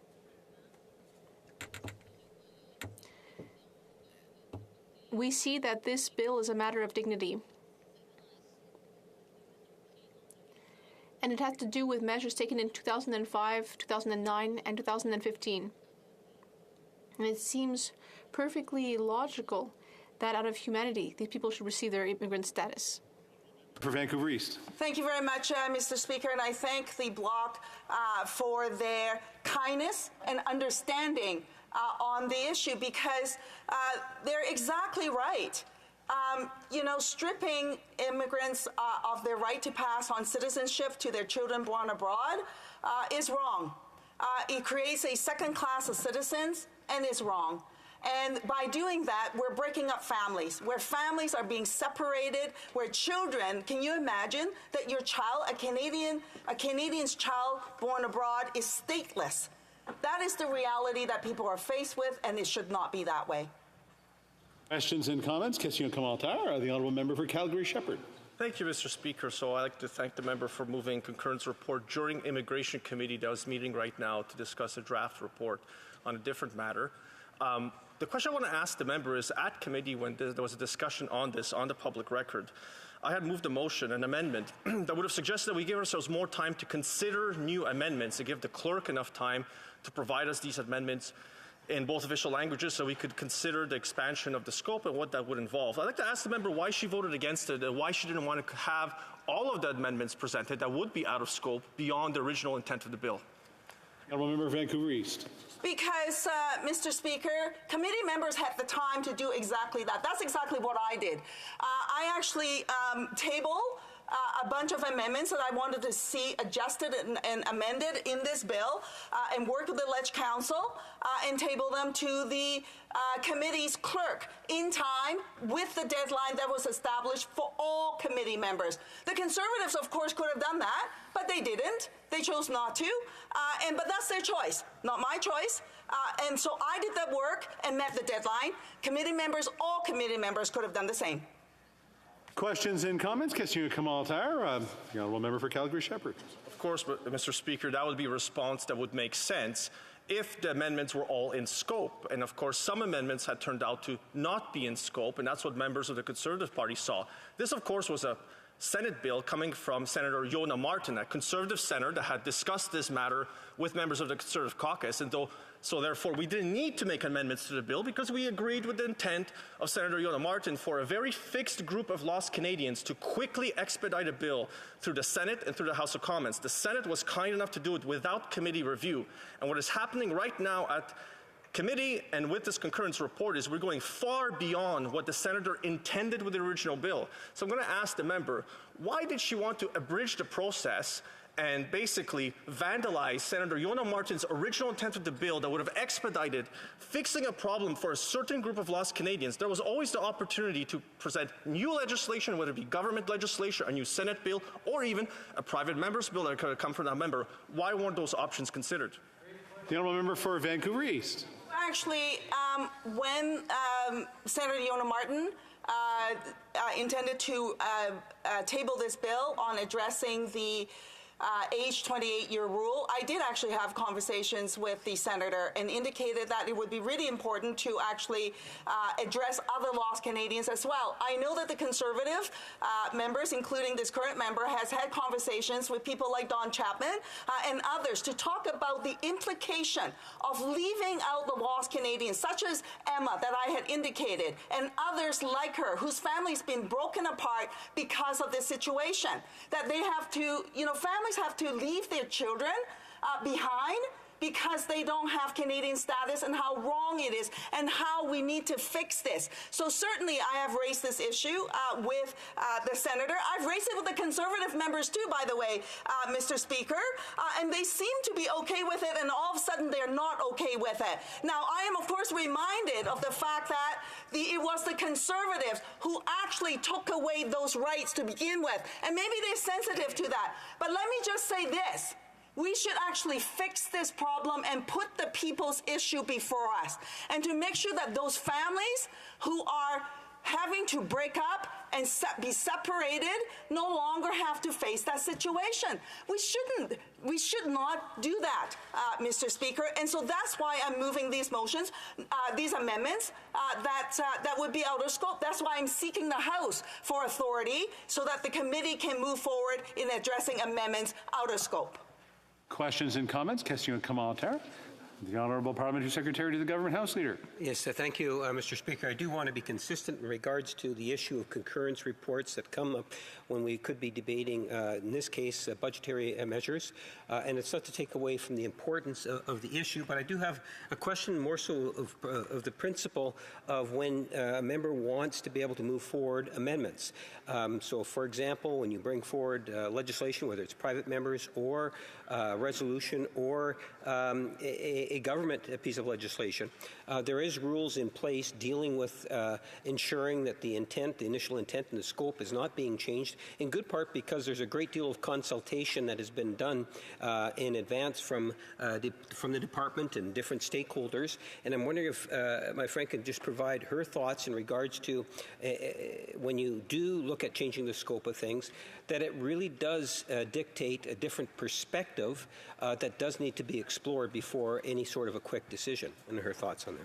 Member for Vancouver East. Well, thank you very much, Mr. Speaker. Of course, I've been working in collaboration with government members on this, including the Minister's Office, because the situation is such that those who are impacted with these Lost Canadian rules are suffering. Suffering to the point where people are in such distress. Can you imagine having a newborn baby, stateless, to two Canadian parents? But that is the reality of what they're faced with. And so we had witnesses who came before committee, and the witnesses all say that we need to fix this, that we need to make sure that these lost Canadians are made whole. So at the committee, I was very open and forthcoming to indicate that this is what we need to do, and that amendments needs to be brought forward to address this. And we then talked about what some scenarios, how these amendments could address some of these issues and what that could look like. Questions and comments? Question commentaire. The Honourable Member for London Fanshawe. Thank you, Mr. Speaker, and I want to thank my honourable colleague for bringing this forward to the House today. She spoke a lot about some of the folks that are going through this very difficult situation caused by previous governments' laws and regulations. Could she talk more specifically about what someone who faces that state of or that statelessness experiences? What will Emma's child have to go through as part of that scenario? Thank you, Mr. Speaker. The Honourable Member for Vancouver East. Thank you very much, Mr. Speaker, and thank you very much to my colleague for that question. So if you are a person stateless, that means you don't have status in the country that you were born in, because in that country, in this instance, both the parents do not have status there, so therefore that child does not have status in that country. And then back here in Canada, they also don't have status. So the child is in the middle of nowhere. And meanwhile, if the parents were to move to Canada, which is what they want to do, they cannot bring their child with them. Can you imagine what that situation is like? And even if they did, Mr. Speaker, were able to bring the child to Canada, without status, they would not be able to get into education. They won't be able to get medical care like any other Canadian would be able to. And that's why these laws need to be changed. They were wrong when immigrants were stripped of those rights, and we need to make them whole, and we need to do it now. Continuing debate, the Honourable Parliamentary Secretary to the Minister of Families, Children and Social Development. Oh, I have a point of order from the Honourable Minister for Northern Ontario. Southern Ontario. Southern Ontario, there you go. Mr. Speaker, I'm tabling government responses to question numbers 1302 to 1315. Thank you for tabling. Again, the Parliamentary Secretary to the Minister of Families, Children and Social Development. Thank you, Mr. Speaker, and to my colleagues in the chamber today. I'm pleased to be here today to speak to the motion to concur in the 15th report from the Standing Committee on Citizenship and Immigration with regards to expanding the scope of Bill S245, which seeks to address lost Canadians. While the bill is well intended in its aim to address the remaining lost Canadians as drafted, it falls short of correcting what I see as the key challenges on this file. As a matter of fact, it's something that I spoke to in our first debates on this bill when it came to the House. But before outlining the concerns that I have with Bill S245 is written, I will briefly touch on the circumstances that led to the emergence of Lost Canadians. The requirements and complexities of the first Canadian Citizenship Act of 1947 and former provisions of the current Citizenship Act created cohorts of people who lost or never had citizenship status. They are referred to as Lost Canadians. To address this issue, changes to citizenship laws that came into force in 2009 and 2015 restored status or gave citizenship for the first time to the majority of Lost Canadians. Before the 2009 amendments, people born abroad beyond the first generation, that is, born abroad to a Canadian parent who was also born abroad, were considered Canadian citizens at birth, but only until they turned 28 years old. This is sometimes referred to as my colleague mentioned previously, the age 28 rule. If one of these individuals did not apply to retain their citizenship before they turned 28, they would automatically lose it. Some people were not even aware that they had to meet these requirements and lost their citizenship unknowingly. These people who lost their citizenship because of this rule are often referred to as the last cohort of Lost Canadians. And since we began this debate in the chamber, many of them have written to me and to other members of the Immigration Committee. To prevent future losses, the age 28 rule was repealed in 2009. At the same time, the law was changed to establish a clear first-generation limit to the right to automatic citizenship by descent. This means that today, any child born outside Canada to a Canadian parent is a Canadian citizen from birth if they have a parent who is either born in Canada or was naturalized as a Canadian citizen. Unlike the former retention provisions of the Citizenship Act, that child does not need to do anything to keep Canadian citizenship.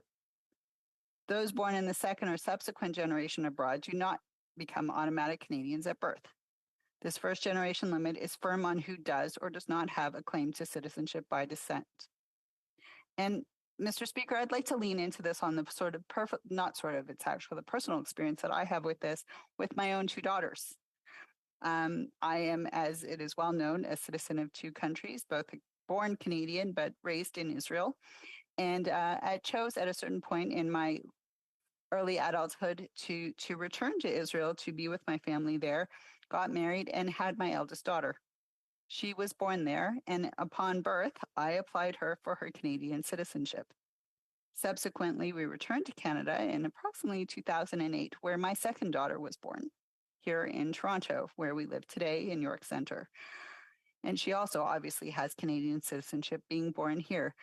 However, Mr. Speaker, my elder daughter, if she chooses for some reason to live elsewhere, whether it is in Israel, where she's living this currently this year, or if she chooses to live elsewhere in the world, and then has children, my grandchildren will not be Canadian, even though she has lived here the majority of her life, even though her core ties to Canada are clear and well committed to. She has lost the ability to confer that citizenship onto her children as a result of the C-37 change that was made under the Harper government in 2009. And ironically, my younger daughter, who was born here, if she were to have children abroad, they would automatically be Canadian, being able to bestow onto them what I was able to bestow onto my daughter. And herein lies some of the problems that we've been discussing as colleagues in this House. When I can appreciate the work of Senator Martin in wanting to narrow on a specific group of individuals, but frankly, Mr. Speaker, as my colleague from the Bloc said, this is about dignity. This is about compassion. This is about a sense of heritage and connection that's being stripped away from many. So, Mr. Speaker, I'll continue to talk about this, that there are many people who are born abroad or adopted from abroad to a Canadian parent beyond the first generation. These individuals are not citizens, but still feel that they have a very close tie to Canada, just like my daughter does. And they also see themselves as lost Canadians. Currently, these individuals can only become Canadian citizens by going through the immigration process. That is to say, they must first qualify and then apply to become permanent residents. And then after the required time, they would apply to become citizens. In some specialized cases, people born abroad in the second generation are eligible to apply for a grant of citizenship, but only in exceptional circumstances. So if we're turning back to Bill S-245, 245 now, Mr. Speaker, though it is well-intentioned, as written, it does not address some of the remaining lost Canadians. Bill S-245 is targeting only those lost Canadians who lost citizenship because of the age 28 rule. Those who were born abroad after the first generation when had already turned 28 years old and lost their citizenship before the law changed in 2009. But the bill as written excludes people who applied to retain citizenship but were refused. Then this is an issue because those who never applied to keep their citizenship would have their citizenship restored by the bill as written, but those who took steps to retain their citizenship but were refused would not benefit from this bill. Recognizing that the age 28 rule was problematic for all, it's my hope that the committee will consider amendments to restore the citizenship status of all those impacted by the former age 28 rule that has since been repealed. The committee heard compelling testimony from witnesses that precisely highlighted the problem with excluding one of the cohorts impacted by the age 28 rule. As I understand it, the Committee for Immigration also received dozens of written submissions from stakeholders, both inside and outside of Canada. As a matter of fact, Mr. Speaker, some of those stakeholders have also written to me in light of my previous interventions in the chamber on this matter. It would seem that there were many people watching S-245 closely, such as myself, as a parent. What's interesting is that almost all the written submissions point out the challenge that exists for people born abroad in the second generation or beyond. Given the call from stakeholders, I really feel strongly that the committee should be empowered to at least consider solutions for some of the other people who also consider themselves to be lost Canadians. This is the subject of today's debate. Does the House support the request from committee to expand the scope of the bill to see what could be done for the other lost Canadians? I think we must support this. You know, Mr. Speaker, myself and my story with my daughters is actually really not unusual for many of the constituents that I represent in York Centre, whose children go back and forth between Israel, get married here or in the United States. The Jewish community has very close ties that are cross-border, and families sometimes, like many Canadian families, have some fluidity due to faith or culture or language and other strong connections, and they're watching this closely as well, Mr. Speaker. Those and this is why I think we should be supporting this, because those who were born to a Canadian parent abroad beyond the first generation, including those adopted from abroad, are not Canadian citizens, but feel they should be because they have a strong connection to Canada, similar to my own older daughter. To address these other lost Canadians, the bill could be amended by introducing a pathway to citizenship for people in this exact situation. You know, Mr. Speaker, I was really disappointed to hear about the reaction by Conservative members when this motion to expand the scope of Bill S-245 was presented at committee. They are, of course, entitled to their opinion, but rather than give serious or substantive arguments about why the scope should or shouldn't be expanded, some of the members took the opportunity to make, this is actually very disappointing, to make threats about what they will do if the scope is expanded. The member for Calgary Nose Hill stated, do we really have the Immigration Committee all of a sudden be dropped into a broader review of the Citizenship Act? Because if we are opening up this bill beyond the scope of what is here right now, I will propose amendments that are well beyond the scope of this bill. I will have a lot of things I would like to see changed in the Citizenship Act. I will come prepared with those things and we will be debating them, end quote. Mr. Speaker, I really take issue with this approach. I'm not a member of the committee, so I don't know what confidential amendments the members have already put on notice for the bill, but that the conservative member from Calgary Nose Hill absolutely does not have that information. We do know that. When she made these comments, she was fully aware of what members were going to propose. Furthermore, the member from Vancouver East was pretty clear in her comments on the motion that she isn't trying to make changes to some completely unrelated section of the Citizenship Act. As a matter of fact, she said that today as well. It's quite something for a member to quote, threaten to overwhelm committee processes by trying to propose amendments that are, in her words, well beyond the scope. I really do find it quite unfortunate that the Conservatives are so closed off to the urging that all members received from the I'm disappointed that I'm disappointed it's unfortunate that Conservatives are closed off to the urging that they heard from stakeholders and that all members heard at committee from witnesses. And I'm not alone having been put off by that fact. and I wanted to read into the record a communication that I understand was sent to committee members after the motion to expand the scope was moved at committee last Monday. I think it has a lot of meaning for all of us listening to this debate today. Dear members of the Citizenship and Immigration Committee of the House of Commons, first, I would like to thank the committee for taking the time to reflect on and discuss Bill S-245, although the current language of the bill will have no effect on my status as a lost Canadian. I am hopeful that this bill will help to pave the way for a path to citizenship for myself and others who are lost. My story is like that of many other lost Canadians. I live a life unfairly exiled from the country that my mother lives in. She lives alone in Haida Gwaii. And as she grows older, I wonder how I should be able to care for her when it is illegal for me to live in the same country as her. I will not at this time speak to the immense pain, suffering, and grief I live with every day. I'm not ready to tell you another story of a lost Canadian. I am here instead asking that the language you use while discussing Canadian citizenship be more sensitive and fair to those with ancestral ties to Canada. I do not believe it is the members' intention to further marginalize those Canadians who have been stripped of their ties to Canada, and it is for that reason that I make this plea to you all. Time and time again, when discussing citizenship and lost Canadians, House members use the word immigrant and citizen as if they are interchangeable. The intent of Bill S-245 has nothing to do with immigration and everything to do with citizenship.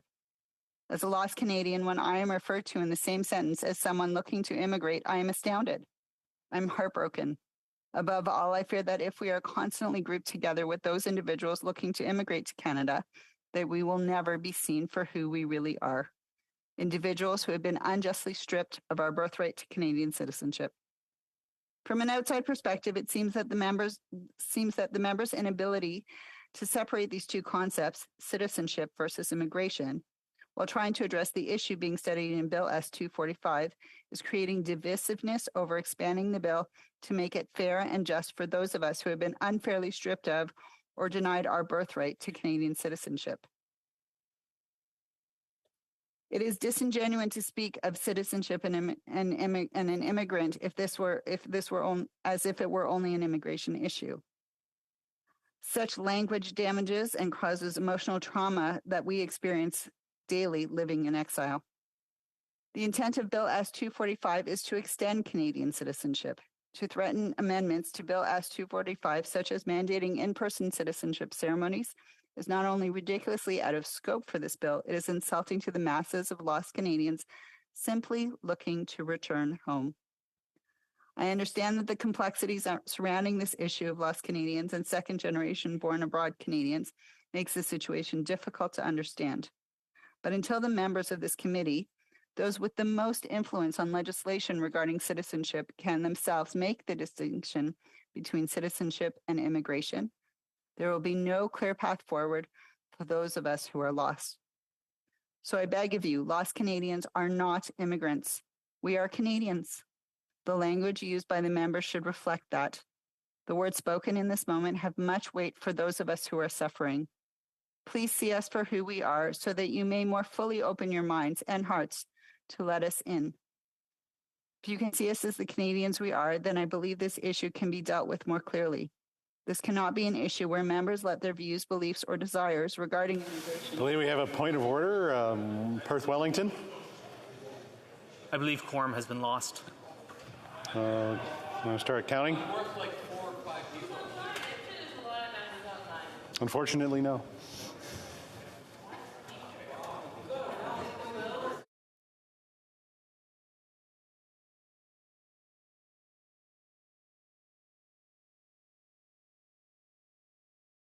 I guess we do have quorum now, so we can continue. The honorable member. I'll wait till everybody's to come to order, and then we can start up again. The honorable Parliamentary Secretary to the Minister of Families, Children, and Social Development. Thank you, Mr. Speaker. And just in wrapping up my comments to share the thoughts of the stakeholder who wrote the committee. She says, if you can see us as the Canadians we are, then I believe this issue can be dealt with more clearly. This cannot be an issue where members let their views, beliefs, or desires regarding immigration cloud an issue that is very clearly about citizenship policy. We are Canadians since birth looking to return home, not immigrants desiring to move to a new country. We may be lost, but we are proud and hopeful. See us for who we are so that you may help us. Kindest regards, Jennifer Johns. Mr. Speaker, I think the words speak for themselves of how deeply painful the subject of lost Canadians are, how hard how traumatic it is for them. And also, I would add, Mr. Speaker, that the amendments in 2009 in really essentially creating a situation where families would be separated, where they could not be reunited, where there is almost a two-tier system of who is Canadian has been created, is something that we should be addressing. And while members may have, Senator Yona Martin may have put this forward with one intention, I think it is a unique opportunity for us to correct this path, to make sure that everyone who is eligible for Canadian citizenship by birthright, by the right of their parents, by the right of their families and their raising of their children here, or their desire to raise as Canadians to raise their children here, should be contemplated and taken with the utmost urgency. So I humbly ask the members of the House to consider the importance of expanding Bill S-245 so that it could be improved and ultimately better meet its objective of addressing more lost Canadians. Thank you, Mr. Speaker. Questions and comments? Question et commentaire. The honourable member for Calgary-Shepherd. Thank you, Mr. Speaker. I don't have a specific question for the members, more of a commentary on what I heard her read to the House to, I guess, provide the perspective of her party. I'll mention to those listening at home that is a member who is a parliamentary secretary. The government has known for almost 8 years that there were these different groups of lost Canadians. There's always the ability to table government legislation that I think you will find a lot of members of this House willing to consider. A lot of us are willing to plug holes in legislation. That is exactly what Senator Yona Martin has been doing now in 2 parliaments. She was able to convince the Senate to move S-230 through the Senate with 1 committee hearing for consideration of the exact same bill that today is S-245. She was able to do so because she is a member who is widely considered to be nonpartisan, widely to be considered well-informed on the subject of the Citizenship Act. We had members at that committee who actually voted against my amendment to suggest that we give ourselves more time, if we're going to go beyond the scope, that we give ourselves more time to consider what groups of lost Canadians can we consider, what are the different situations that lost Canadians may find themselves in. And I will tell this parliamentary secretary that the Liberal benches voted against my amendment to the motion that brings us here today to debate this concurrence report. It's about process. We do not know when the next election can come in a minority parliament. And it's very well could be that lost Canadians will have to wait again for another parliament before this particular group of lost Canadians will have their citizenship restored to them as it should be. So this isn't a question about whether it's the right thing to do or the wrong thing to do. It's about process. We have a bill and an opportunity to fix something for a particular group of Canadians. We all agree on that. And by doing this will send it back to the Senate, and the Senate will therefore thereafter make further considerations and call more witnesses to the committee. That is simply the legislative process. I know that's difficult for the government to understand. I know it's difficult because I have such a thin legislative agenda, Mr. Speaker, but this situation could have been avoided. The Honourable Parliamentary Secretary. Thank you, Mr. Speaker, and I'll thank the member for his comments, and I'll share with him I'm quite familiar with the process, having successfully passed with my colleagues Kira's Law C-233, and understanding the immense value of unanimous consent and when members work across party lines, because issues are so important. And I don't think that any of this is partisan. I think this is an issue that affects many, many families, including my own, and many, many of the constituents in my own riding of York Centre. And as a matter of fact, the member from Thornhill would attest to that as well, in terms we share similar constituency demographics in that sense, and who's a member on his benches. And I would encourage him to perhaps speak to her about many, many families who are in similar situations like mine. Mr. Speaker, there's always an opportunity to work collaboratively, and I would certainly hope that the member would consider it. Thank you. Question et commentaire, questions and comments. The Honourable Member for Vancouver East. Mr. Speaker, and I thank the members' comments related to lost Canadians. Of course, the situation with the first generation born cutoff rule has been in place for 14 years now. And so there are many families who suffered in this period. And it's true, the government could have brought in legislation to make that change. That hasn't happened. But with that being said, we now have an opportunity before us through a Senate bill, S245, to fix the Lost Canadian rules once and for all. And so my question to the member is this. If, in fact, we all say we care about this issue, shouldn't we then seize this opportunity and to expand the scope of the bill and to fix the Lost Canadian community, the ones that has not been addressed in this bill, and to fix those issues once and for all? Question et commentaire, questions and comments. The Honourable Parliamentary Secretary to the Government House Leader. Yes, thank you, Mr. Speaker. I'm wondering if the member can just provide her thoughts in regards to the importance of Canadian citizenship and. Thank you very much, Mr. Speaker. I asked a question, and the member did not have a chance to respond, and then we went to another government member's question. So somehow I think we gapped the situation here. Yeah. I apologize. I had too many things going on at the same time, apparently. The Honourable Parliamentary Secretary. Thank you, Mr. Speaker, and I'll thank my colleague from Vancouver East for allowing me the opportunity to answer her question. And as I mentioned in my opening remarks, I do believe that there is room for further discussion and expansion, and I share her deep concerns in terms of Lost Canadians. As I read into the record the letter of one stakeholder who submitted her thoughts to committee as an Indigenous woman, that the thought to be excluded from Canada, to be excluded from the ability to be with her mother as she ages in Haida Gwaii is one of many heartbreaking stories that we need to address through the contemplation of this work that the committee is engaged in right now. Let's try that. Questions and comments. Question et commentaire. The Honourable Parliamentary Secretary of the Government House Leader. Thank you, Mr. Speaker. We'll try that again. You know, the importance of Canadian citizenship is undoubtedly one of the most important things that we have here in Canada, and it's held in such great amount of pride and has all sorts of benefits to it, Mr. Speaker. And the question I have for the member is that when you have two Canadians and more the world's becoming a smaller community where they're working abroad, concerns in regards to, well, should they have to return to Canada in order to give birth in order to be able to ensure that the baby is in fact born a Canadian? And I'm wondering if she can just provide her thoughts in terms of why issues of that nature, where you have two parents that are Canadians, they go to abroad, especially on a short-term basis, Mr. Speaker, that they shouldn't be obligated to have to come back to Canada for the birth of the child, or she can just provide her thoughts in general on the issue. Parliamentary Secretary. I want to thank the member for his question. And as I mentioned in my comments today, I was a mother faced with that exact dilemma with the birth of my eldest daughter abroad. There was much discussion in our household, what to do and how to do it, and much checking and concerns of how we went to go to ensure that my daughter would hold the same Canadian citizenship that I was so proud of, and I am still so proud of holding.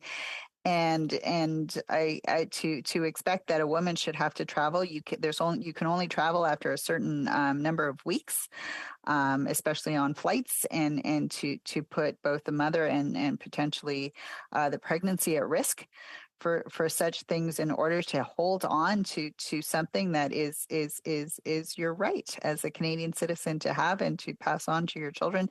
I really, it's contemplation of such things to me is just not acceptable. Questions and comments. Question et commentaire. The Honourable Member for Calgary-Shepherd. Thank you, Mr. Speaker. I wonder if the member could perhaps answer this question. Since we know that S230 passed in the previous Parliament, it was debated at a Senate committee where witnesses came forward from government department.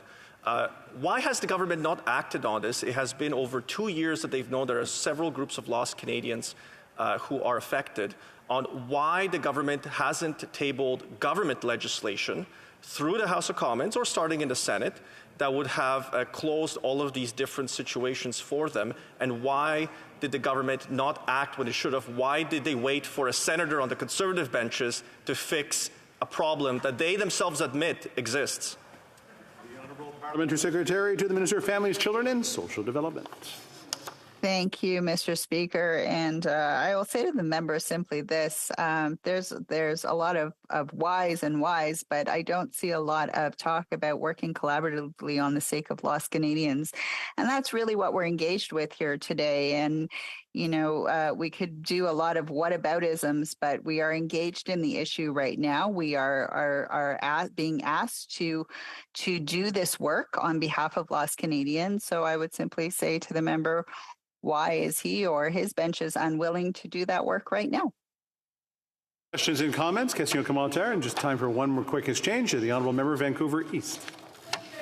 Mr. Speaker, I was just going to build on that last question. So here we have the Conservatives who say that they want to fix this problem once and for all. We know that the Bloc is very sympathetic and want to ensure that people's dignity is recognized. The NDP wants to address this issue. I've been wanting to address this issue ever since I've been elected as a member of Parliament. The government bench and the government side wants to do this as well. So we have a unique opportunity, at least in words, that every party says that they want to address this issue. So shouldn't we actually be seizing on the opportunity, support the expansion of the scope, and address the lost Canadian issues once and for all? The Honourable Parliamentary Secretary. I want to thank you, Mr. Speaker. I'll thank the member from Vancouver East for her question and reiterate what I have said time and again during the precious time that I have during this debate to say this is the power of collaborative work when it is done. I've seen it in my own work on C233, and I know that when there is the will of members of this House to get good work done on behalf of Canadians, and in this case of lost Canadians, it can be done. Thank you, Mr. Speaker. Continuing, before we continue debate, conformément à l'article 38 du règlement. Pursuant to Standing Order 38, I would like to inform the House of questions on the order paper tonight. The Honourable Member for Kitchener Centre on persons with disabilities, and the Honourable Member for Leeds, Grenville, Thousand Islands, and Rideau Lakes on ethics. Reprise du débat, the Honourable Member for Calgary Shepherd. Thank you, Mr. Speaker. Very pleased to be joining the debate on this. I'm going to begin with just thanking my constituents again for returning me to Parliament to serve them and to speak on their behalf and to bring the voice of Calgarians here to Ottawa, to our national Parliament. I think about that every day, how lucky each and every one of us, all 338 of us, I know there's less than 338 right now because we've got some resignations, but how lucky we are to be able to represent our constituents in the House of Commons and work on their behalf. I also want to start by saying that, you know, as a Canadian who was born overseas, I happen to be one of those who was naturalized back in 1989.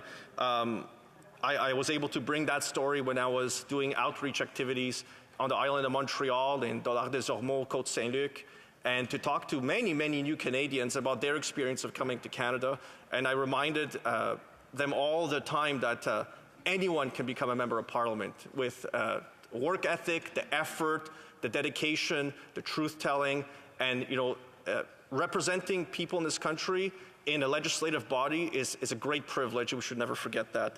I want to go over a few points very quickly, just to kind of give you an outline, Speaker, where I have many troubles with what's happening today with this concurrence of a report coming out of the Immigration Committee. So the timing, the issue of the timing, how we have come to this point where this vote will now be necessary. I want to talk about the mover of this Senate bill, Senator Yona Martin of British Columbia. I want to talk about Senate Bill S230, the original piece of legislation from which S245 is basically the exact same worded bill. And I also want to speak briefly to process, because this is an issue about the substance. I think on the substance, many people agree. Of course, Conservatives agree because this is a Conservative legislative initiative. So it's very simple to understand why Conservatives, for example, wouldn't do something like move amendments to a bill being proposed by a Conservative, because we all agree with it. We went before our caucus, we had a presentation, and of course we agree with it because it's a Conservative senator proposing a Conservative idea, the restoration the rightful restoration of Canadian citizenship to a particular group of Canadians. The particular group of Canadians that we are talking about is a small group of them who are affected. And this bill was very, very simple. It's on one page. It was a simple idea that would address a specific group that their issue will be addressed at. That doesn't mean that others don't have a case for it to be restored. It isn't a legislative case for it to be done. But this particular bill has been in the works in 2 parliaments now to try and fix it. 2 minority parliaments, and as we know, minority parliaments are unpredictable. Despite there being an NDP Liberal coalition where we have a government and opposition party, we don't know where one begins and the other one ends. We don't know when there could be an election, and therefore that wipes out all the legislative initiatives being considered by the House and by the Senate. That's exactly what happened to S230 when the election was called on August 15th of 2021. It wiped out all of the legislative initiatives that were underway back then. S230, that was dealing with these lost Canadians, had already gone out of the Senate. It had 1 meeting of considerations with expert testimony being provided by government officials that was useful to understand that the contents of this legislation were correct. They would, in fact, fix the situation that we are facing. Yes, we heard new testimony on S245 and new consideration. But the timing is the issue that I have a hang-up on, because I do not know when the election could come. I want to expedite a bill like this with no changes in order to consider new legislation, and the House is always free to do that. Any member of the House can table a private member's bill. Any senator can as well. In fact, senators now can legislate faster than we can, which I think is wrong. And I hope there will be some government members who will agree with me on that. It's a separate legislative idea, maybe changes to the standing order someday. I know there's at least one member from Winnipeg who I know will maybe agree with me that members of the House of Commons should be the ones legislating the most often, not senators, and not as quickly. Now we have a lottery system, and I know, Speaker, you were Deputy Speaker who drew the numbers. I'm going to remind the Deputy Speaker of this because I think I drew 3rd from last when he was doing the draw. I really think it should have been a recount at some point. And I see another member from Montreal saying, and actually from the same one of my alma maters, Concordia, saying that she drew a much, much better number than I did. But timing is an issue in this matter. This is a group of lost Canadians who we could have their citizenships restored. They would be made whole. And because if we made no amendments to the bill, it would pass, once passed through the House of Commons, it would be made law. It would be royal assented to by the Governor General, it would be made law. Any amendments we make in committee, return it to the House, and any report stage amendments that could be considered will delay the passage of this bill. This bill could then go again for another Senate review, and I am sure that senators, when they agreed to pass this bill, Speaker, when they agreed to pass this bill on an expeditious basis, they were passing the original S230. They were passing a bill they had already considered, they had already debated. So they're going to consider the debate in this House. They're going to review why, for example, government officials before the committee in the House of Commons provided different information than the different government officials, some of them were the same, at the Senate committee 2 years ago. And they will wonder why the advice was slightly different. And now they have a problem with some of the wording in S245. They say actually doesn't address the issue as well. When I looked at the titles, though, of these government officials, they're exactly the same people. People have been promoted, people have moved to different positions. So that begs the question. I'm sure senators will then review the bill. Well, that is months and months of extra waiting as the Senate will consider a bill. We'll have more witnesses come before the Senate committee, and then whatever potential amendments the Senate might do, we'll send the bill back to the House of Commons. I know I'm supposed to call that other place, but I feel Canadians at home should know that this might delay it and potentially kill the bill. The bill might not become law if this isn't done.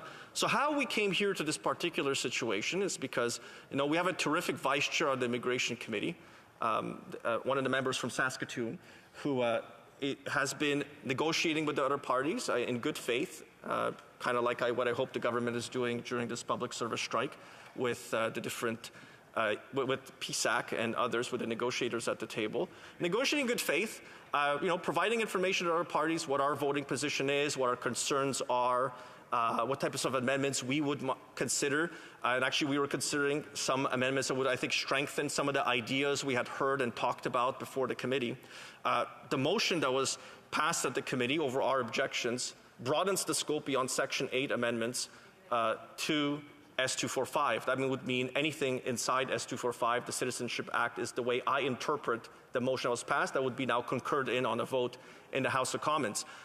This sounds to me like a statutory review of S245, so anything in the Citizenship Act could be done. There are many things I have heard in my travels across Canada, meeting with both new Canadians and people who have lived in Canada for generations, who have issues with the Citizenship Act, how citizenship ceremonies are organized, whether they're done in person or virtually or at a click. Some of those are also around the rules of specific lost Canadians. Is it right to put citizenship ceremonies on certain holidays that were maybe not as major 40 years ago? So those are all issues I think that members should be mindful of, because what this motion, the way I read it, and again, as you've heard me say many times, Speaker, I am not burdened by a legal education, so I read it like a layman would read it. I read it as the words are, so it's beyond Section 8, which means anything else in the Citizenship Act should be eligible for an amendment. And I think if we have an opportunity to help lost Canadians, we also have an opportunity to ensure there are no future lost Canadians who might miss a citizenship ceremony because of a holiday, because of travel, because of any number of other reasons. So we've come here because other parties have not been forthcoming to explain to us their position. And I think I moved at committee a very, very reasonable amendment that would have provided more time for new amendments out of scope to be considered. If we're going to consider out of scope amendments, we had no in scope amendments because we agreed with the contents of the bill. Out of scope amendments would have been good to have more time, and then we would have been provided the amendments, and then we could have all had time to consider them with our caucuses, because that's what our side does, is we have a fulsome debate in our caucus where our team, our caucus, group of members of parliament and senators come to an agreement on different amendments that we might consider, especially if they're major amendments, like what this seems to be, like a statutory review of the Citizenship Act.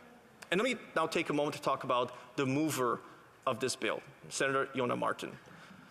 Senator Yonah Martin, I think many members of the House of Commons, and I hope in the other place called the Senate, they would say that is a very nonpartisan member, a member who's able to work with all members, regardless of political affiliations, on any number of issues. I know she has a big heart for the Korean-Canadian community, for the Battle of Kapyong. I know she brings it up every single year. Is very mindful to remind us of the Battle of Kapyong and how important it is to Canadians of Korean heritage.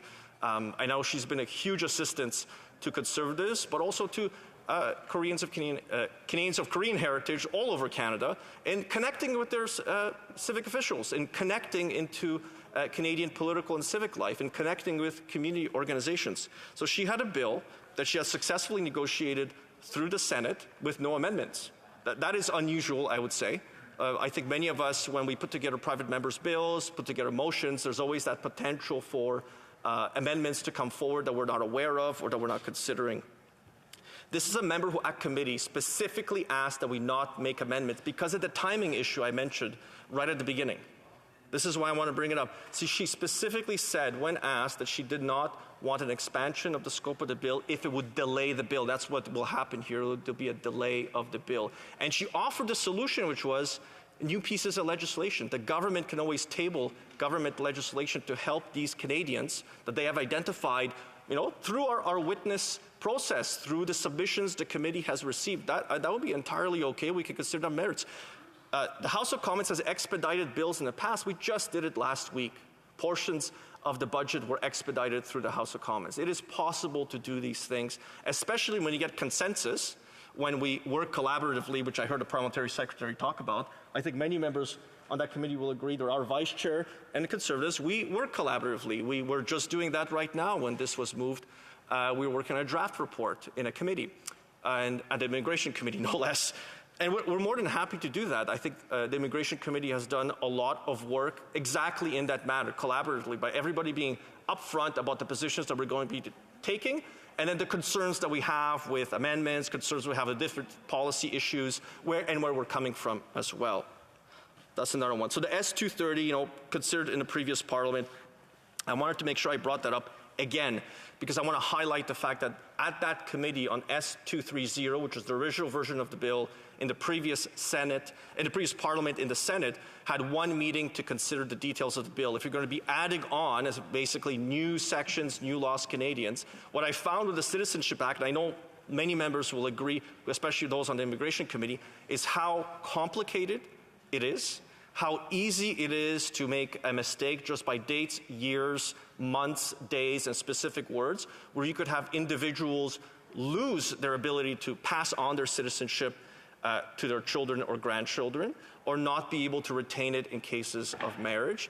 And as a Canadian who wasn't born here, I was born in communist Poland, country that I always say doesn't exist anymore. It's a footnote in history.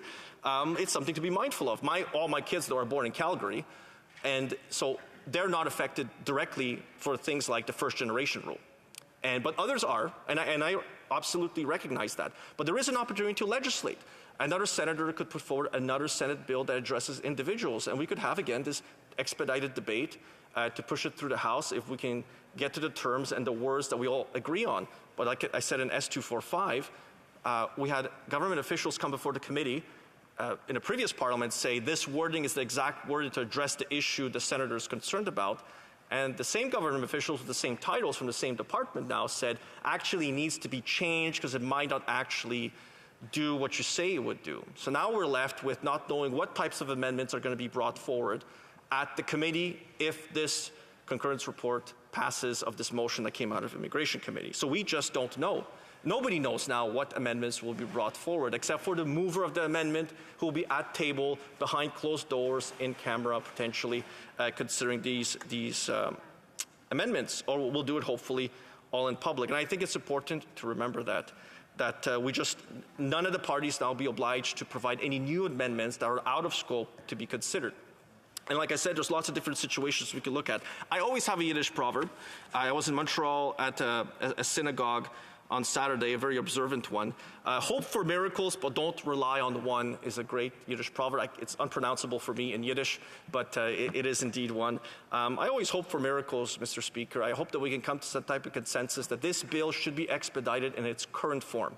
I want to vote for it in the way that it is right now, and I think those on my benches want to do the same thing. We want to help these lost Canadians and restore rightfully their citizenship. And there's an opportunity to help others. And that's what this place, I hope, would be good at. I hope it would be able to come to a consensus on new pieces of legislation that address certain things. And I just briefly want to mention this because this is my third parliament that I am serving in. This is a bad precedent to set, is to go into another member's bill and over their objections to say we're going to change your private member's bill, your Senate bill, your idea that you've put forward. I think it sets a bad precedent. I know it has happened off and on in the past 10 to 20 years. In those particular cases that individual members have brought up to me, that should not have happened that way. I really believe that members who have an idea that they're bringing forward, we should honor their request and have a simple up or down vote. And even as Senator Yona Martin said, if there are particular technical amendments to the way this legislation is worded that keeps the intent and the principle that she's trying to address, which is helping this particular group of lost Canadians have their citizenship regained, that's the summary that's provided for the bill. They use the term regained. Then she was okay with that. But what we've talked about so far, what I've heard from the parliamentary secretary, what I've heard from the member of the New Democrats is potentially things that are far out of scope of the original intent and principle of the bill. And here I have concerns. I expressed those concerns. I made forceful promises, and I intend to keep my forceful promises. And I have done so at other committees that I've been on, whether it be the PROC committee that I remember serving with other members to ensure that the intent of motions, the intent of bills was retained, and so that members had a straight up or down vote on particular subjects, that it was very clear what we were voting for and against. And again, I see this as an opportunity. We don't know when the election could come. I don't want to send this back to the Senate. The Senate already has had its say on the matter, has reviewed this piece of legislation. What I want to do is to expedite this bill. And I was ready to do that at the first meeting on S245, and we could have maybe considered, some particular amendments that were perhaps on the edge of what would be permissible. And, I'm looking at my vice chair, and I think it's fair to say we were willing to consider them. We were willing to we had that conversation with the Liberal benches, and we were forthcoming with what our ideas were, what our concerns were, and where we wanted to go. But my expectation was that we gave it due consideration. We had received valuable insight, information, and ideas from Canadians, both overseas and here, who had expressed concerns with different groups of lost Canadians, so we could address those in other pieces of legislation. Another senator could take up the case, a member of any party could take up the case in a private member's bill. Probably not me, because like I said, Speaker, you drew me third from last, I believe, and I still remember that, so I will probably not be one of those members. And this House can work collaboratively. And let me just give another example. And Speaker, give me a 1-minute notice, so I'll cut my example off. On bereavement leave, the Minister of Labour was kind enough to work with me before Christmas, and this was 2021, to insert part of my private member's bill on bereavement leave straight into C3 and then expedite it through the House. So the Parliamentary Secretary spoke with, well, I hope we could work collaboratively. Well, of course we can. And there's even an example where we've done that. And it was our Shadow Minister for Labour at the time, from Parry Sound, Muskoka, who did it. It can be done when people come in good faith at the negotiating table and we hammer out a deal. And that deal was done before Christmas, and Canadians in federal jurisdiction have bereavement leave provisions provided to them. So those types of situations can happen. Those, I call them legislative miracles, back to my Yiddish proverb. Legislative miracles can happen when people want to make change. That was a private member's bill that likely would have never passed because I had drawn such a small number, such a low number, sorry, such a high number, it would not be able to pass it. And so I would not be able to have the opportunity to have it debated. And I think it's important. Thank you, Speaker, for the warning. So with that being said, I've laid out my case, Speaker, so why we should vote down this report. And I move, and seconded by the member for Perth Wellington, that the House proceed to presenting petitions.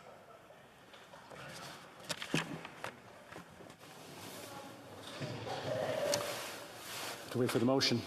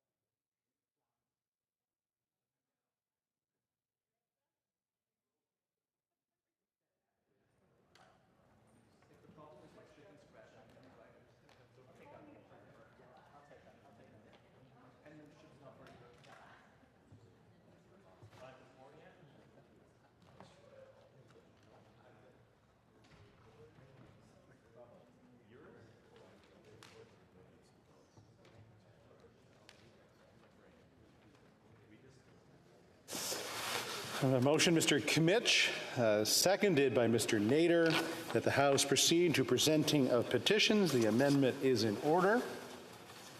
It's just a motion. Just a motion. Then we go to the questions and comments, or are we just moving on with that? No, so we're going to see if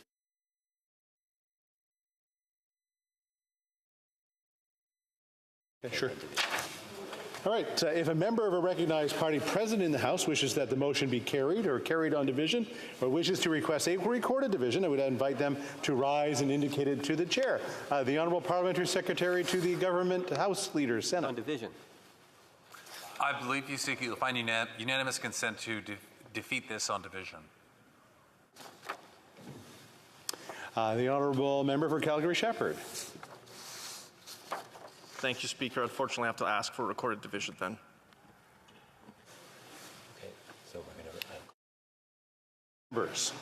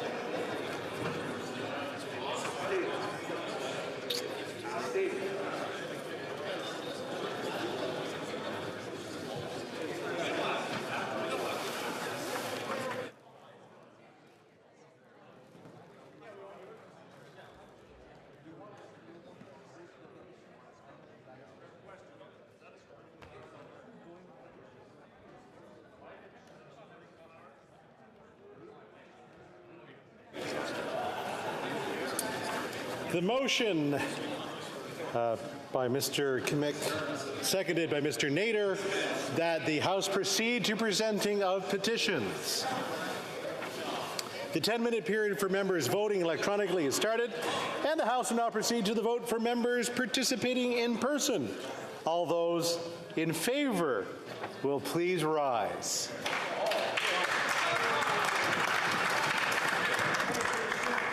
Mr. Bazan. Mr. Bazan. Mr. Kmiec. Mr. Kmiec.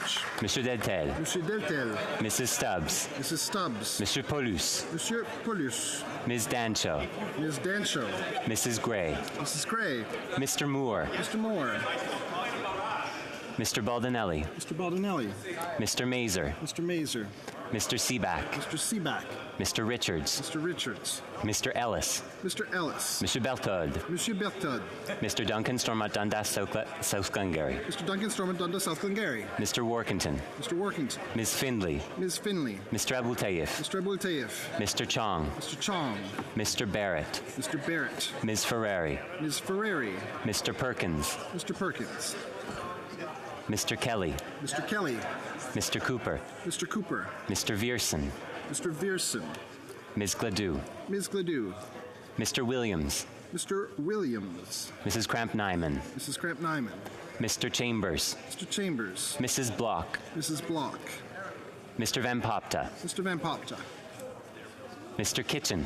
Mr. Kitchen. Mr. Redekop. Mr. Redekop. Mr. Brock. Mr. Brock.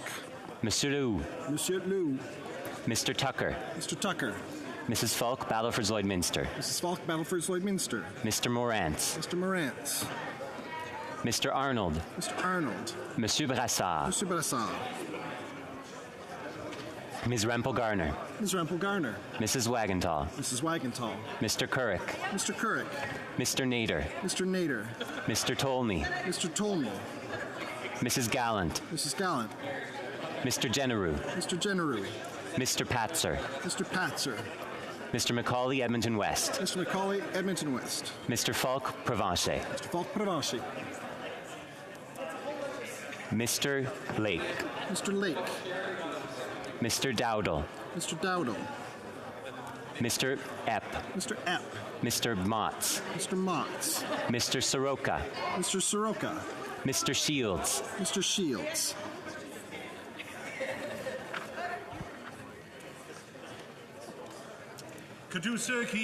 All those opposed to the motion will please rise. Mr. Holland. Mr. Holland. Sorry. Let's back up. All those in favor of the motion? We did that. Okay, was there an interpretation problem or? No, we can't. No, we don't do that. Yeah. Okay. Could two circuits oppose? All those opposed to the motion will please rise. Mr. Holland. Mr. Holland. Ms. Bennett. Ms. Bennett. Ms. Tassie. Ms. Tassie. Ms. Jazik. Ms. Jazik. Mr. Scarpaleggia. Mr. Scarpaleggia. Mr. Casey. Mr. Casey. Monsieur Vandal. Monsieur Vandal. Madame Fortier. Madame Fortier. Ms. Gould. Ms. Gould. Monsieur McKinnon-Gatineau. Mr. McKinnon-Gatineau. Ms. Ian. Ms. Ian. Mr. Mendocino. Mr. Mendocino. Ms. Vandenbeld. Ms. Vandenbeld. Mr. Sheehan. Mr. Sheehan. Mr. Biddle. Mr. Biddle. Mr. Fillmore. Mr. Fillmore.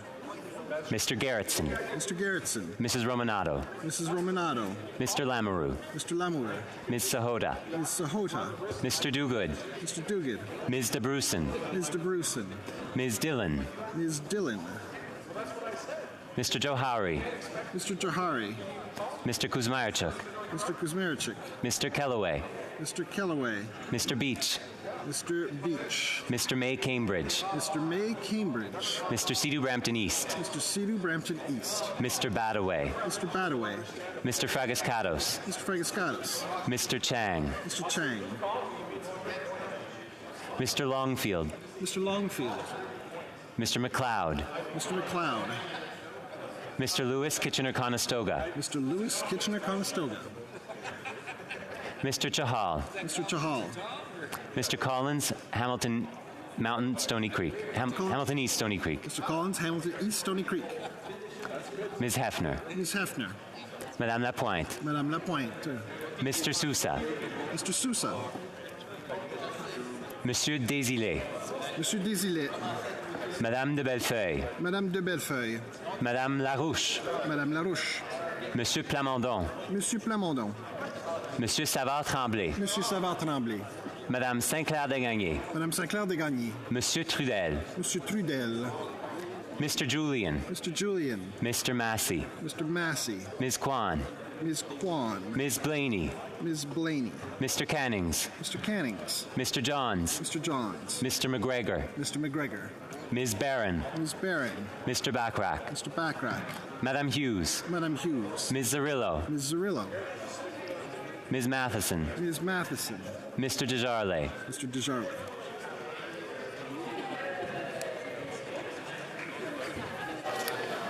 La Chambre attendra maintenant la fin de la période. The House will now wait for the end of the electronic voting period before resuming its work.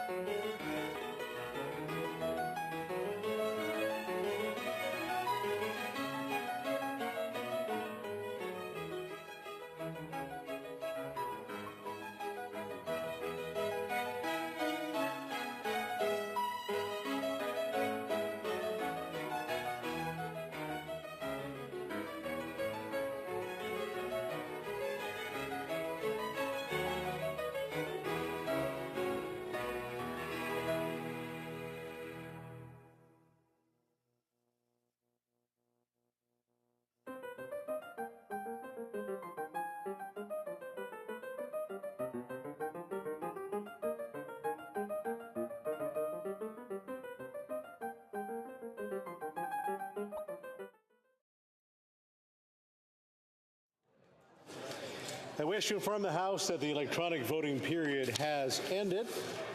If members were not able to vote due to technical difficulties, they may now use the raise hand function and the chair will recognize them. Mr. Fonseca.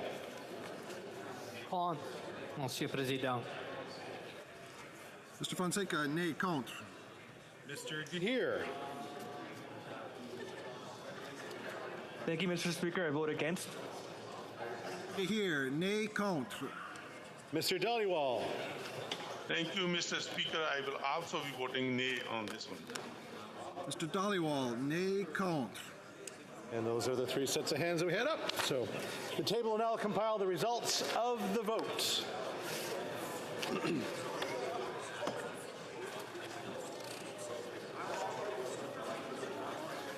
Nays pour, 110, 110. Nays contre, 194, 194. I declare the motion defeated.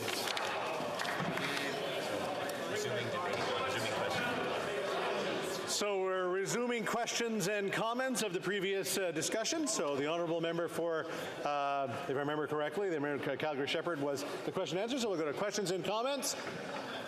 We'll start with the Honourable Parliamentary Secretary to the Government House Leader. Yes, thank you, Mr. Speaker. I think it's important for us to recognize that at the end of the day, what we're really talking about is, imagine, if you will, two individual Canadians going abroad. And maybe it's work-related in which they have a child. And now they come back to Canada, and that child could have completely grown up here in Canada. Now, if that child was to go abroad, let's say, and get married and have a child, that child would not be deemed as a Canadian. And I think what's being suggested here, from what I understand, and I thought that the sponsor of the legislation was supportive of the changes. And I'm wondering if the member can just provide his thoughts on the principle of what it is that I've said versus the changing of the scope. Does the member support the idea that that particular child that I just finished describing should be allowed to be considered as a Canadian citizen? The honourable member for Calgary-Shepherd. So the member misunderstood what the sponsor of the Senate bill had suggested at committee, which was, while the principle is a good one and we should be investigating it further, there are different ways to regain Canadian citizenship. You can have a grant of citizenship. You could have citizenship by obviously birth in Canada, and you can have citizenship passed on because you have a substantive connection to Canada. You have parents, you have grandparents who are Canadian, and it can be passed on. Now, there are situations in the Citizenship Act, because this is multiple versions of the Citizenship Act have been changed over many decades. Every time we think we've plugged a hole, we usually create new exceptions. But the mover, the sponsor of this Senate bill, was very specific in that she was okay with changing the wording in her bill. The current group of lost Canadians would be addressed, but any new lost Canadians would have to be addressed in new legislation. Questions and comments. Questions et commentaires. The honourable member for Vancouver Kingsway. Vancouver East. Thank you very much, Madam Speaker. On the substance of the issue that is in question, that the Conservative members keep saying that we can't do this because it's going to take too long. Now, of course, it's been 14 years since the Conservative passed the legislation to strip the rights of second-generation born Canadians to passing on their citizenship to their children. And so by doing that, we now have an opportunity to fix this, right? 14 years later, to make those families whole so that they don't have to be separated from their loved ones. So if the Conservatives say they support fixing this problem, why wouldn't they seize this opportunity instead of actually just putting it on further down the road? The honourable member for Calgary-Shepherd. Of course, that's not what the member is talking about here. The member is talking about going procedurally against the wishes of the mover of a piece of legislation that has wide support in the Senate, that has broad support in the Conservative caucus as well. If she wanted to fix it 14 years ago, that particular member has had ample time to propose a private member's bill to address those issues, or to convince the government that she belongs to in the same caucus basically as a coalition to do so. So she could have done that there at any time in the last decade plus. Yeah, I just want to remind members if they have supplementary questions to wait for questions and comments. Questions et commentaires. The honourable member for Saanich Gulf Islands. Madam Speaker, and to my honourable friend from Calgary Shepherd, I'm pleased to be able to take the floor to let him know that the honourable member from Vancouver East did in fact bring in a private member's bill to that effect and has been vigilant on this point. I certainly want to associate myself with her comments, and also I've been honoured to work with Don Chapman, who's been a leading champion to resolve the injustices that affect lost Canadians. So my question to the honourable member is, how would he suggest that we take this to a vote, that we get it on the record, that we make sure that we are improving the situation and not letting Canadians keep falling through the cracks of increasingly Byzantine errors and gaps? The honourable member for Calgary Shepherd. Thank you, Madam Speaker. So I thank the member for Saanich Gulf Islands. So that is the matter, that is the question. The particular gentleman that she referred to, Senator Yona Martin has been working with this gentleman exactly on this piece of legislation to address a particular group of lost Canadians that we can all agree with have a very legitimate case for having their citizenship restored so they can regain their citizenship. Because like she said, and she used exactly the right term, the Citizenship Act, because of the way it's been drafted over many decades, has become a Byzantine piece of legislation. Every single change that we do, dates that are changed or moved from one decade to the next, has a big impact. The first generation rule that was introduced was meant to address a particular policy issue that existed at the time. And I think we have to be mindful when we make quick changes to legislation, as important as the Citizenship Act, it should be primarily done through government legislation. What we're talking about here is a small group of lost Canadians who need to have their citizenship restored quickly. Questions and comments? The honourable member for Calgary Nose Hill. Madam Speaker, the debate that's happening here today, to me, seems to be a repeat of the debate that happened at Immigration Committee on a motion that went through Immigration Committee. It's also happening on a day where the budget's being debated. And I'm wondering if my colleague thinks that the reason that this is happening is because the Liberal NDP coalition actually don't want to debate their big budget deficit spending item. Maybe they're cutting. Feels like to me. The honourable member Calgary Shepherd. Good question. Thank you, Madam Speaker. I'd like to thank the member for the question.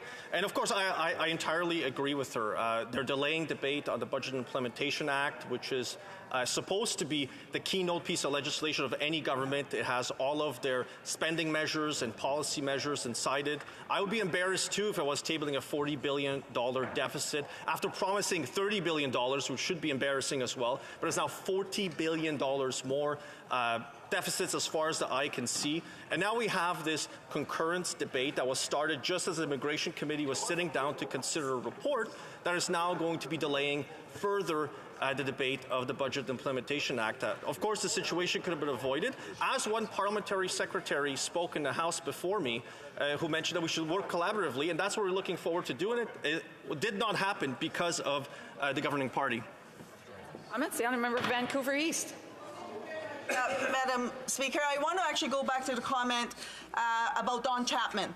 And Don Chapman actually came to committee, and he said very clearly to committee that he wanted to see the scope of S245 be expanded to incorporate amendments so that those lost Canadians, those the Conservatives bringing in the first generation cutoff rule be rectified so that those families would not be lost anymore and be supported through this process. So the Conservatives say that they support what Don Chapman would like to see done. So would they then pass this expansion of the scope request in this House and not filibuster the work that needs to be done at committee? A member of Calgary Shepherd. Thank you, Madam Speaker. I'd like to thank the member for the question. Of course, she knows that at that committee, when we were considering this particular motion that's now brought us to the House, I offered an amendment that would have given about 2.5 more weeks for new amendments to be tabled before the committee. That would be those amendments that would be out of scope. I'll remind the member that she voted against my motion where we could have had those extra amendments that were out of scope to be considered. They did not want to see what other potential amendments there would be. And because us Conservatives had no amendments because we agree with the substance of this piece of legislation with the words that were introduced by our member in the Senate, Senator Yona Martin, who had worked with the gentleman, Don Chapin, on this particular group of lost Canadians. She's saying accurately, Don Chapin would like it to be expanded to others, and that could be done in government legislation, in private members' bills, or another Senate bill. We have time for a brief question. The honourable member for Battle River Crowfoot. Thank you very much, Madam Speaker. And my question is very brief to my friend and colleague from Calgary. You know, we've heard a number of examples of those who have been impacted by this long-standing gap in Canada's citizenship legislation. So I'm wondering if this member could specifically articulate how that affects, especially members of the military who may have had children abroad over the course of the last number of decades, and the implications that specifically the bill, as it is now, would be able to fix some of those gaps that currently exist. Member for Calgary Shepherd, a brief answer. Oh, Madam Speaker, just a brief one. So, like, you know, the member for Sanders Gold-Itis, I mentioned before how Byzantine parts of the Citizenship Act can be. It's difficult for me to answer that question from the member for Battle River Crowfoot because it is just that complicated. There are so many exceptions going back to 1977 in how different groups of Canadians are treated, whether they can't pass on their citizenship or they can't pass on how we treat members in the military, but also how we treat diplomats who work in the foreign service on behalf of Canadians. And this is where we run into a great risk that this bill will not pass in this Parliament. It will be dropped off the order paper again because there'll be another federal election called. And I do want to remind members, if they want to have conversations, especially those across the way from each other, to please take it out to the lobbies or to the hallway in order not to interrupt those who are speaking. Resuming debate, the honourable member Saskatoon West. Thank you, Madam Speaker. And I want to start by just letting you know that I'm going to be splitting my time with the member from Calgary Nose Hill. So I'm here to talk about S245, and not something I planned to do today, and I'm sure most of us in the House here hadn't planned on doing this, but here we are. And so I just wanted to make sure that people are clear what this is that we're talking about. So first of all, this is a private member's bill that has come from the other place, from the Senate. Senators, just like members of Parliament, are able to produce legislation called private members' bills. And so this is the legislation that's come from Senator Yona Martin from the other place. And it's her intention, it's her idea, it's something that she wants to see done. And so that's what's coming here, and that's what we're talking about here. It's now in the House, and we're working with it here. Now, the subject of this is the lost Canadians. And we've heard many different explanations of this, but many people may not quite understand what this is. And essentially what it is our Citizenship Act has some flaws in it. And those flaws mean that certain people either lose their citizenship or don't get it in the first place. And so it creates these little categories of groups of people who, through no fault of their own, don't have access to Canadian citizenship. And so there have been attempts over the years to fix some of these problems. Many of them have been fixed over the years, but there are still some groups of people who are still considered lost Canadians. They are not being treated the way they should. Their citizenship has not been able to happen. And so this bill, along with others over the years, have attempted to plug those holes, to fix those gaps, to ensure that those people who deserve to be Canadian citizens are. And so this bill is one of those. And there is a particular group of people, a fairly clearly defined group of people, that it seeks to remedy, to fix. And it's not trying to fix everybody, and that was part of the point initially. I also want to mention that oftentimes when we think about people who are not citizens of Canada, we immediately think of immigrants. And this does not necessarily mean immigrants. There's in fact many people who would not consider themselves immigrants who fit into these categories of lost Canadians. So they're just Canadians who don't have their citizenship. And there are different categories of these, as I said. And part of the point here is that trying to catch them all and fix all of the holes in the legislation in one shot is very difficult. It's been attempted over the years, and so far it's been unsuccessful. And so a better approach, we believe, is to target a very specific area, a specific group of people who are lost, and at least fix those. And then if there's more holes, fix those holes, rather than trying to do everything at once. So this is a simple bill to fix one of those groups. It is actually the same as the bill S230 from the prior Parliament. And in that Parliament in the Senate and the other place, they actually studied this bill. They had it go to committee. They looked at it carefully. They sent it to the House here. It was being worked on in the House here, and then guess what happened? An election happened. And so that legislation never saw the light of day. So the attempt to rectify the citizenship situation of those lost Canadians failed. And it failed because it didn't get through the process in time before an election was called. That's very significant because right now we are in another minority parliament, which means an election can happen at any time. So we don't have a lot of time. Time is not our friend in this case. We need to move to pass these bills quickly. So now, the same senator, Yona Martin, has put forward the same bill. Now it's called S-245, and it has also gone through the Senate. This time, in the other place, they didn't even review it. They didn't study it because it was exactly the same as the previous legislation. So what they did is they decided to fast-track it, move it through their other place, move it to the House here so that we could deal with it in the House. So that's where it is now. It's here. It's here in the House, and we are dealing with it now. And I just want to mention about the sponsor of this bill, Yona Martin, the senator. She was able to get it through the last parliament. Took a lot of work, took a lot of effort to bring everybody together to agree on things, but she was able to get it through and get it as far as it got. Unfortunately, not far enough. So she was able to do it again, which is testament to her ability to work across party lines and to work with other people in the Senate. She was able to do it again, even faster, and get it here quicker because she knew that time is the enemy. Time is the biggest problem that this bill faces. And the assumption that went along with that as she got it to this House was that it was the same bill as last time. So from the Senate, from the other place's perspective, this bill is the same one that they studied before, therefore they don't need to study again. And that's important. Remember that. So why are we here today? Well, we're studying this bill at committee. We're getting very close to the end.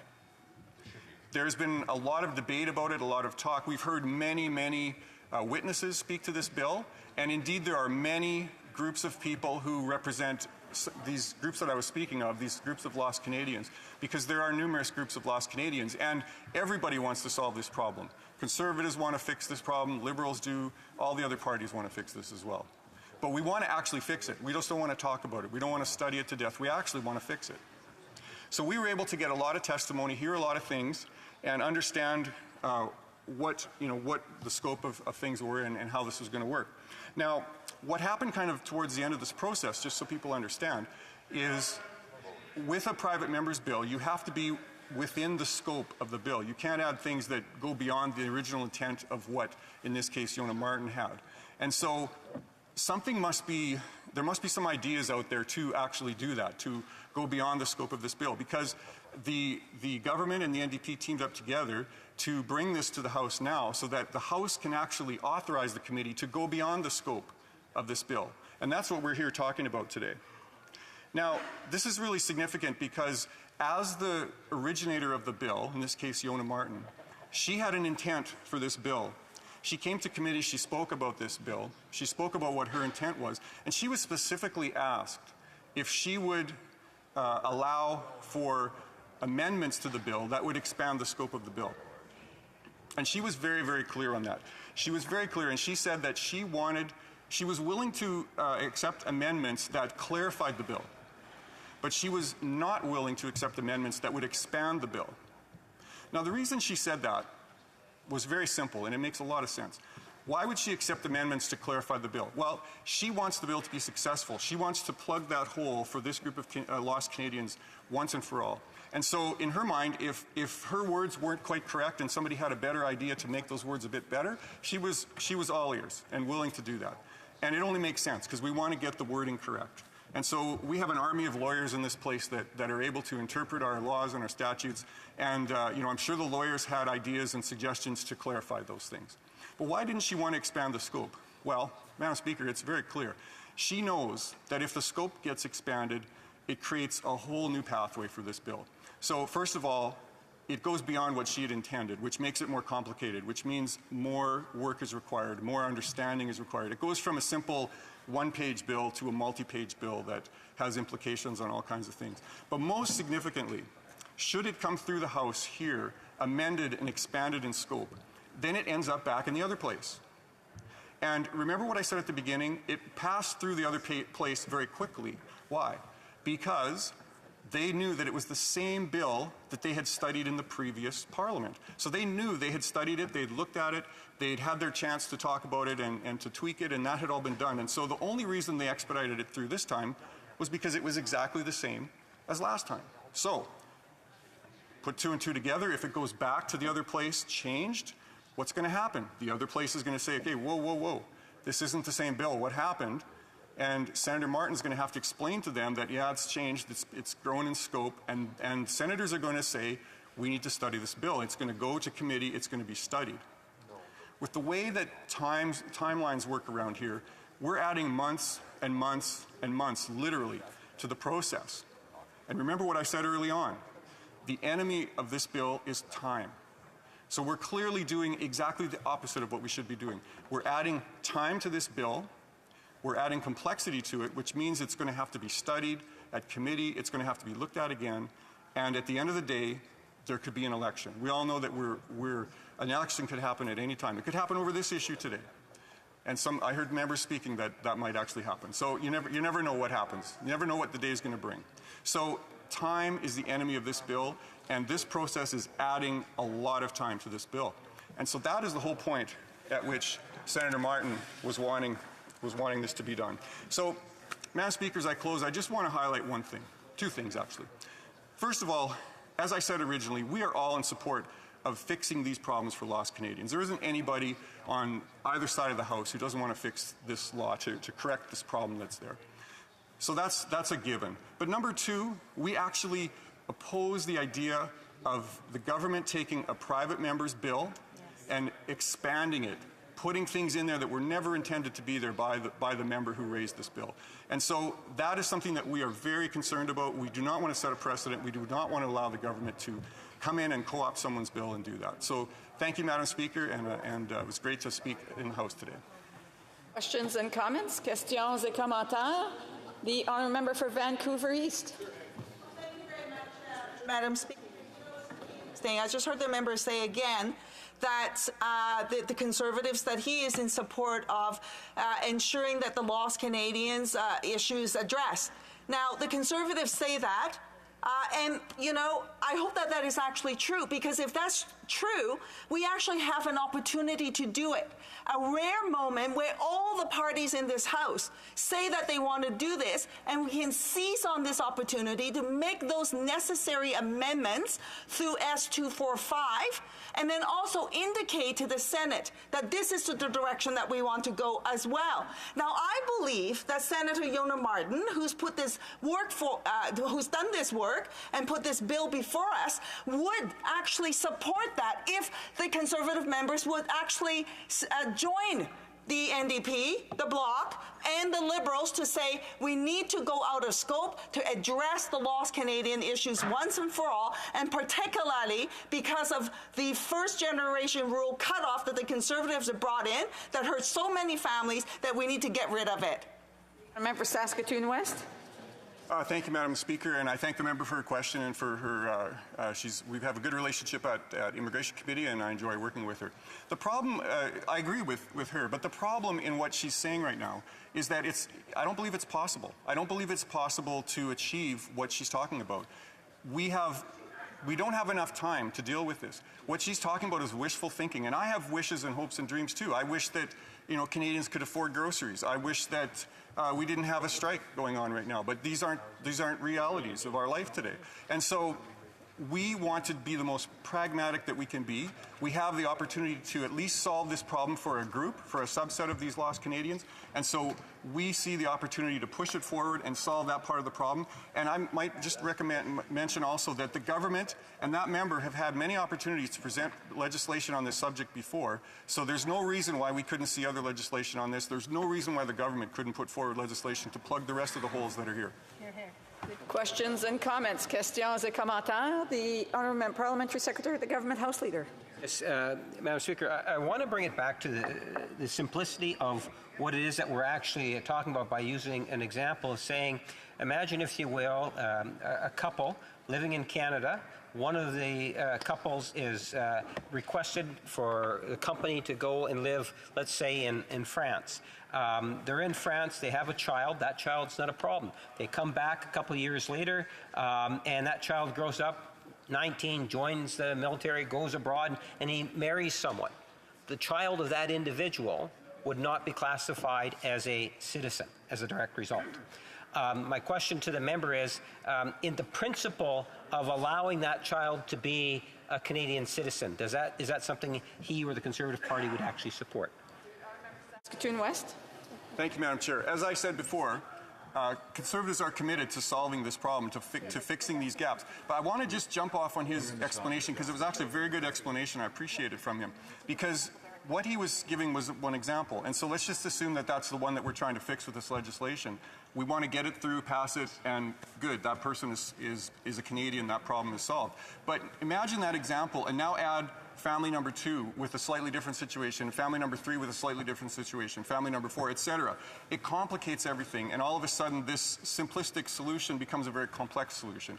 And so we are trying exactly that, to solve this problem for a group of lost Canadians. And then we are fully willing to work with the government or the NDP or whoever else wants to put forward some legislation to try to fix the rest of them. Thank you. The Honourable Minister has a point of order. Yeah, thank you, Madam Speaker. I request that the ordinary hour of daily adjournment of the April 25th and April 27th sittings be 12 o'clock midnight, pursuant to the order made Tuesday, November 15th, 2022. Okay. Questions and comments? Thank you to the Minister. Questions and comments? On a une brève question. L'honorable député de Abitibi. The Honourable Member for Abitibi, James Navigiyou. Thank you, Madam Speaker. I'd like to thank my colleague for her speech. I'd like to say that Bill C-47, despite its volume, doesn't contain anything about seniors, housing, or anything long-term about the underfunding of health. Nothing to reform EI. I'd like to know what my colleague thinks of that. A brief answer from the member for Saskatoon West. Well, thank you, Madam Speaker, and I believe that question is better suited for the next debate. But let me just take this one moment to reiterate one more thing. The government has had many opportunities to solve the problem of lost Canadians. The government's been here 8 years. Canadians are tired, in fact, of this government. They've had many opportunities. They've heard of this many times. They've heard lots of speeches. They've heard lots of situations and examples. They have had ample opportunity to solve this problem, but yet they have not. And here they want to take over a private member's bill, hijack it, and put their legislation into that member's private bill. And that is simply not right. Resuming debate, reprise de débat. The honourable member for Edmonton-Wetaskiwin. Well, thank you, Madam Speaker. And Madam Speaker, I'm like many colleagues here. I'm on House duty today, and showed up here expecting that we would be having a debate about the budget.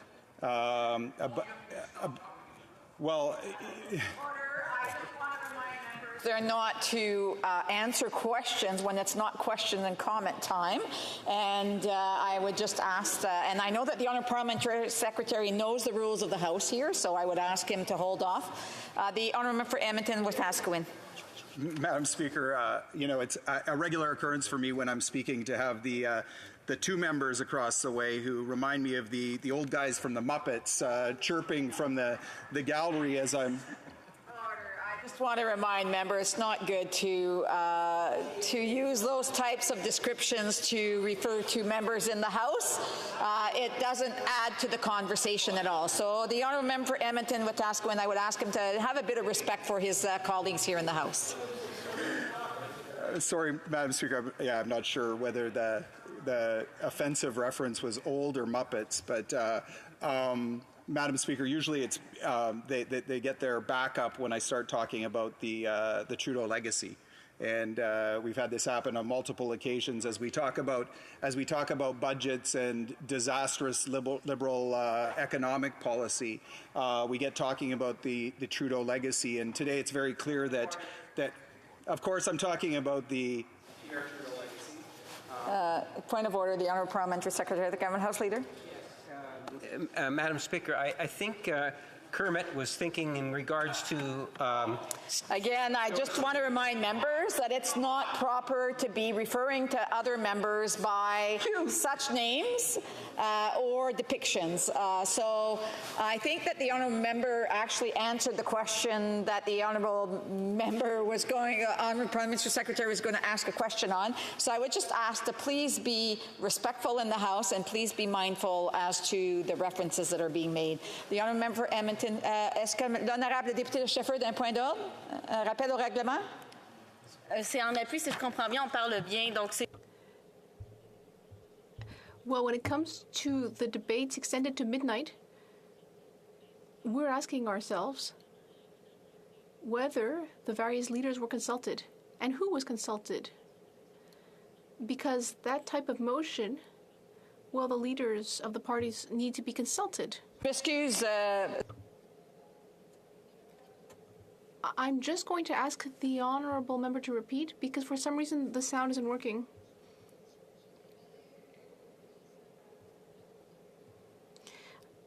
So could I ask the honourable member to repeat?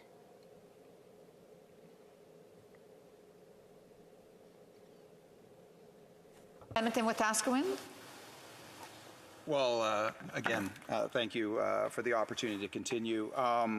You know, a couple of points on this as we're having this conversation. It's interesting that we're supposed to be talking about the budget today. It's also interesting that this debate, which the NDP and Liberal members have agreed to have here in this House because they don't want to talk about the budget, all the challenges with the budget, the economic disaster that reflects the previous approach taken by a different Prime Minister Trudeau back in the 70s and 80s. And instead, what we're talking about today is something that that coalition could decide to do any day if they wanted to. Any day, NDP and Liberal members could decide to move legislation to accomplish exactly what we're talking about today. But instead, they've chosen to do this in this different way, chosen to use up valuable House time when we could be talking about the budget to do something that they could, through their coalition, do on their own if it was something that was important to them. Madam Speaker, you know, my understanding, I'm not on the Immigration Committee, but my understanding is that parties have worked collaboratively on that committee. My understanding is that the senator who moved this private members, this private or public Senate bill, that she didn't want to move beyond the scope to the degree that we're talking about right now. This goes way beyond the scope of the bill. It's very unusual to see this approach, and you know, and it's sad because today, first of all, it's an important issue that deserves to be discussed seriously. The bill itself is a bill that should be able to be supported by members from all parties of the House, and instead we have this political gamesmanship of sorts today, and all, it seems, all because the NDP and Liberal members don't want to talk about a disastrous budget. So, Madam Speaker, what we're not talking about today, because we're talking about this, what we're not talking about is an approach with the budget that has, you know, projects endless deficits into the future. If you take a look at the impact of this budgeting approach, again, you only need look back to the Trudeau government of the 70s and 80s to see what that disastrous approach would look like. 14 out of 15 years in deficit over those years, coming into power with almost no debt in Canada, but leaving with a generational debt, a debt that a generation later required another Liberal government in the late 90s, the Chrétien-Martin Liberal government, required them. Point of order, the Honourable Parliamentary Secretary of the Government House Leader. Madam Speaker, this is a concurrence debate on a motion from the Standing Committee on Immigration. The member's been talking about the budget since he began speaking. Perhaps he can bring it back to the subject matter. Thank you very much. There is some latitude, but I do want to remind the member that, you know, it is about the report that's before the House, and I would ask the member to speak to the issue at hand. The honourable member for Edmonton Wetaskiwin, I'm sure that he will bring it back. Of course I will, Madam Speaker, but I'll point out that the honourable member that just rose on this point of order speaks more in this House, uses more words in this House than almost any other member of Parliament, and has the opportunity to stand anytime he wants. Yes, he's getting applause from, well, I can't say how many members he's getting applause from, but it was very quiet. I will point that out. But to cross debate, and I do want to remind the member that he's to speak about the issue that is before the House at this moment. The honourable member for Edmonton-Wetaskiwin. So, Madam Speaker, again, the issue today is that you have a Senate private bill moved by a senator that is, this issue is very serious for her. She's asked specifically in testifying before committee, asked specifically not to go way beyond the scope of the bill. We all have those opportunities where we get a chance to move things that are very important to us. I've had the opportunity to do it myself. In fact, we just had much cooperation around Senate public bill around autism in this House.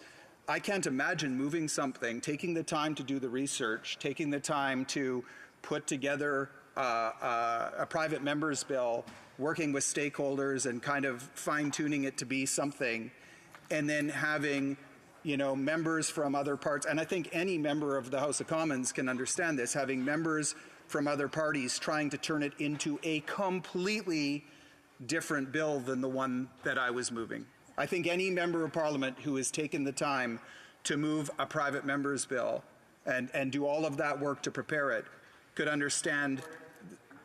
Another point of order. We have Parliamentary Secretary of the Government House Leader. Yes, thank you, Madam Speaker. I don't believe anyone's told them the bill or the concurrence motion. It's about citizenship. And the member hasn't made one reference at all in regards to citizenship.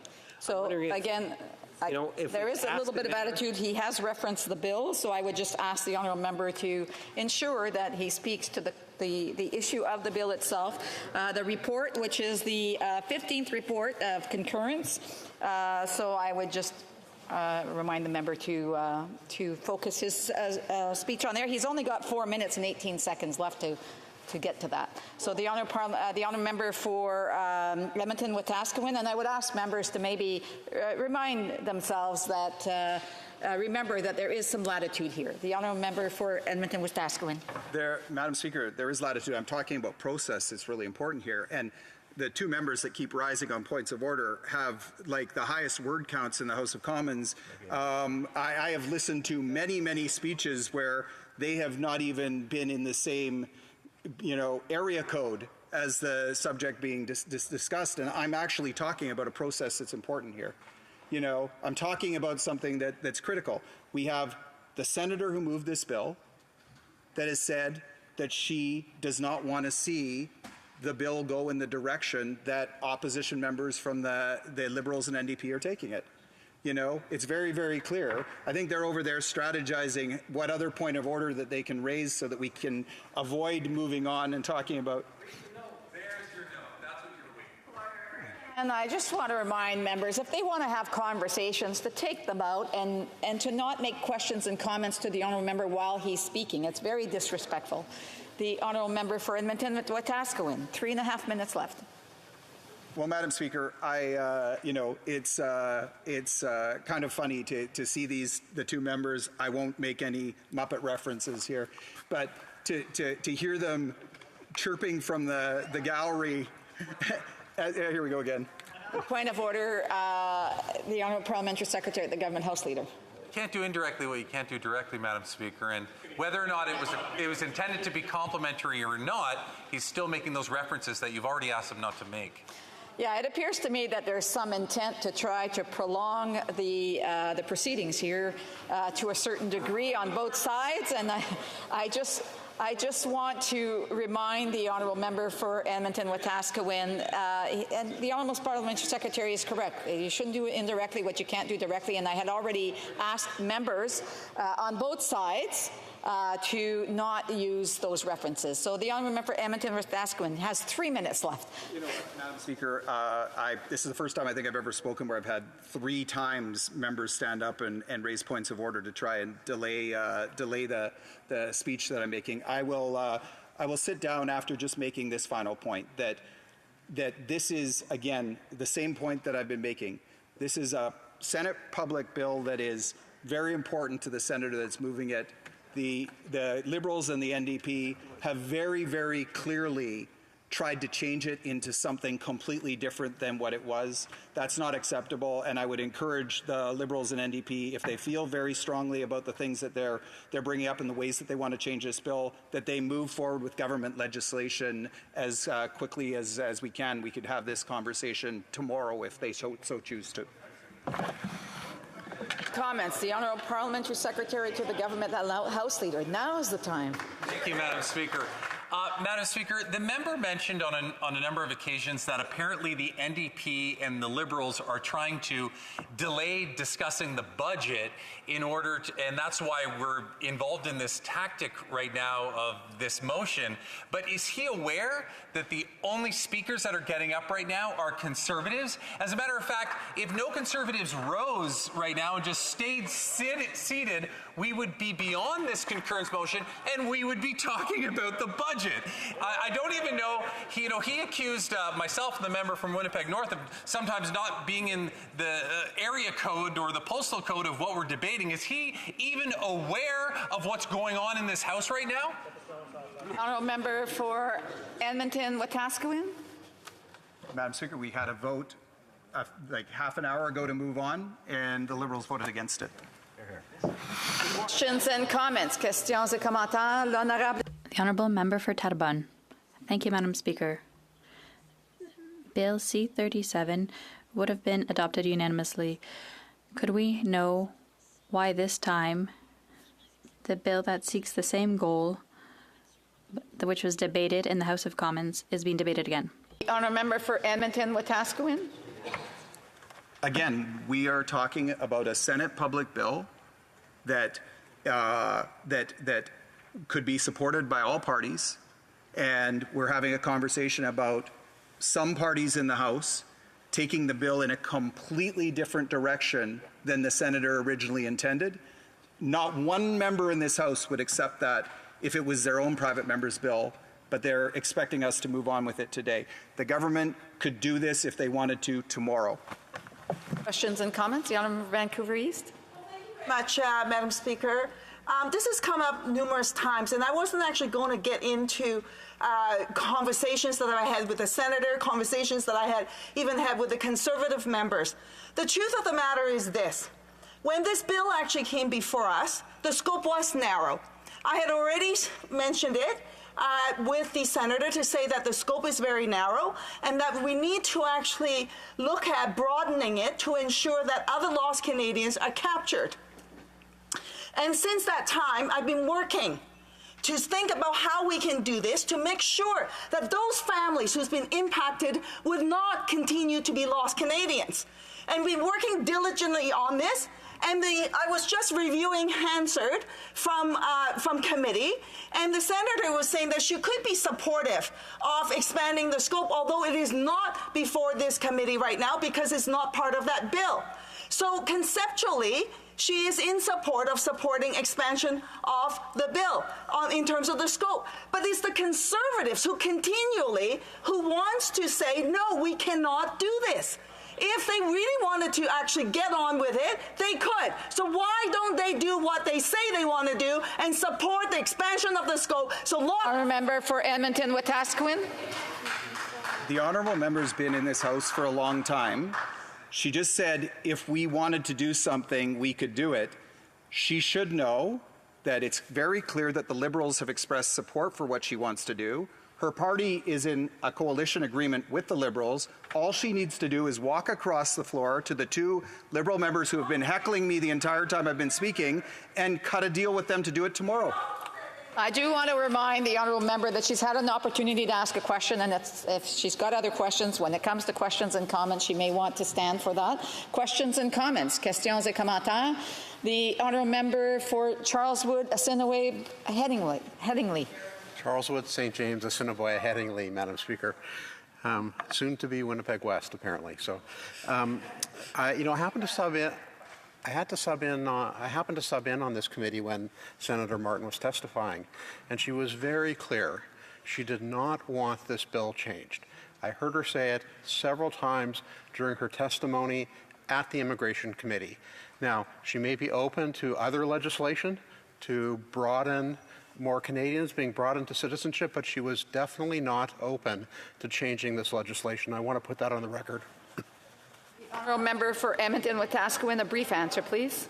That was just a comment, and I agree with it. Resuming debate, the honourable member Calgary-Nose Hill. Thank you, Madam Speaker. Okay, so we are late into debate here in the House of Commons today. And for those who may just be catching up on what's happening, I'd like to offer a little refresher, if I may. So today, what was supposed to be debated in the House during this time period, Madam Speaker, was legislation regarding the federal budget. Okay, so that's what we were supposed to be debating right now. Of course, the federal budget is something that the Liberals and their coalition partner, the NDP, are getting together on. There's a lot of questions in the Canadian public about the prudence of the federal budget, but we're not debating the federal budget right now. And why aren't we debating the federal budget? I think it's really important to note why we're not. What we're debating is something called a concurrence motion. A concurrence motion. I'm being shut down right now. They're shutting me. We have a point of order. The other member for London Fanshawe.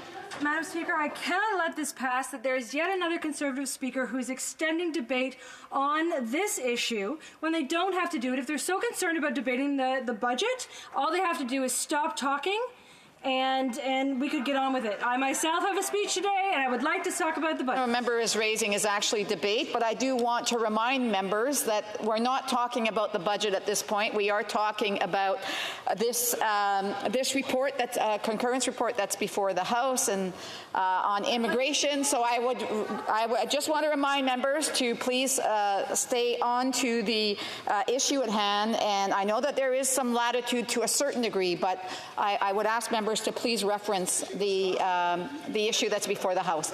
The honourable member for Calgary-Nose Hill. I would just note, Madam Speaker, that when the Liberal NDP coalition was trying to shut me down on this, I was barely a minute into my speech, right? So they need to let me get to the point of what I'm trying to make instead of just trying to silence me as they're doing with their censorship bills. This is what we're dealing with here, being silenced.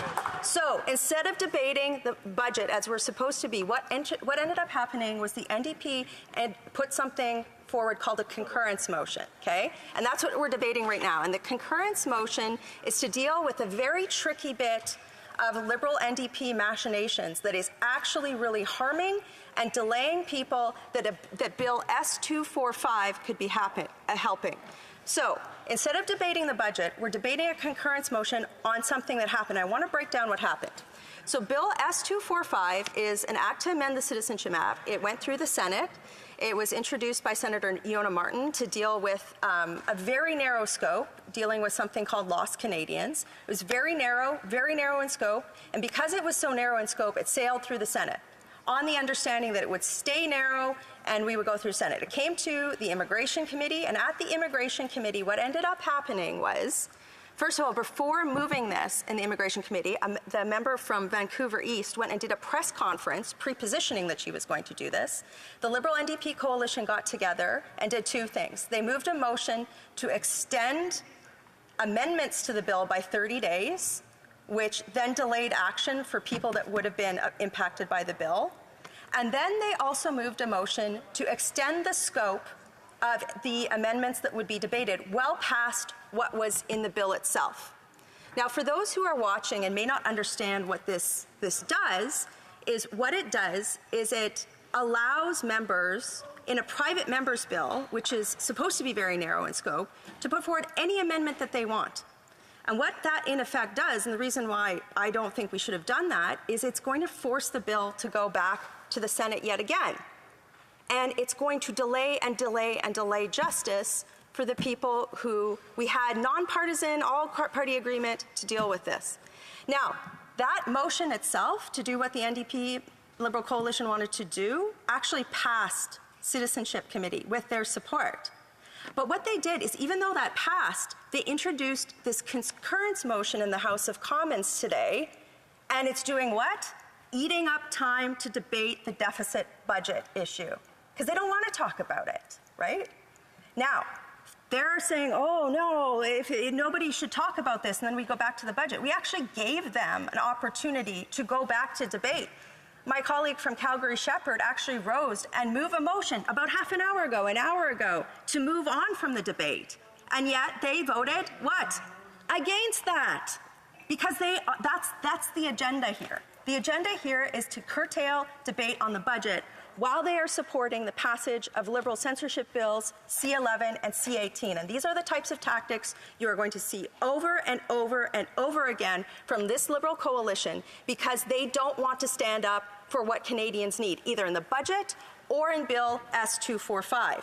Now, when Bill S245, when the Liberal and the NDP coalition decided that they were going to delay the passage of the bill through the committee, delay justice for people that were in that bill, that we all support justice for, and open up the scope of the bill, they forgot one thing. That if they opened up the scope of the bill for their one issue that the senator didn't want, that the Senate didn't want because they agreed to sail it through on a small amendment, they forgot that what? Maybe other people would want to put forward amendments too, like me, like my colleague from Calgary Shepherd. And then they had the audacity and the gall to stand in this place during this debate, which they didn't need, which they put forward to waste time on debate on the budget, because they don't want to talk about how much money, deficit spending money that they've put forward, which has caused an inflationary crisis in Canada, while they're putting forward censorship bills, because they don't want that debate to happen. They put this debate forward. And now they're saying that, oh, it's because the Conservatives want to put forward amendments to the Citizenship Act. Well, guess what, Madam Speaker? What's good for the goose is good for the gander. And if the NDP Liberal coalition, which is supporting censorship bills C11 and C18 to shut down conversations in the Canadian public, and are using concurrence motion to shut down debate in the House of Commons, you are absolutely right that Conservatives will be putting forward motions beyond the scope of the bill. It's as simple as that. If the NDP Liberal coalition want a statutory review of the Citizenship Act, giddy up. Let's do it. I have a lot of great ideas, which I will definitely be bringing forward. And this does nothing to help the people that could have been helped if the NDP had just let this go. Let this go. Now, the other thing is I can show why we shouldn't be delaying this bill, why the scope of the amendment shouldn't be put through. Not just because it delays justice for people in this bill, it's because the NDP are propping up a government that have refused to do this in their own government legislation. If the government actually wanted to do anything else, they have had nearly 8 years to put forward through their own government legislation what my colleague from the NDP would want to do. And they're actually in coalition with the government, right? The coalition does not, or the NDP, I don't know if the NDP wants to go to an election. I know the Liberals don't. Certainly the polling numbers today show that the Liberals, I don't think that there's a lot of people in their backbench that would want to go to an election today. But they could be using that coalition, that agreement to be like, hey, in a piece of government legislation, you need to do this. But no, they don't actually have the leverage that they claim to have over the government. So what they're trying to do is sneak through committee what they can't get the government to do in the House. And to people who are watching who are impacted by this bill, they delayed the passage of the bill because they didn't understand what they were doing. And that's brutal. It's terrible. I can't believe it. I can't believe that they wouldn't do what we all had agreed to do in a nonpartisan way, as the Senate did, get Bill S245 through. So today, this concurrence motion that we're debating, it actually, the substance of this motion that we're using House of Commons time that we could have been debating the budget on, they moved this concurrence motion even though it already passed through the Immigration Committee. So they actually ate up hours of House debate time, critical, precious debate time that we could have been talking about. The path of ruin that this government and the Liberal NDP coalition have put us on by inflationary deficit spending in that budget bill. That is critical. People can't eat. People in Vancouver, the members' home riding, are eating out of dumpsters because of this inflationary crisis, because of the affordable housing crisis. And today she moved a motion She moved a motion that would essentially cut off debate on the budget today, even though it already passed through the House of Commons.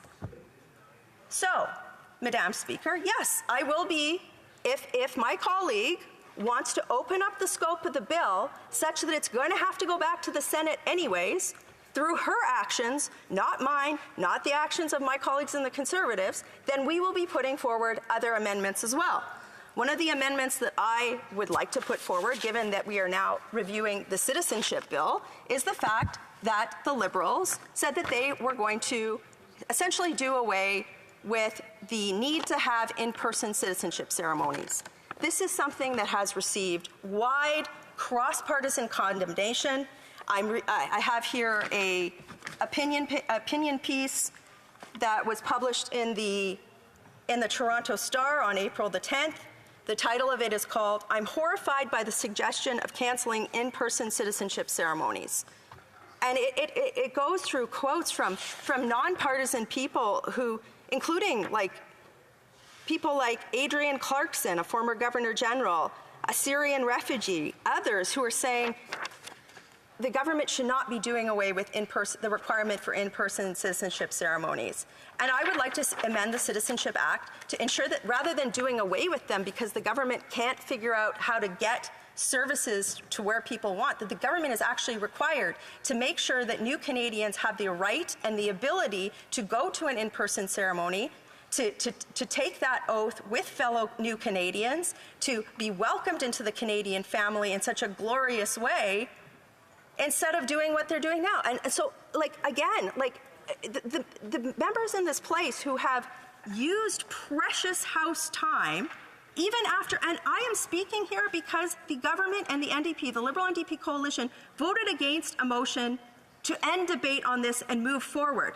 So they gave me an opportunity to speak. Well, for once, instead of C11, C18 censorship bill, you're darn right I'm going to speak in this place. And I'm sure going to be putting forward amendments given the fact that the Liberals and the NDP in coalition, I don't know if they've forgotten how this place works or they've forgotten that each of us have our own individual rights to work within the process that they've put forward. So for them to stand up and say, oh, well, one person can put forward an amendment that's completely out of scope, and we're going to justify that delaying justice for the people in the bill, and we're going to use that to delay debate on the government's inflationary budget deficit crisis bill, then, yeah, I'm going to put forward amendments that make sense for my constituents. My constituents are filled, it's a diverse community in North Central Calgary where the Citizenship Act matters. So if the member from Vancouver East is going to use her Liberal NDP coalition position to try and get the Liberal government to extend the scope of a bill, and in doing so delaying justice for people while delaying debate on the budget, then yeah, I'm going to be putting forward amendments to amend the Citizenship Act too. And to the people who are watching, stakeholders who are watching this bill could have been through our committee already. It could have been sailing through the House. But instead, what the Liberal NDP coalition are doing, instead of the government putting forward their own legislation to address any additional issues, instead of doing that, the NDP proposed a motion to extend debate or extend this by another 30 days, plus have a statutory review of the Citizenship Act, plus. And they didn't think through the process. And I'm sure that when they were talking to stakeholders, they didn't talk to them. They weren't honest with them about what could and might happen if they undertook this path. If I had been meeting with those stakeholders, I would have said, you know what, this is something that we need to lobby the government for in different legislation, because the senator that put this forward in a private member's bill had agreement between her peers on a narrowly defined scope of a bill in order to get it through and get justice for people. If we do this, if we do what the member for Vancouver East is suggesting, it delays it for another 30 days. Then it's probably going to have to go back through the Senate. And you know what? The Senate takes a lot of time to look at things, right? Yeah. All that does, and then it's going to have to come back here again. That's months and months of delay when it could have been done maybe even before June. And now we don't know when it's going to be done. And it's why I oppose the approach in committee. And frankly, it's why I oppose using all this time in the House to continue on a debate that the NDP Liberal coalition settled in Immigration Committee, an unwise course of action, and then they voted against. They just voted against an hour ago, not moving forward. And then as you saw at the start of this debate, Madam Speaker, time after time after time, my colleagues were getting interrupted by points of order saying that we shouldn't be allowed to raise the issue of the budget. Absolutely, we should be able to raise the issue of the budget after the NDP Liberal coalition voted against a Conservative motion that would allow us to move forward to debate what? The budget. But here we are. So if they've given me that opportunity to speak by not moving on that, absolutely I'm going to speak about that. And what I will say is, of course, I know that the Liberal NDP coalition doesn't want to talk about that inflationary budget, that big, expensive nothing burger that costs Canadians more, that's leading to food inflation, that's not addressing the core issues facing this country, because it's an embarrassment. And it's because they don't want an election, because they're all afraid of losing their seats, because Canadians are onto them. They're onto them just like I'm onto them right now. I'm tired of this. I'm tired of these games. We didn't need to have this debate in the House. This could have gone forward to Immigration Committee. But what we've done, in effect here, is delay justice for the people in this bill, Bill S-245. We delayed debate on the budget. And in doing so, we've delayed justice for all Canadians who are dumpster diving in Vancouver East to eat, and who are continuing to not be able to afford places to live. And this is a hard truth. It's an inconvenient truth for everybody in this place to get into. But you know what? It's time that they're confronted with this. There's consequences for the actions of their coalition and of their backroom dealing that leads us into places like this where they make mistakes on parliamentary procedures and where they don't explain the implications of their actions to stakeholders who are advocating for change in this bill. Again, the government could have done this. Unfortunately, it is my duty to interrupt the proceedings at this time and put forthwith the question on the motion now before the House. The question is as follows. Ms. Kwan, seconded by Ms. Matheson, moved that the 15th report of the Standing Committee on Citizenship and Immigration presented on Tuesday, April 18, 2023 be concurred in. Si un député If a member of a recognized party present in the House wishes that the motion be carried or carried on division, or wishes to request a recorded division, I would invite them to rise and indicate it to the chair. The honourable member for Peterborough-Kawartha. Madam Speaker, I request a recorded division. Pursuant to the order made on Thursday, June 23, 2022, the division stands deferred until Thursday, April 25th. Oh, sorry. Tuesday, April 25th, 2023, at the expiry of the time provided for oral questions. The House will now resume with the remaining business under routine proceedings. We are under the rubric motions. Motion. Motion. Presenting petitions. Présentation de pétitions. The honourable member for Edmonton Manning. I have a petition here, number 117-59654, signed by 28 members. It says, we, the undersigned citizens and residents of Canada, draw the attention of the House of Commons to the following.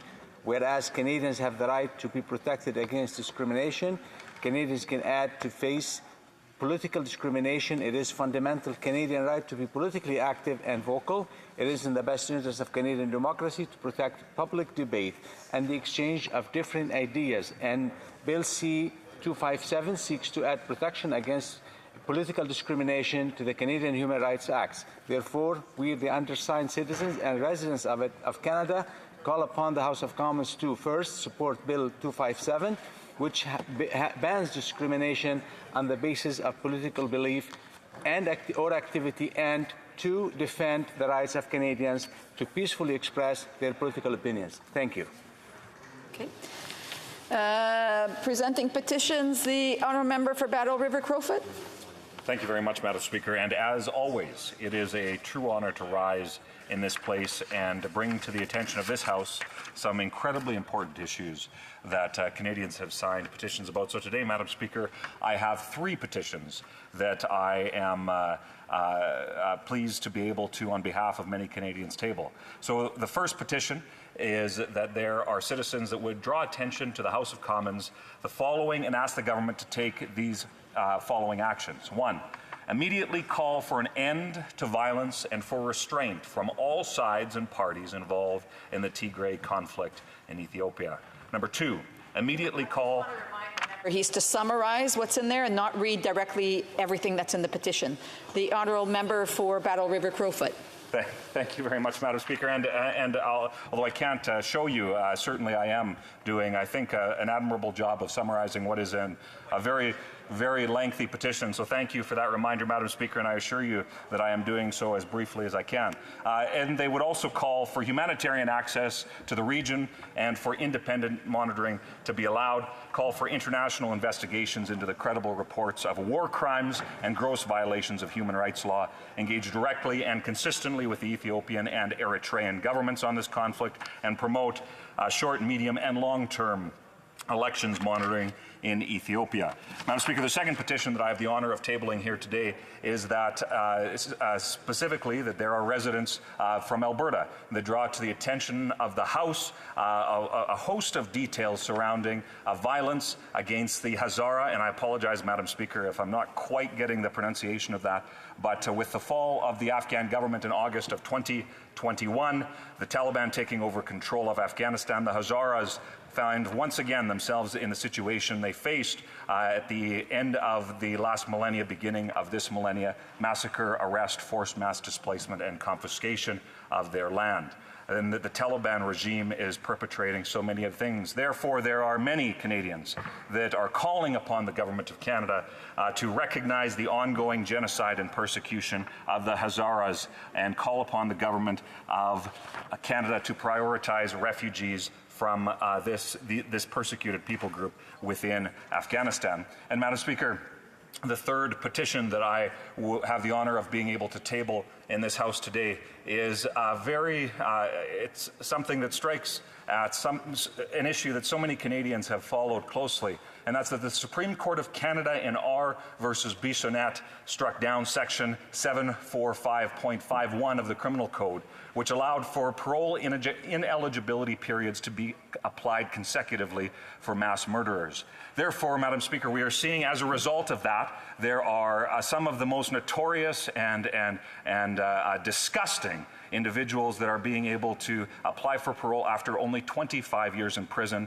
although they have committed crimes that where these individuals should certainly never see the light of day. And the courts have actually said, by virtue of sentencing, that they should never see the light of day again. Therefore, Madam Speaker, there are a host of individuals that are urging this Liberal Minister of Justice and the Attorney General to invoke the notwithstanding clause and override this unfair and unjust decision that is truly an insult to so many victims of the worst mass murderers and criminals in Canadian history. Madam Speaker, it is always an honour to be able to table petitions by Canadians that are passionate about these issues in this place. 20 seconds left. The honourable member for Winnipeg North has a petition. Yes, thank you, Madam Speaker. I am pleased to be able to table a petition from many of the residents of Winnipeg North and, in fact, Winnipeg, of Indo-Canadian heritage in particular, that are really wanting to be able to see international flights going between Winnipeg and India or secondary Europe. This is something in the demand continues to grow, Madam Speaker, and they're looking for the government and members of Parliament to do what they can in terms of lobbying and trying to get that additional international flights. Thank you, Madam Speaker. It being 6:55, in accordance with Standing Order 38, a motion to adjourn the House is deemed to have been made and seconded at this time. Therefore, the question is that this House do now adjourn. The honourable member for North Island, Powell River. Well, thank you, Madam Chair or the Speaker. I appreciate taking this opportunity to talk about seniors. I know that across my riding of North Island Powell River, I'm hearing from more and more seniors that are struggling to make ends meet. They're having a hard time affording food, affording their medication, being able to pay for the key things that make their life reasonable. And we're also hearing more and more seniors who are in rental units that are being evicted or have nowhere else to go.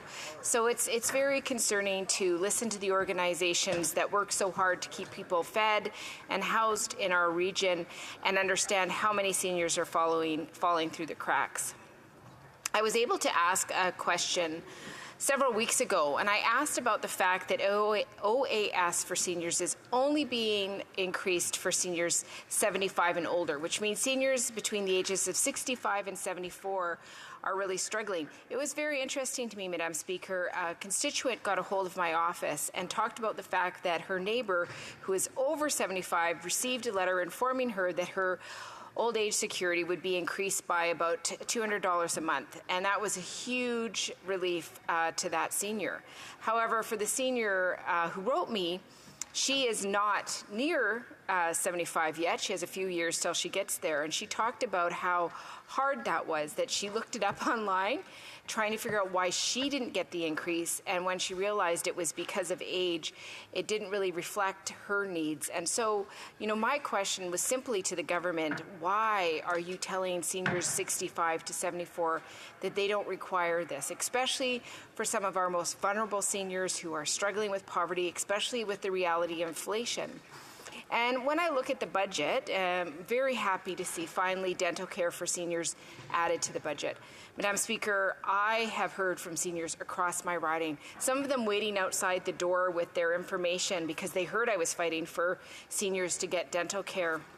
And it was absolutely sad, the stories of extreme pain often, waiting years, saving money, trying to find a way to pay for root canals and different procedures that they needed. One senior said to me, I can afford the couple $100 it costs me every year to get my teeth cleaned, but I can't afford anything else. And so whenever I have a problem like a cavity, it can take me a few years to pay for it. So really pleased that dental care is in the budget, but really, really unhappy that we don't see anything else. And, we know that we forced this government to do this. 2 years ago, they voted against dental care for seniors in this country. We made them do it. So glad that it's here.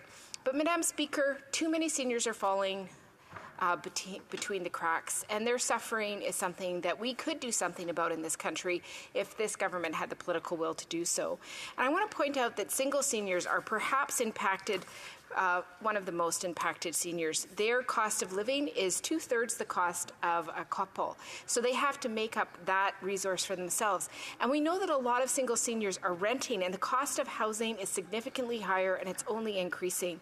So the Single Seniors for Tax Fairness have come up with some really important ideas that I was hoping to see in the budget. We didn't see those things reflected in the budget, which I think is very unfortunate.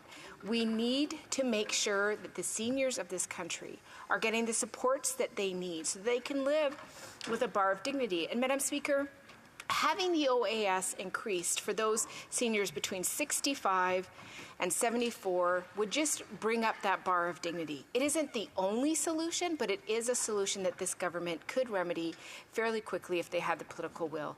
So I'm back here again, Madam Speaker, fighting hard for seniors because they deserve to have the financial support to live with dignity. Single seniors with a very fixed income deserve to feel that they can live with dignity. And too many across this country are making decisions between appropriate housing, clothing, bills, heat, and medication. And I think this Canada should do so much better for seniors, and I'm wondering why the Liberal government doesn't agree. Thank you. The Honourable Parliamentary Secretary of the Government House Leader.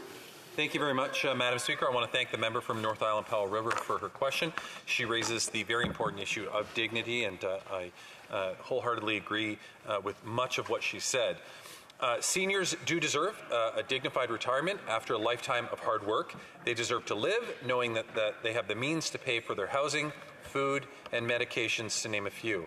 But with food costs and rental costs soaring, it is hard for people to put their financial cares aside. This is the reason why our government increased the old age security pension by 10% for seniors over the age of 75. As seniors age, they tend to have lower income and are often facing higher health-related expenses because of the onset of illness or disability. Now, thanks to the increase in OAS, we're strengthening the financial security of 3.3 million Canadian seniors. And because higher prices on essential goods are causing undue stress, we passed Bill C-46, the one-time grocery rebate, which will deliver targeted inflation relief for 11 million Canadians who need it the most, providing eligible seniors with an extra $234 on average. Our new dental care plan, as she mentioned, will help seniors so that they get the dental care they need. That's why Budget 2023, we propose an additional we propose to provide $13 billion over 5 years and $4.4 billion ongoing to help 9 million Canadians, including seniors, receive the dental care that they need. These new measures build on the supports our government has already provided to seniors in the form of program changes, tax breaks, and top-ups. Since 2015, we've made significant progress for seniors. To begin, we increased the GIS for nearly 1 million low-income single seniors. Then we restored the age of eligibility from 67 to 65 for GIS and OAS pensions, which the Conservatives planned to increase this year if they were still in power. We enhanced the Canada Pension Plan. We reduced income taxes through increases to the basic personal account. And finally, Budget 2022 committed a top-up of $500 to the Canada Housing Benefit to help low-income renters, including seniors, with the cost of renting, and a one-time doubling of the GST credit for 6 months. We are committed to making life more affordable for Canadians, Madam Speaker, and our government has a record to prove it. Thank you. The honourable member for North Island Powell River. Well, thank you, Madam Speaker, and I thank the member for his response. It was kind of interesting that the most impact that I see for seniors are things that the NDP said, if you don't play with us nicely, we're not going to support you unless you do these things. So it's great that they're announcing the things that are in the budget that the NDP proposed, the dental, the doubling of the GST. But what I'm not hearing is anything about how there's going to be real action taken, especially for single seniors. Like, all seniors I'm worried about, but I know that single seniors in particular, largely women, Madam Speaker, are really struggling. They're talking about the financial challenges that they have. There's some really common sense responses that could be done. When is that going to happen? The other thing that I heard the member talk about is the supports for low-income renters. Well, Madam Speaker, in my riding, there is so little housing. It's not about getting extra money to pay rent. It's actually having somewhere to live. So is there going to be an investment in housing that's going to sustain seniors in a meaningful and respectful way? So those are a couple of the questions. I certainly hope that he will take it back to his government, that single seniors deserve better and that we need more rental units, especially in rural, remote communities, because there simply isn't any there. The Honourable Parliamentary Secretary. Well, Madam Speaker, I certainly did talk about single seniors. I talked about some of the supports that we have. I talked about some of the supports that we introduced years ago, some of the ones that are in Budget 2023. But, you know, more broadly, to her point about the NDP forcing the hand of the Liberal Party, you know, the NDP can play it any way that they want. I'm hear it routinely in this House where this member and other members get up and say that they forced this government to do all these great things. Listen, if they want to take credit for it, that's great. NDP can take credit for it. But at the end of the day, Canadians, and in particular seniors, are better off because of the relationship between the NDP and the Liberals. I have no problem saying that I am very grateful for this member and the NDP for their willingness to work with this government. They're acting like the adults in the room, and that's exactly what Canadians deserve. The honourable member for Kitchener Centre. Thank you, Madam Speaker. Time and again, and we'll probably hear it from the Parliamentary Secretary again tonight, we hear from the governing party that they're keen to move ahead with the Canada Disability Benefit. Yet once again in Budget 2023, the only money allocated was to continue designing the benefit. Nothing for the benefit itself, leaving people with disabilities living in legislated poverty. It's why a few weeks ago in question period, I reminded my colleagues in the governing party what it looks like when the federal government is serious about a new program. I gave the example of childcare. First came the funding, then agreements with provinces and territories, and then the legislation. I shared how it's the exact opposite of how it's transpired with the Canada Disability Benefit and how disappointed I was and still am that it again wasn't funded in Budget 2023, despite billions more being set aside to subsidize the oil and gas industry or even to put a car on the moon. I asked why we should trust that they're serious about the Canada Disability Benefit in light of this. So many of my constituents ask me this same question, and I'd like to share with you just one example of a constituent I recently spoke with, Barb, for whom the Canada Disability Benefit would change their life. Barb and I spoke in my community office just last Friday.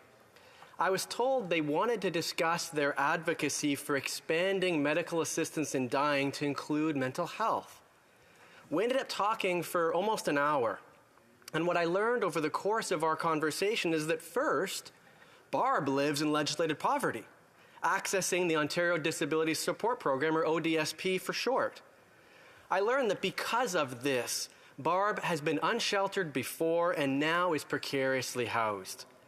And I learned that Barb is keen for more mental health supports and, like me, is deeply disappointed the federal government hasn't funded the promised $4.5 billion Canada Mental Health Transfer.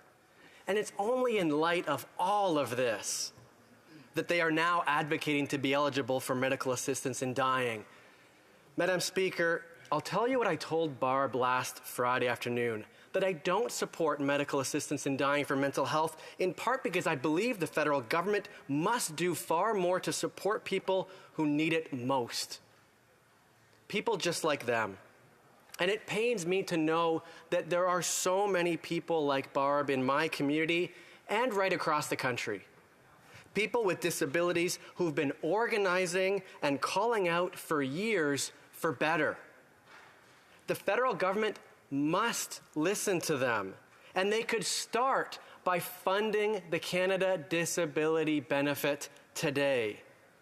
Failing this, they could at least introduce a disability emergency response benefit, similar to what was done in the pandemic as a stopgap measure. And so my questions to the Parliamentary Secretary tonight are twofold. First, if the federal government is continuing to delay bringing in the Canada Disability Benefit, will they at least bring in a disability emergency response benefit to be sure that people like Barb have the support they need in the meantime? And if not, what will the federal government do to show that they really are serious about the Canada Disability Benefit? Thank you. Parliamentary Secretary to the Government House Leader. Thank you, Madam Speaker. I'd like to begin by thanking the member from Kitchener Centre for his question and, of course, for his advocacy on behalf of Canadians with disabilities. Furthermore, I'd like to thank him for his excellent work in getting Bill C-22 through committee and improving that bill along the way. So thank you to the honourable member through you, Madam Speaker, for his tremendous advocacy and great teamwork. I want to especially acknowledge the work of advocacy of the Honourable Minister of Employment, Workforce Development and Disability Inclusion. The Minister has been working tirelessly throughout her career to promote the rights of persons with disabilities. Madam Speaker, the Minister understands that the challenges that so many persons with disabilities face each and every day. She understands that many working-age persons with disabilities face a challenging income gap. That's why she's been working tirelessly to create the groundbreaking Canada Disability Benefit, which the member referenced, an income supplement with the potential to seriously reduce poverty and improve financial security for hundreds of thousands of working-age persons with disabilities. Like my colleague, the Minister wants to see Canadians with disabilities receive the new Canada Disability Benefit as quickly as possible. I remind the honourable member that, as set out in the legislation, details of the Canada Disability Benefit will be addressed in further regulations, including the benefit amount, eligible criteria, and other features. We will work out all of these details in consultation with our partners, including the disability community. And we will continue to work closely with the provinces and territories to ensure that the Canada Disability Benefit will align with the will align and complement services, benefits, and supports. I am pleased to report that conversations in this regard are going very well. There is a shared commitment to improving the lives of persons with disabilities across this country. Madam Speaker, the Canada Disability Benefit has the potential to make a profound difference in the lives of hundreds of thousands of working-age Canadians with disabilities. For that to happen, we need to take the time to do things the right way, and that is exactly what we are doing. Thank you, Madam Speaker. The honourable member for Kitchener Centre. Thank you, Madam Speaker. The Parliamentary Secretary correctly pointed out that the disability community will be involved in the design of the disability benefit because they called for it. Throughout the process of C-22, they made clear the importance of that, and so I brought forward an amendment that will require the government to meaningfully engage the disability community in the regulation. But what remains true today is if they really were serious, they wouldn't wait for this whole process of regulations and everything else. Just like childcare, they would start by funding it and then move forward with the rest. Why not do the same here? Parliamentary Secretary. Thank you, Madam Speaker. As I indicated to the member, the consultative process, which he understands and respects and agrees that needs to happen, needs to be done in a way that not just engages with the various different stakeholders, but indeed engages and aligns itself with the provincial delivery of similar services to Canadians with disabilities. Making this happen, although we would love to see it happen quicker, I don't understand why it would be suggested that anybody wouldn't want to see that happen quicker. Making this happen will take the necessary time to get it right. And what's most important here, Madam Speaker, is to get it right.